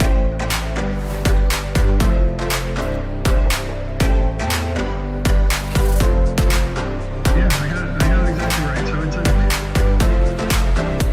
a no double in that position. Welcome back to the Michigan Summer Backgammon Championship. It's day 3, Friday. Today we start the main events. But first, let's talk about what happened yesterday. In the Masters Jackpot, we're down to our 4 finalists. We've got Bill Calton, Matt Raklitis, David Habib, and Boris Shafransky. In the Amateur Jackpot, we're down to 3 players. April Messick is going to play Felix Goikman in the semifinals, and the winner of that will meet David Smith in the finals. In doubles, with 32 teams, we have Michael Fujita and Justin Cutler, Michael Sakrajik and Mick Sakrajik, Jason Lee and Chuck Bauer, Tracy Parent and Bill Calton. These are our 4 finalist teams. They'll play off to a winner. In the limited doubles, we have our winner. The winning team, Tony Maderick and Ann Major. Runner-up, Michael Giordano and Rhonda Monroe. All right, I'm off to start the main event. You can catch all the action on YouTube at the U.S. Backgammon Federation channel. Thank you to Backgammon.com, our streaming sponsor. And we hope to see you next year at the 2027 Michigan Summer Backgammon Championship. To change the score to 7-5, it's double pass. That I believe. If you change the score to 7-4, it's double take. But if the score is 7-3, it's no double. Yep. So 1 point shifts the decision. Yeah, it's all about Scott's take point, really.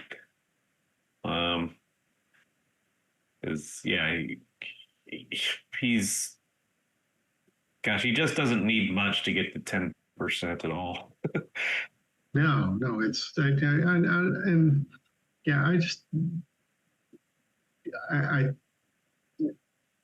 probably it's one of my least favorite backgammon things where it's like we're just computing numbers and percentages here, and what I came for is to play some backgammon and but when it's right, and that's a huge part of the game. And for me, it's still mostly a matter of these late game bear-offs are a little bit of an exception because you actually can know some numbers about them. They come up a lot, but and you can absolutely compute them. So you need to be able to at least to get them within a few percent of where you are. And be able to make, because you can give away a whole lot of money in those situations with bad cube decisions. Looks like we're going to get another match queued up. All right. Well, I think I can do one more, and then I'm going to have to. Then I've got to go live my life. But all right. And watching Rich play is always good. I do not know Gil Savoy. Yeah, Gilles Savoy. I think he. All right. I think he's French Canadian. I believe he has won this tournament at one point, if I'm remembering. This is pretty much the only tournament I think he came to Chicago this past year, but yeah, he pretty much I've seen him at Michigan pretty much only. I think he's won this tournament before, so I don't know much more about him than that. But this should be a good match. Richard needs no introduction. None whatsoever. Watched Won him the get, ABT last year. yeah, he was inducted into the Hall of Fame last year in San Antonio. I was at that ceremony. And listened to him talk for a while, and he talked at some length about rather famously in the Los Angeles tournament, he had failed to turn a cube at two-way. He was playing Steve Sachs and played the whole game and won it. And then I wondered why Steve wasn't congratulating him yet, and it was because he hadn't won yet. He was only up 10-9. Going to 11 because you tend to assume like oh, that's a standard thing and we must have done it at some point, but they never had. And Rich did then go on to win the tournament, and he told the story in Los Angeles and he I'm sorry, in San Antonio, and he mentioned that he had done that at some point many years before and sort of promised never to do it again, and then did it again. So he has had a super strong year last year. Unstoppable. Sometimes people just they just go on a run and yeah, it's one of those things, and I mean he's a great player. It's one of those things where like the great players you may not hear from them for a while, and then all of a sudden they win a bunch of things in a row. I think Neil's another example. Like there was a 2-year stretch where he didn't win anything, but of course he's had several runs where he's seems to win everything in sight. So it's just streaky that way. I watched him and happened to transcribe one of his matches in Chicago, and I think he had started 3-0 in that tournament, and obviously played very well. And I was like, I should tune in and see what he's doing, and he played. Yeah, he lost, but he played like a 2.7, and it's just like it's the disappearances, and then the runs are largely not a matter of I started playing great, and they're more a matter of I got enough good dice to push me over the top here. I mean, it's a very 60-40 game. That's it. We fight for to control the things we can because there's so much we can't control, Yeah, it's a good learning experience, and to just how to mentally approach things. I've told this story to a few people. I was in Las Vegas. I played in the tournament out there after Denver, and there was a chess event going on, a big one. And at one point I was getting into my elevator, and there was this man in the elevator, and he was just, you could almost see the steam coming out of his ears. He was so angry, and he was like mad at the elevator for not going faster. He had a bunch of his chess stuff with him, and I was like, something bad happened to this man at chess, nobody got injured, thankfully, but the chess, you don't have anybody to play him, right? There are no dice, there are no cards, there are no anything, and I don't know if that's as good an instruction for life as sometimes random things happen to you and they're good or bad, and you have to respond to them as well as you possibly can. Absolutely. And we are underway here.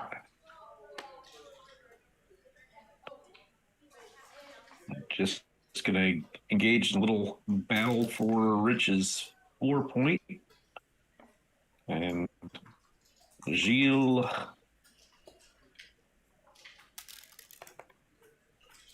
hits back. And get that stack off that 24. As we've discussed, 3 on the ace point is death. So we don't like that. Oh, this will clean up quite nicely. Oh my goodness, look at that. That is Tetris level stuff. Gorgeous. And now Rich is going to make his 20. Probably 13, 11. Just going to work on building points in the board. And probably in order. Probably wants to go 5 and then 4, 7. Gio gets to make the 2 point on his head. It's great. And Rich is going to take the second anchor. Yep.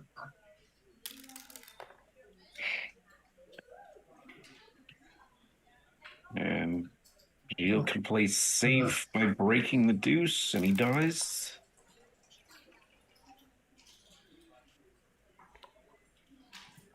Yeah, put them both there, right? Build that board as fast as you can. He's most likely not gonna need it immediately next turn. And now Gio can just give up the 11 if he wants, and I think he should want.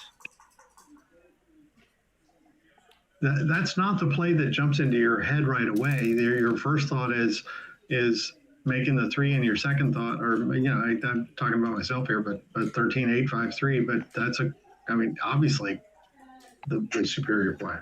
Yeah, like it's all a common question. Like, when is that 11 point an asset, and when is it a liability? And right now doesn't really need it to block anything because he's well ahead in the race, so it's a liability.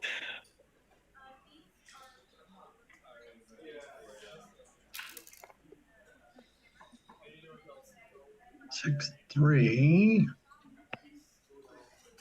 Little awkward, still plays. Yeah, I think I would be licking my chops a little bit here if I were Rich. There's some danger, but there's a lot of bad rolls for Jill. And now we're not great. Removing the last spare from our 6, it looks like, if we're playing this safe.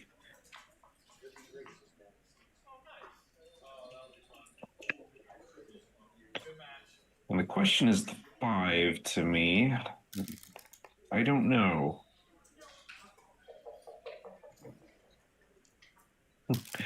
Nice, convenient, small number for Rich there, keeping everything. And this is a good number for Gilles. And closes that gap. I think I would leave the checker. I would just make the ace point here. That's an interesting question, because that's normally my instinct, but I'm wondering, we usually want a spare on the 6 point. The position, and I don't always have a reason why. It's just like it handles a lot of numbers in the future that could be awkward. So I might forego that. But you're right. Usually, we do want to unbilly the builder and make this ace point. 1, 2, 3. Well, that was okay. Didn't turn out to make a difference where that. Nope. That checker was, but okay. Why would we not come down with these 3? Is there any reason at all? Yeah. If he's trying to convince himself that there's something else to look at here, but I don't think there is. Yeah, this is. You hate putting the 5th checker on the deuce point. You're like, there must be something better, but there's not. This is exciting. Oh, lovely roll.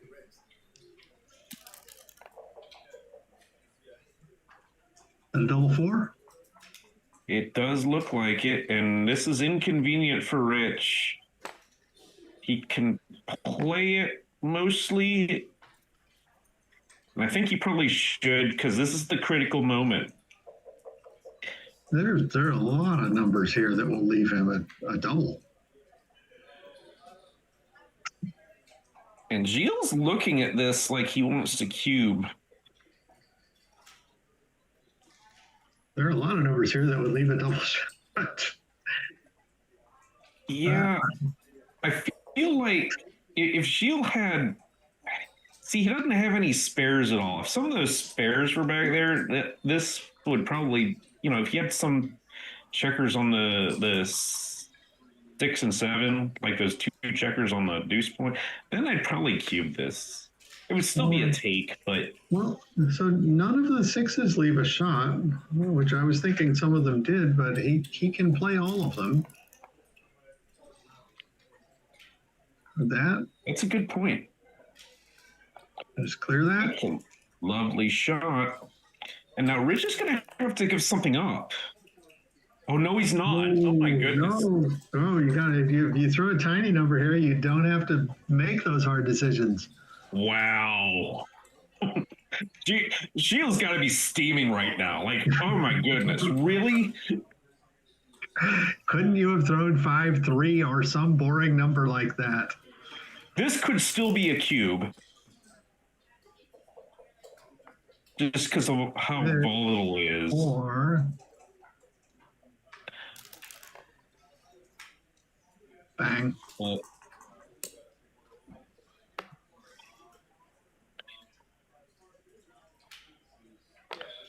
And Rich is going to lift that checker, saying, I'm not going to cover that in the next 2 or 3 rolls. So he would have gotten hit. And now Rich is wondering, do I have anything? And I don't think he does. But good to stop and think about it, because you can see he may get another shot, be able to send 2 back. This is less about what Rich does than about what Gilles does next turn.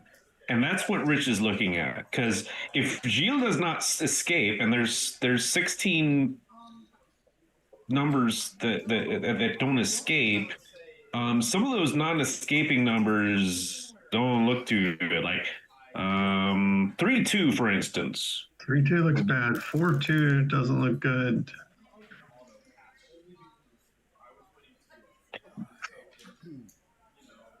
But that may be one of those instances where, like, hey, we just let Gilles break first, and then we'll cube him, and then that'll be a tough decision.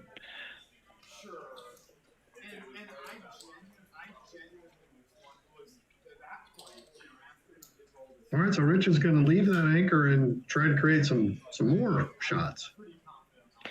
Yeah, he wants to be out in the outfield to catch that guy if he does come out and 3, not 4. worried. Okay, 5 and 4, which again this isn't a picnic either. He's thinking of clearing the 6 point. Absolutely. I think that's why he's pausing, just so he doesn't want to leave a shot there.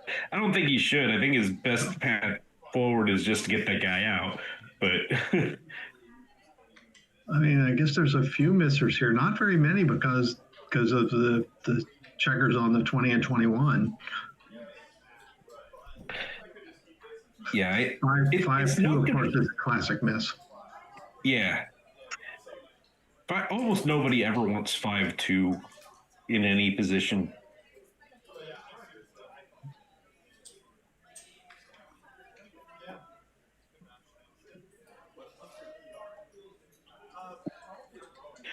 Oh, apparently the players' names on the position Oh have my been goodness! transposed. Look at that. Thank you for pointing that out. Yeah, thanks, Joe. Joe Calvaruso in the house. Yeah, I wasn't even looking at the screen where the players actually were. So, turns out. Okay. So everything we've been saying about Gilles, pretend we said it about Rich, and everything that we said about Rich. Yep.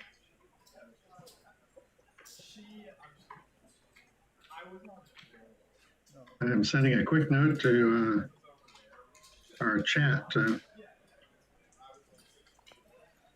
I wonder how long it would have taken us to notice that here watching the. I would never have noticed because I wouldn't have looked at the players. I mean, at all. You're looking at the board. You're just like, Yeah. Here's where your focus is, And and all you can see is their arms.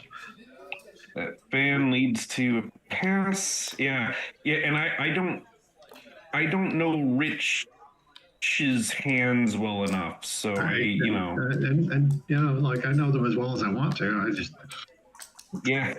you're not gonna recognize them off the bat there. So all right, let's see. Okay, so despite what the words say right now, it's Gilles Savoy with a 1-0 lead over Rich Munitz after an exciting first game.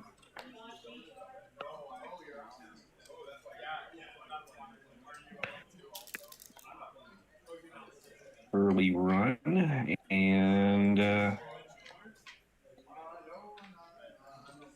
Rich is going to bring 2 down.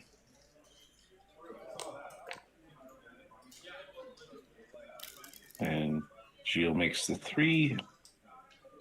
Oh, good blitzing number for Rich. Sure. He makes the 3 in the ace, and Gilles enters with a 4-2, and he's wondering. I'm playing. You're playing the two in and the 4 down, or the 4 in and the 2 down, and I'm playing the 4 in and the 2 down. I think I'm leaning that way too. I like the 11 point there as I'm thinking it's containment and obviously Jill is saying I don't know what I'm talking about. But I don't see the only advantage I see here is that you got a little more firepower aimed at the 4, and you're not quite as exposed if you're on the 4 to getting hit.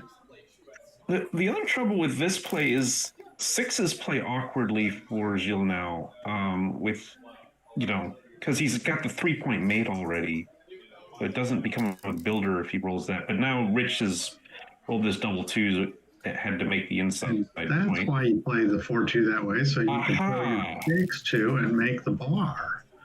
Fantastic. Yeah, that would have played awkwardly otherwise. And Rich is like, I got a 4-point board and you got 1 checker back. I better attack you. And 5 and a 3 that you're not going to like very much. Not great. Might have to play this 6-3. Might not want to do it. Like 13-10 is what we play if we don't worry at all about getting hit. And it still might be right. Because 6-3 is quite awful. But how worried if we do play 13-10, what hits us? 6-2, 5-3, 6-3, 5-4. That's 8 numbers. Not 8 is a lot. That's quite a lot. Now 6-3 is duplicated to hit and cover. But that still seems like a lot. We might have to chicken out with 6-3 here. Might also be thinking about coming out. I don't think he should. But that is another legal play. I mean, coming out would leave a double shot, I guess. Come out to the 8 and down to the other 8. Well, he's entered the 5 already, so... Oh, okay, so he's just playing the 3. That's right. I'm sorry, I lost track of where we were. I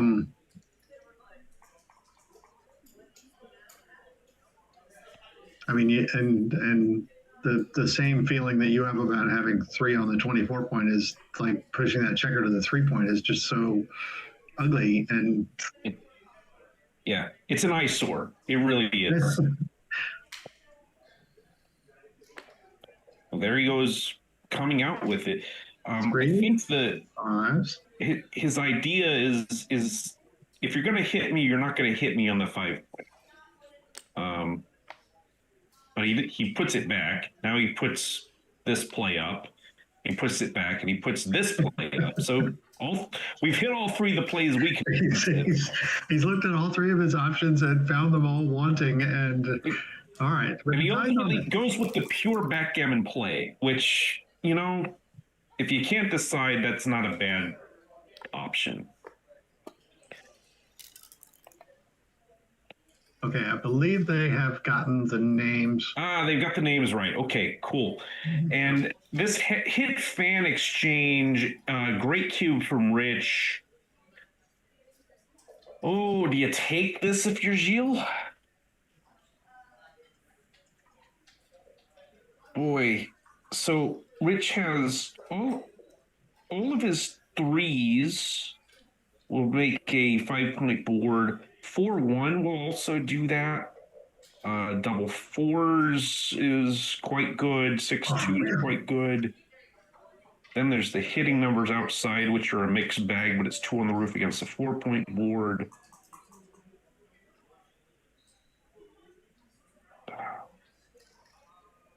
There's a lot not to like. But there's also you have a pretty nice structure up front and 2 checkers behind it. You have, there's some not great rolls here. And if you get one hit, you're in pretty. If you hit one of those 2 checkers off the bar, you're in pretty good. This is a challenge. This is tough because that's let's put it this way. Both of those things we've discussed is why Gilles has not made a decision yet. Yeah, there's a ton to think about here with. Okay, he does take it. And that is one of those. There's the 4-1. Okay, now this would be a clear pass. I think. That double 4 would have played a lot better a few seconds ago, but and still moves some freight. 6-5. This is the other problem: is that your entries aren't all threes at least great. But he's in, and he duped the threes as you mentioned. 4-1, awkward.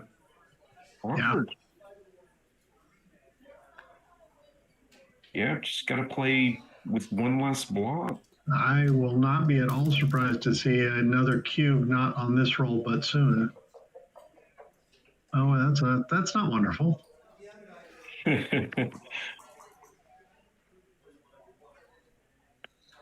and Gilles is going to take his chances with the one block forward.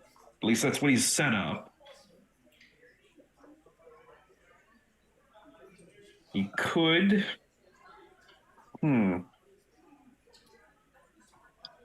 He's going to put. The other play you could do is you could make the 5. You could do this. Again, threes are duplicated. Maybe Gilles' plan with this play would be get missed, then make the 5, then Rich cries when I give him a 4 cube. This is the clearest road, in my opinion, to getting that 4 cube in. Get missed and make the 5 point, and then if Rich doesn't roll anything good, we might have something very powerful. I mean, sometimes the shortest road is the right one, just because it requires the fewest moving parts. Well, he got his miss. Step 1. Now you gotta make it. I think it's premature to send it before you make it. He's got hovering there. He puts him through. There's all right. And he gets to come out. And if Rich doesn't step up, this is a very powerful cube. Oh, I think it's... yeah. Cube's coming. Yeah, there it is. Well done, Gilles Savoy. And take. Rich is like, you're gonna have to show me. I'm not from Missouri, but Rich is not from Missouri. I'm from Missouri. You're gonna have to show me. I guess he liked it. He did not give that. I guess the race advantage is so huge, but I will say, I think that's a tougher decision than the speed of the take would indicate.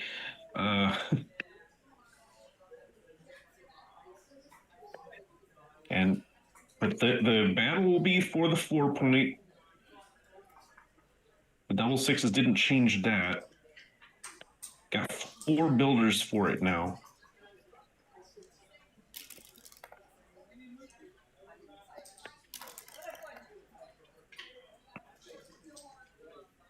Still going to have 4 builders after this play if he plays how I think he's going to play. I think it's 9, 5, 13, and 12 and 11, 10.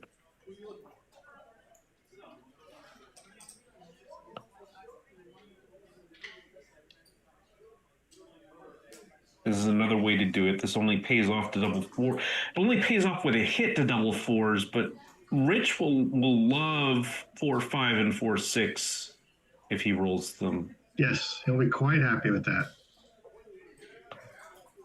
And sometimes that's what you have to consider is like not just the rolls that are going to be devastating, but which ones will my opponent be really reasonably happy with? And I don't know what the initial mentally you do, but the initial double was a double and take.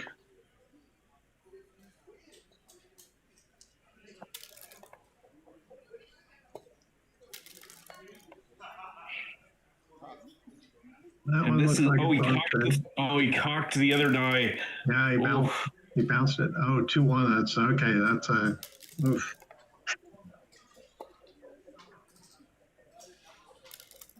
Okay.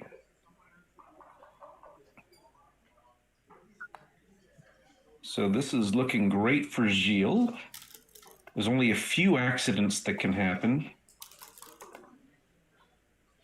Well, and he didn't just get the. I mean, he's getting 4 here, and again, I don't want to make the same mistake I've made several times. He hasn't got the 4 yet. Yeah, 6-5 comes out of the baffle box. You're like, I have left the shot, and now choice here. He's born off the 4, and he can flex builders this way, but he would be odd on the top point, or he can get even on the 6 point and prepare to clear it, which is my instinct. He's going to want to go through the numbers that actually leave a shot. Sorry about that. Yeah, I like the 2 on the 6, 3 on the 5 combination better than the other. Okay. 5-4, is that a shot? Shot rang out. 2 off? Oh man, if Rich enters with an ace here, like say ace deuce. Okay. I suppose he wouldn't have anything yet on a recube, but boy, it starts to get interesting. Yeah, well, we've seen this happen where it looked like we were settling in for a match, and then all of a sudden the cube jumped up and it was over. Yeah. Oh, that's okay. I misread that. I thought it was 4-1, but it's 4-2. Okay. All right. Well, Mr. Savoy has jumped out to a quick 5-0 lead, it looks like. On right, Rich not done, but interesting choice here with the ace. I mean, normally you want to make sure that your double 5s and double 4s each take off 3 checkers if you roll them next time. Like when you're that desperate for numbers to work to get the race going, that's what you're looking at. But it's one of those things where in the equity, if you're studying with XG, it'll always hardly register as a mistake if you don't play for it, because it hardly ever comes up. right. It's so unlikely to matter.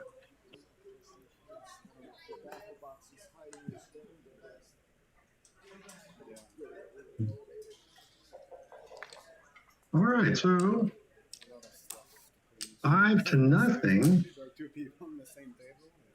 And so your Gilles, I mean, if I'm up 5-0, I'm wondering, like, are things just going well for me, or or is this just sort of random stuff that has happened that has enabled me to?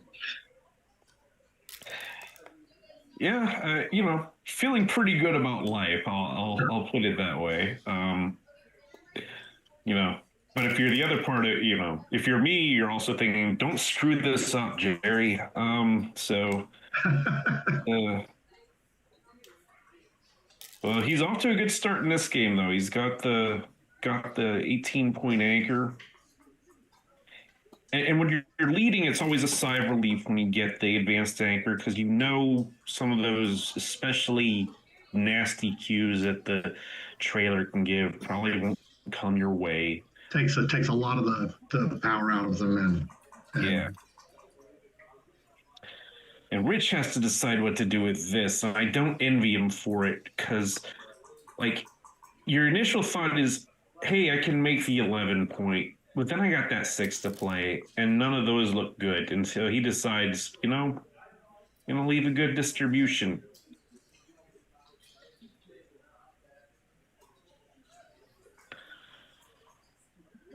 $6-1.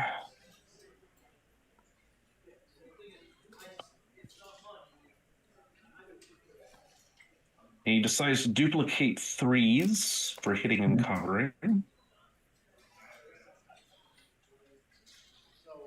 That's a big mover. And this is another question. Do you go for the blitz, or do you go for the strong priming position that can improve, especially if you're missed? How many 6-1s can we count on our opponent to throw? But you are a little bit better spread out, I think, with that play. Yeah, I think I like this. So 3, and then the ace will move. Yeah, connect that with the other check. And of course, even though 5-0 to 11 is early stages, it's still 80%. And Rich, I think you're looking for opportunities to throw the cube. Yeah. That certainly would have been an opportunity on an awkward roll. Sure. And now you got, I don't think I'd have any hesitation here. And Rich obviously looking it over. I'd be looking at those stripped points on the outside, and the fact that Gilles got 2 of his checkers on his own ace point and isn't going to be able to move them anymore, and a blot, and I'm seeing a lot of advantages here. Yeah, I see what you mean, and so does Rich. All right.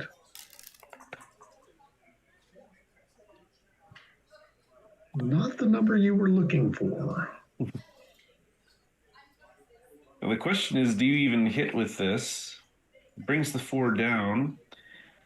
Probably trying to see in his head the numbers, because if you make him play, sometimes there's some awkwardness, but there can be awkwardness after he hits, and he's going to do the hitting thing. Double 4s. Interesting. Wow. It does feel on the previous play like if you make an aggressive double, that you want to follow it up with an aggressive play as well. Right.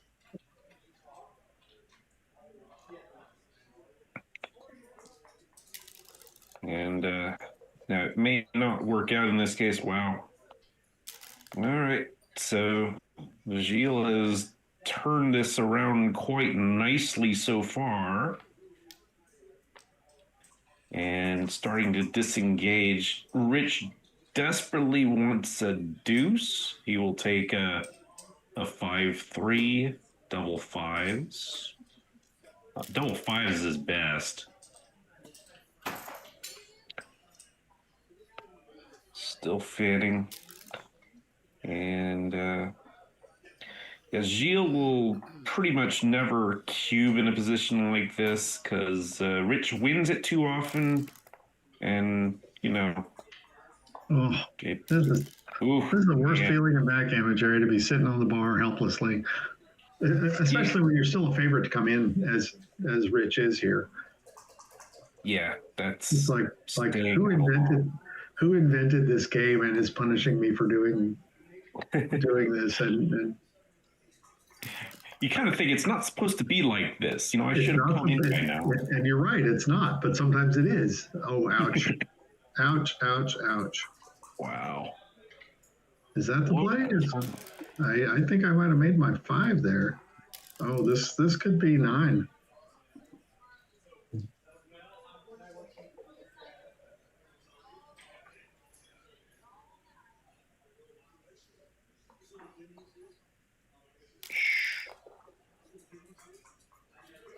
There's 1-5. I don't think that's going to be enough though. 4-3. So you can pick and pass. I think I would. I think you should. I think he's two factors is one, you've got almost all the work in bringing the checkers around anyway. You don't have further work to do escaping. And two, it does hurt. It can hurt quite a bit to get hit here. Rich has, prime that's good enough to cause a few problems. And three, if you, Well, yeah, Rich has so much wood on the outside. Well, I got away with it.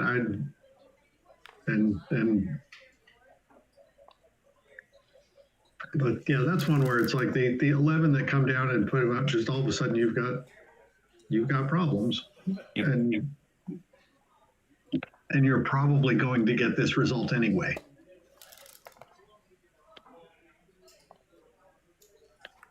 But as I like to say, sometimes nothing matters, and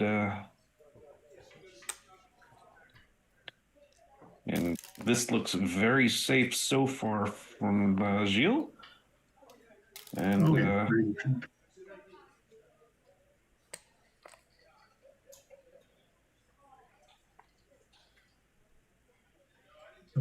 why are we not just clearing the 5 there? Interesting. I mean, it's probably going to work out, but he's set up a. Yeah, okay, it did work out. I guess clearing the 5 would have technically left a shot on 2 big numbers after a fan, but it also gives him a chance to come in. So maybe that's what you want. It's not clear to me, but again, nothing matters. He's cruising to this gammon. Yeah. So that's 9, and that's a. Yeah, I mean, the terrible feeling of I'm the one who doubled and I'm the one who was on the wrong end of the gammon is, it's a fantastic feeling if you're the one doing the gammoning. Yep. Well, when you get down in a match, you kind of have to be prepared for the match to end. You got to say to yourself, this match is going to end early because either I'm going to get a whole bunch of points real fast or I'm going to be, knocked out quick by my aggression. And that typically is the right way to approach it. Rather than getting ground down, to nothing, because it doesn't matter whether you lose 11-1 or 11-9. I mean, you don't get any extra anythings for coming close, and that the risk means that this may end quickly is, it doesn't mean the risk is not worth taking. Yeah, absolutely. And you will see top players get blown out quite a bit because they understand that.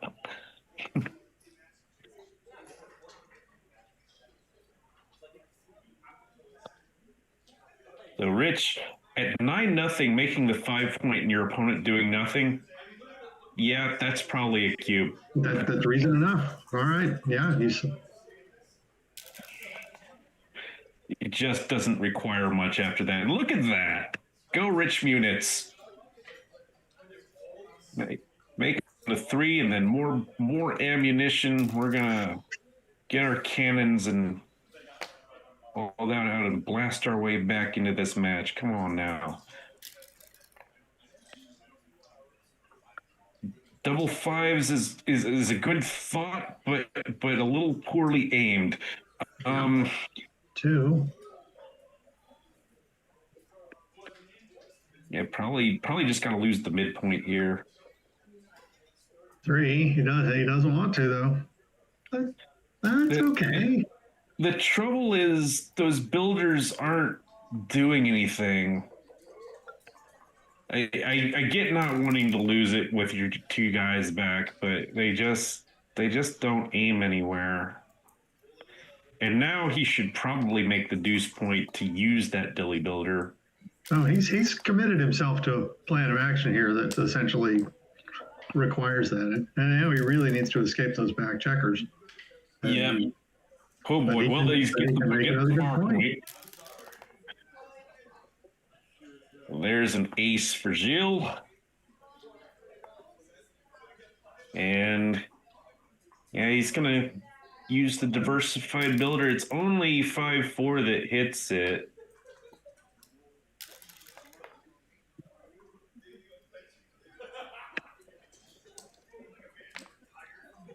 And wow, good roll for Gilles. Yeah, I mean, he's a little cautious about wanting to get hit, but you know something?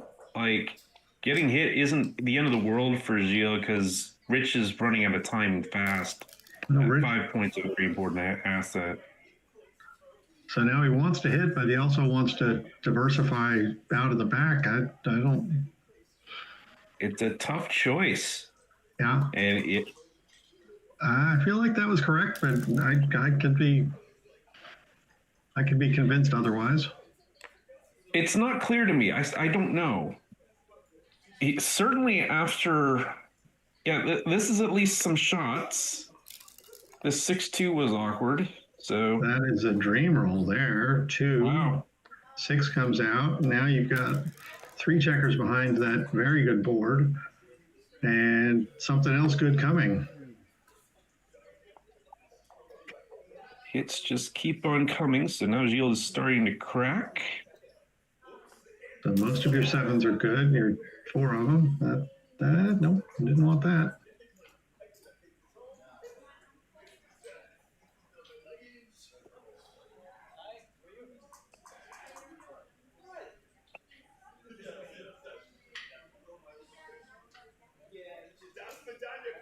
Yeah.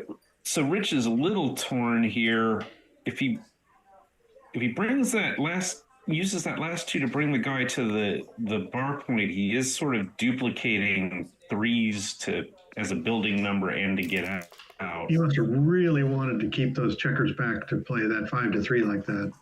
Yep.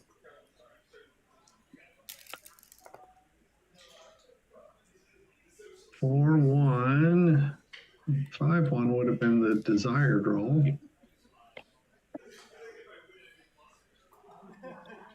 And deciding what to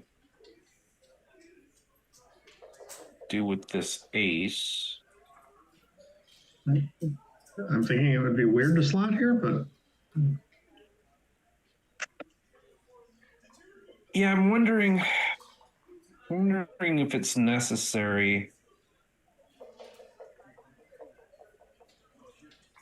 okay, I feel like it's not necessary.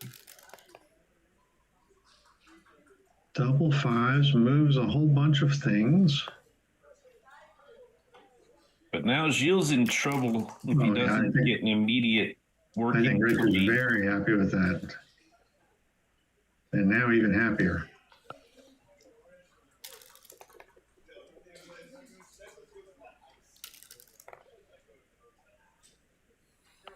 Three, 5 is okay. Pretty good. Yeah, I know you're happy with that. solve two problems at once, and the 6-3. Interesting decision Oh my here. goodness. But yeah, probably too rich to break everything and go after him. That'll move everything around. 1, 2. Actually, yeah, it goes all the way to the ace, and that's the only play, right? That's forced. That's forced.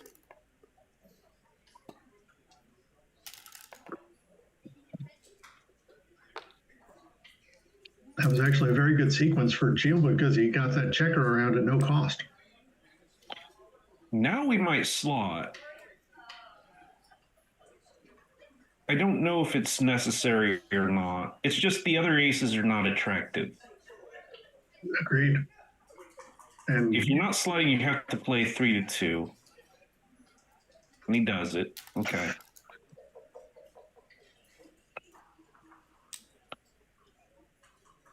you have your choice of twos. And now he will definitely slot. Ooh, could he trap here? Yes. Yeah, I would absolutely be doing Love that. this. Love that. Oh, wow. Look at this. This. Truly awful. Got his ace. Got his ace. Does he want his ace? Why would he not want his ace? Well, if he rolls this, if the other guy rolls a 6, he can close out 2 checkers, maybe. He's saying no. That wouldn't have occurred to me.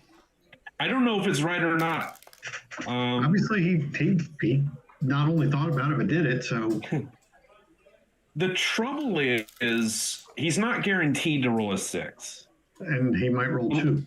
Unless you're in Rich Units world, then he's guaranteed to roll a 6. 5 and 4. So you do, because this worked out for you, you now have the, well, that doesn't do what he wants to do.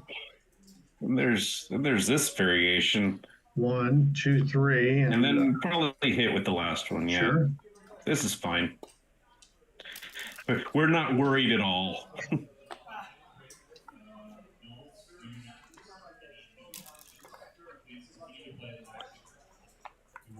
Excellent. Put him up again.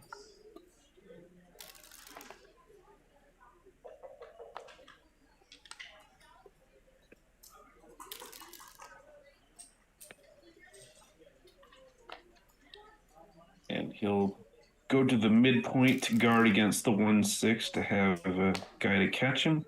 Geo anchors, that's huge. Yeah. Yeah, that, okay, that's 4-3, so. Little block boxes. Not that time.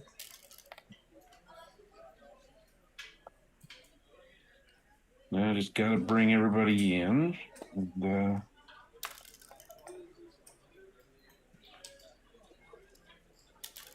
Well, you must be thinking that if you're rich, you're kind of looking and saying and feeling like the gammon that got away here. And he could still get it though.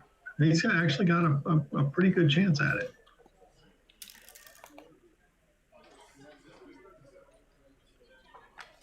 Now he's got virtually no chance at it. that ended most of that discussion. Sure.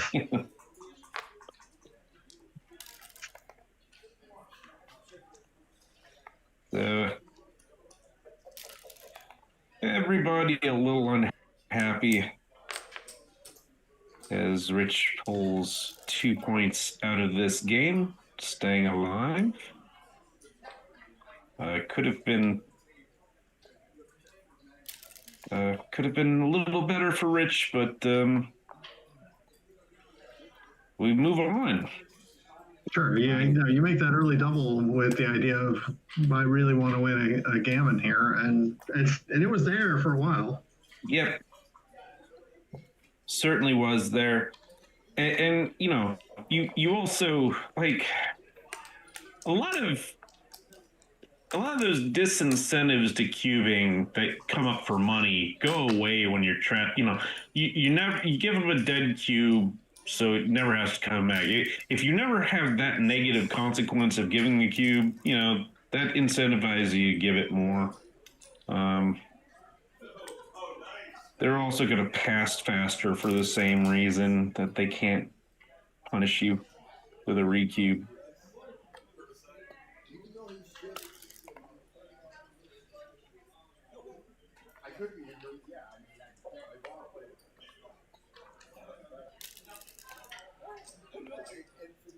Oh, that's a good roll.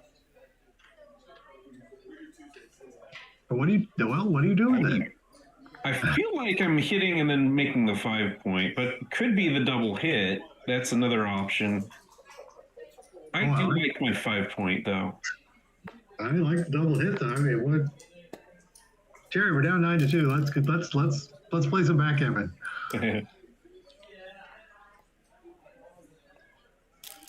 Shield enters with both, and now Great. he's gonna reduce the block count and get a slightly worse point. Got popped. There's a 4th checker on the ace point, but gotta keep hitting.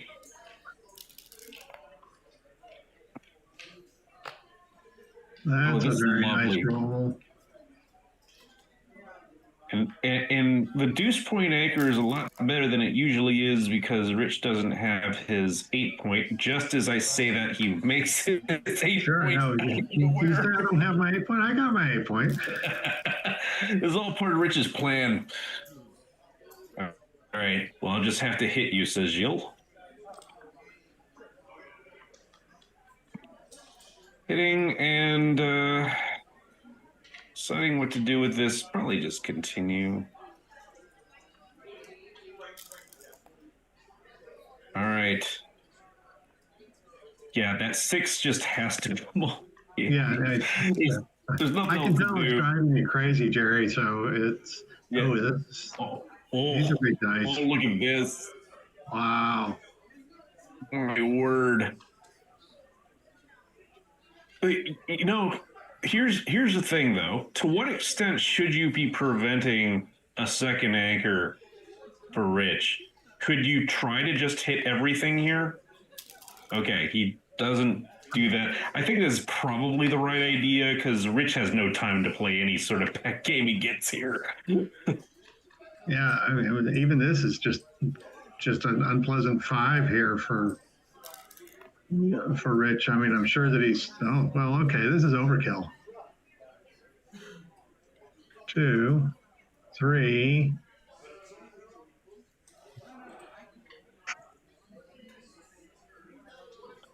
I mean, 13-7. He didn't play 13-7 right away because he wanted to pick up the other guy on the midpoint, I think. But wow, I think that has to be. This is going and 7-5.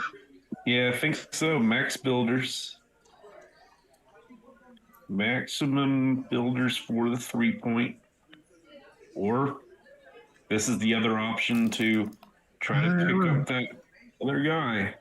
Well, I mean, it's going to take a long sequence for this to get better for Rich. But that was a start.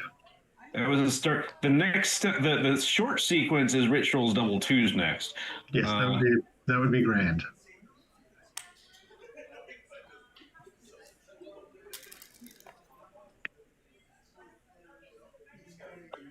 Ooh, well, yeah. I think Rich is in more don't get gammon mode than try a miracle win the game mode. But like the reason he's pausing is if you want to win the game, 6-5 hitting is the play. Yeah, and I mean 5 checkers back is you're already getting a lot of gammons here anyway, so yeah, it might be right. And 3-2 is twice as likely as 2-2. See if you can find it. No, he cannot. Oh, and he came in, which he didn't want to do, and he didn't hit, which he would have wanted to do. Yeah, that was one of his very worst. Yeah, I mean,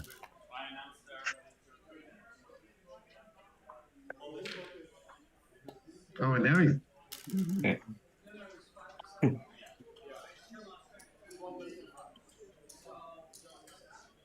Yes.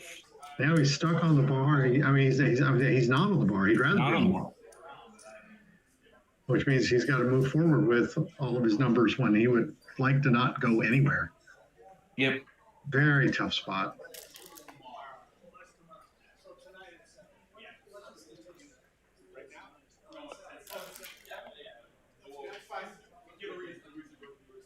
That will help. 2, 3, 4. All right. Okay. Yeah, at Rich least pops a 6 out. He's got chances. He didn't do it. no. Now, we have been saying you usually want to break from the back, because that way you're more likely to keep the points that you have remaining. Good for him for finding that. Yeah, I know a lot of people would have played and made the ace.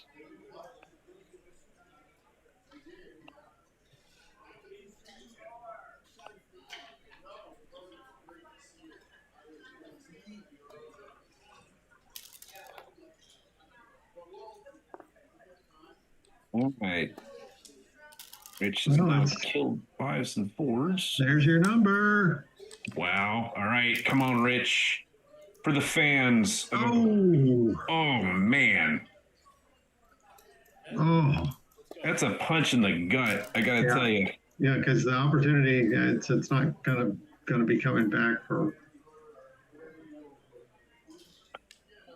You know, that's one where you see that open up and you're like, oh, I can see not just a path to victory, but to winning the whole match. You know, open up and then you miss. And No problem.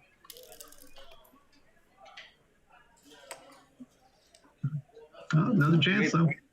Still gonna give it the old college try here, and maybe Gilles will find one of those bad Play all the way to threes. the last roll. 2-0, yuck.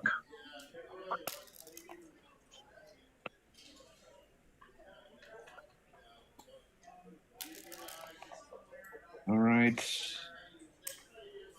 Another shot. Getting late. Gotta get this one now to get it.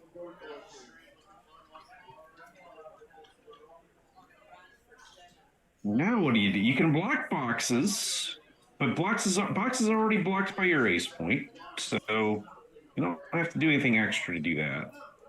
So maybe you get out of the way of the boxes because you want to have. Yeah. I like it. 6, 5. You love. Yeah. Okay. You got 5s and 6s. You should be happy with that. Moved right in the right place to get a double shot there, so that's Alright. good. Rich's goal pretty much just to save the gammon here. Well, he was set up. He was prepared for that roll, so he left himself a double shot. And he hit it. Double once, good.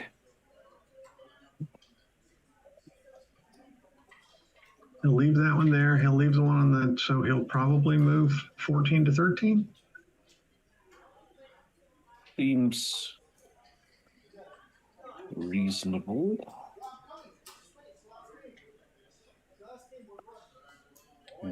Yep, 14 to 12. There we go. Oh, he had two. He had 2 aces. 2 more. Okay. Steel helps out with a fan.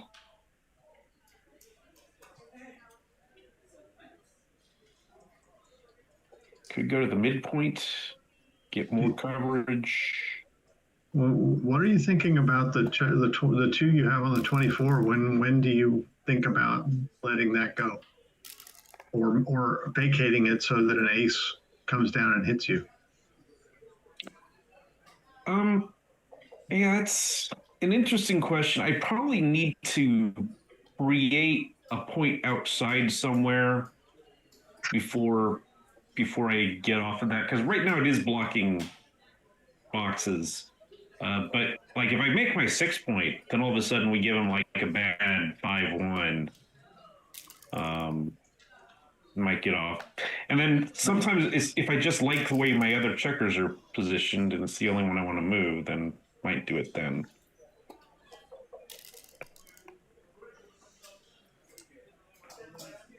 All right, hits for Gilles. Yeah, that one's too early to blitz. Probably true. Now he can block boxes, but I'm not sure he should because he would be giving up significant coverage of the outfield to do Oh, so. I think that's the one I would do. Yeah. Oftentimes getting a checker 11 away from the other guy is the right play.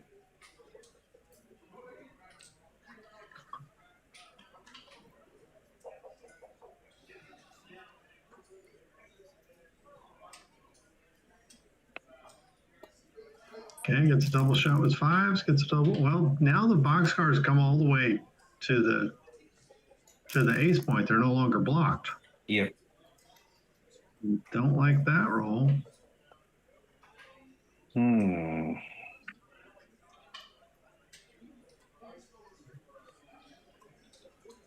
we maybe want to give him...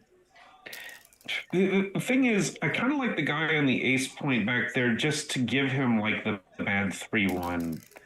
But in addition to more coverage. Much needed hit, and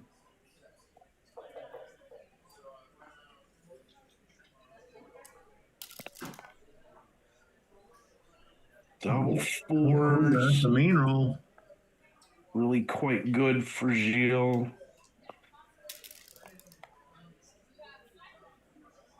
4-3. Not getting out yet, Gilles.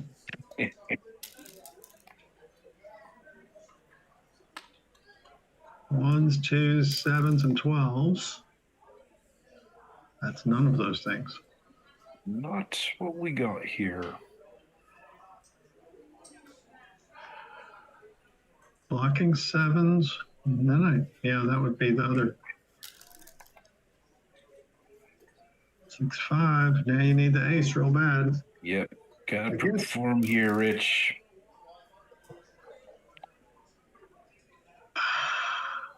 Not gonna do it. 2-3. How many checkers does he have on the deuce? Does he have extras? I think so.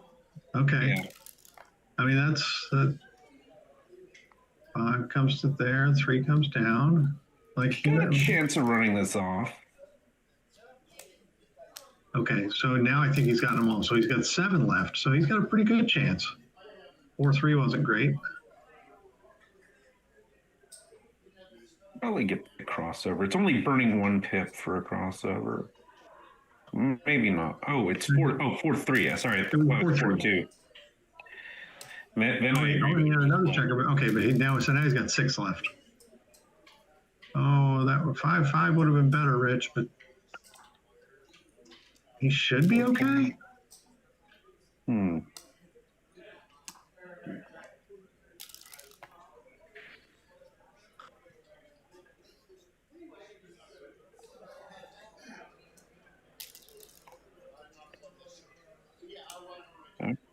There's a few missers, but that's not one of them. Where is it? Great save. That was, we talked about like what's your goal here? Your goal is to get off the G, and yeah. And if you view it from that point of view, it feels like a victory. Now Rich is not going to be able to afford too many more victories like that in this match, but no, he needs the moral victories are all gone now, and the actual victories will be required for the rest of the match. But he has a chance. They're going to take a break. I'm going to take a short one also. Sounds good. I'll be back in a moment.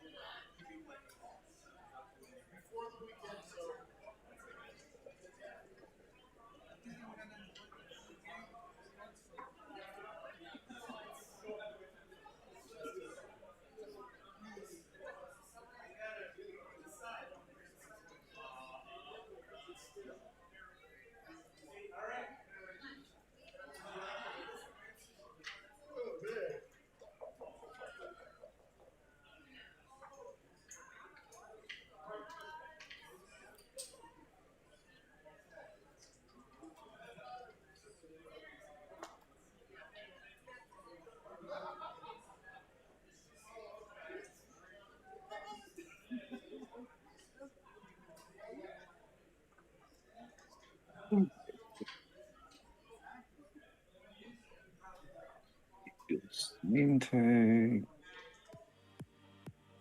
Oh, dinner break. Okay. Well, if they're going to dinner, I'll go to dinner. Sounds good. Oh, so are we done here?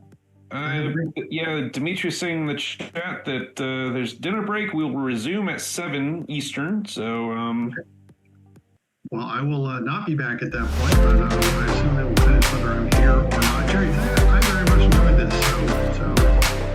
I did too, Richard. Thank you. We will hopefully we'll do it again soon, and we will get you. I'll see you soon. Welcome back to the Michigan great, my Summer friend. Backgammon Championship. Thanks, sir. It's day 3, man. Friday. Today we start the main events. But first, let's talk about what happened yesterday. In the Masters Jackpot, we're down to our 4 finalists. We've got Bill Calton, Matt Raklitis, David Habib, and Boris Shafransky. In the Amateur Jackpot, we're down to 3 players. April Messick is going to play Felix Goikman in the semifinals, and the winner of that will meet David Smith in the finals. In doubles, with 32 teams, we have Michael Fujita and Justin Cutler, Michael Sakrajczyk and Mick Sakrajczyk, Jason Lee and Chuck Bauer, Tracy Parent and Bill Calton. These are our 4 finalist teams. They'll play off to a winner. In the limited doubles, we have our winner. The winning team, Tony Maderick and Ann Major. Runner-up, Michael Giordano and Rhonda Monroe. All right, I'm off to start the main event. You can catch all the action on YouTube at the US Backgammon Federation channel. Thank you to Backgammon.com, our streaming sponsor. And we hope to see you next year at the 2027 Michigan Summer Backgammon Championship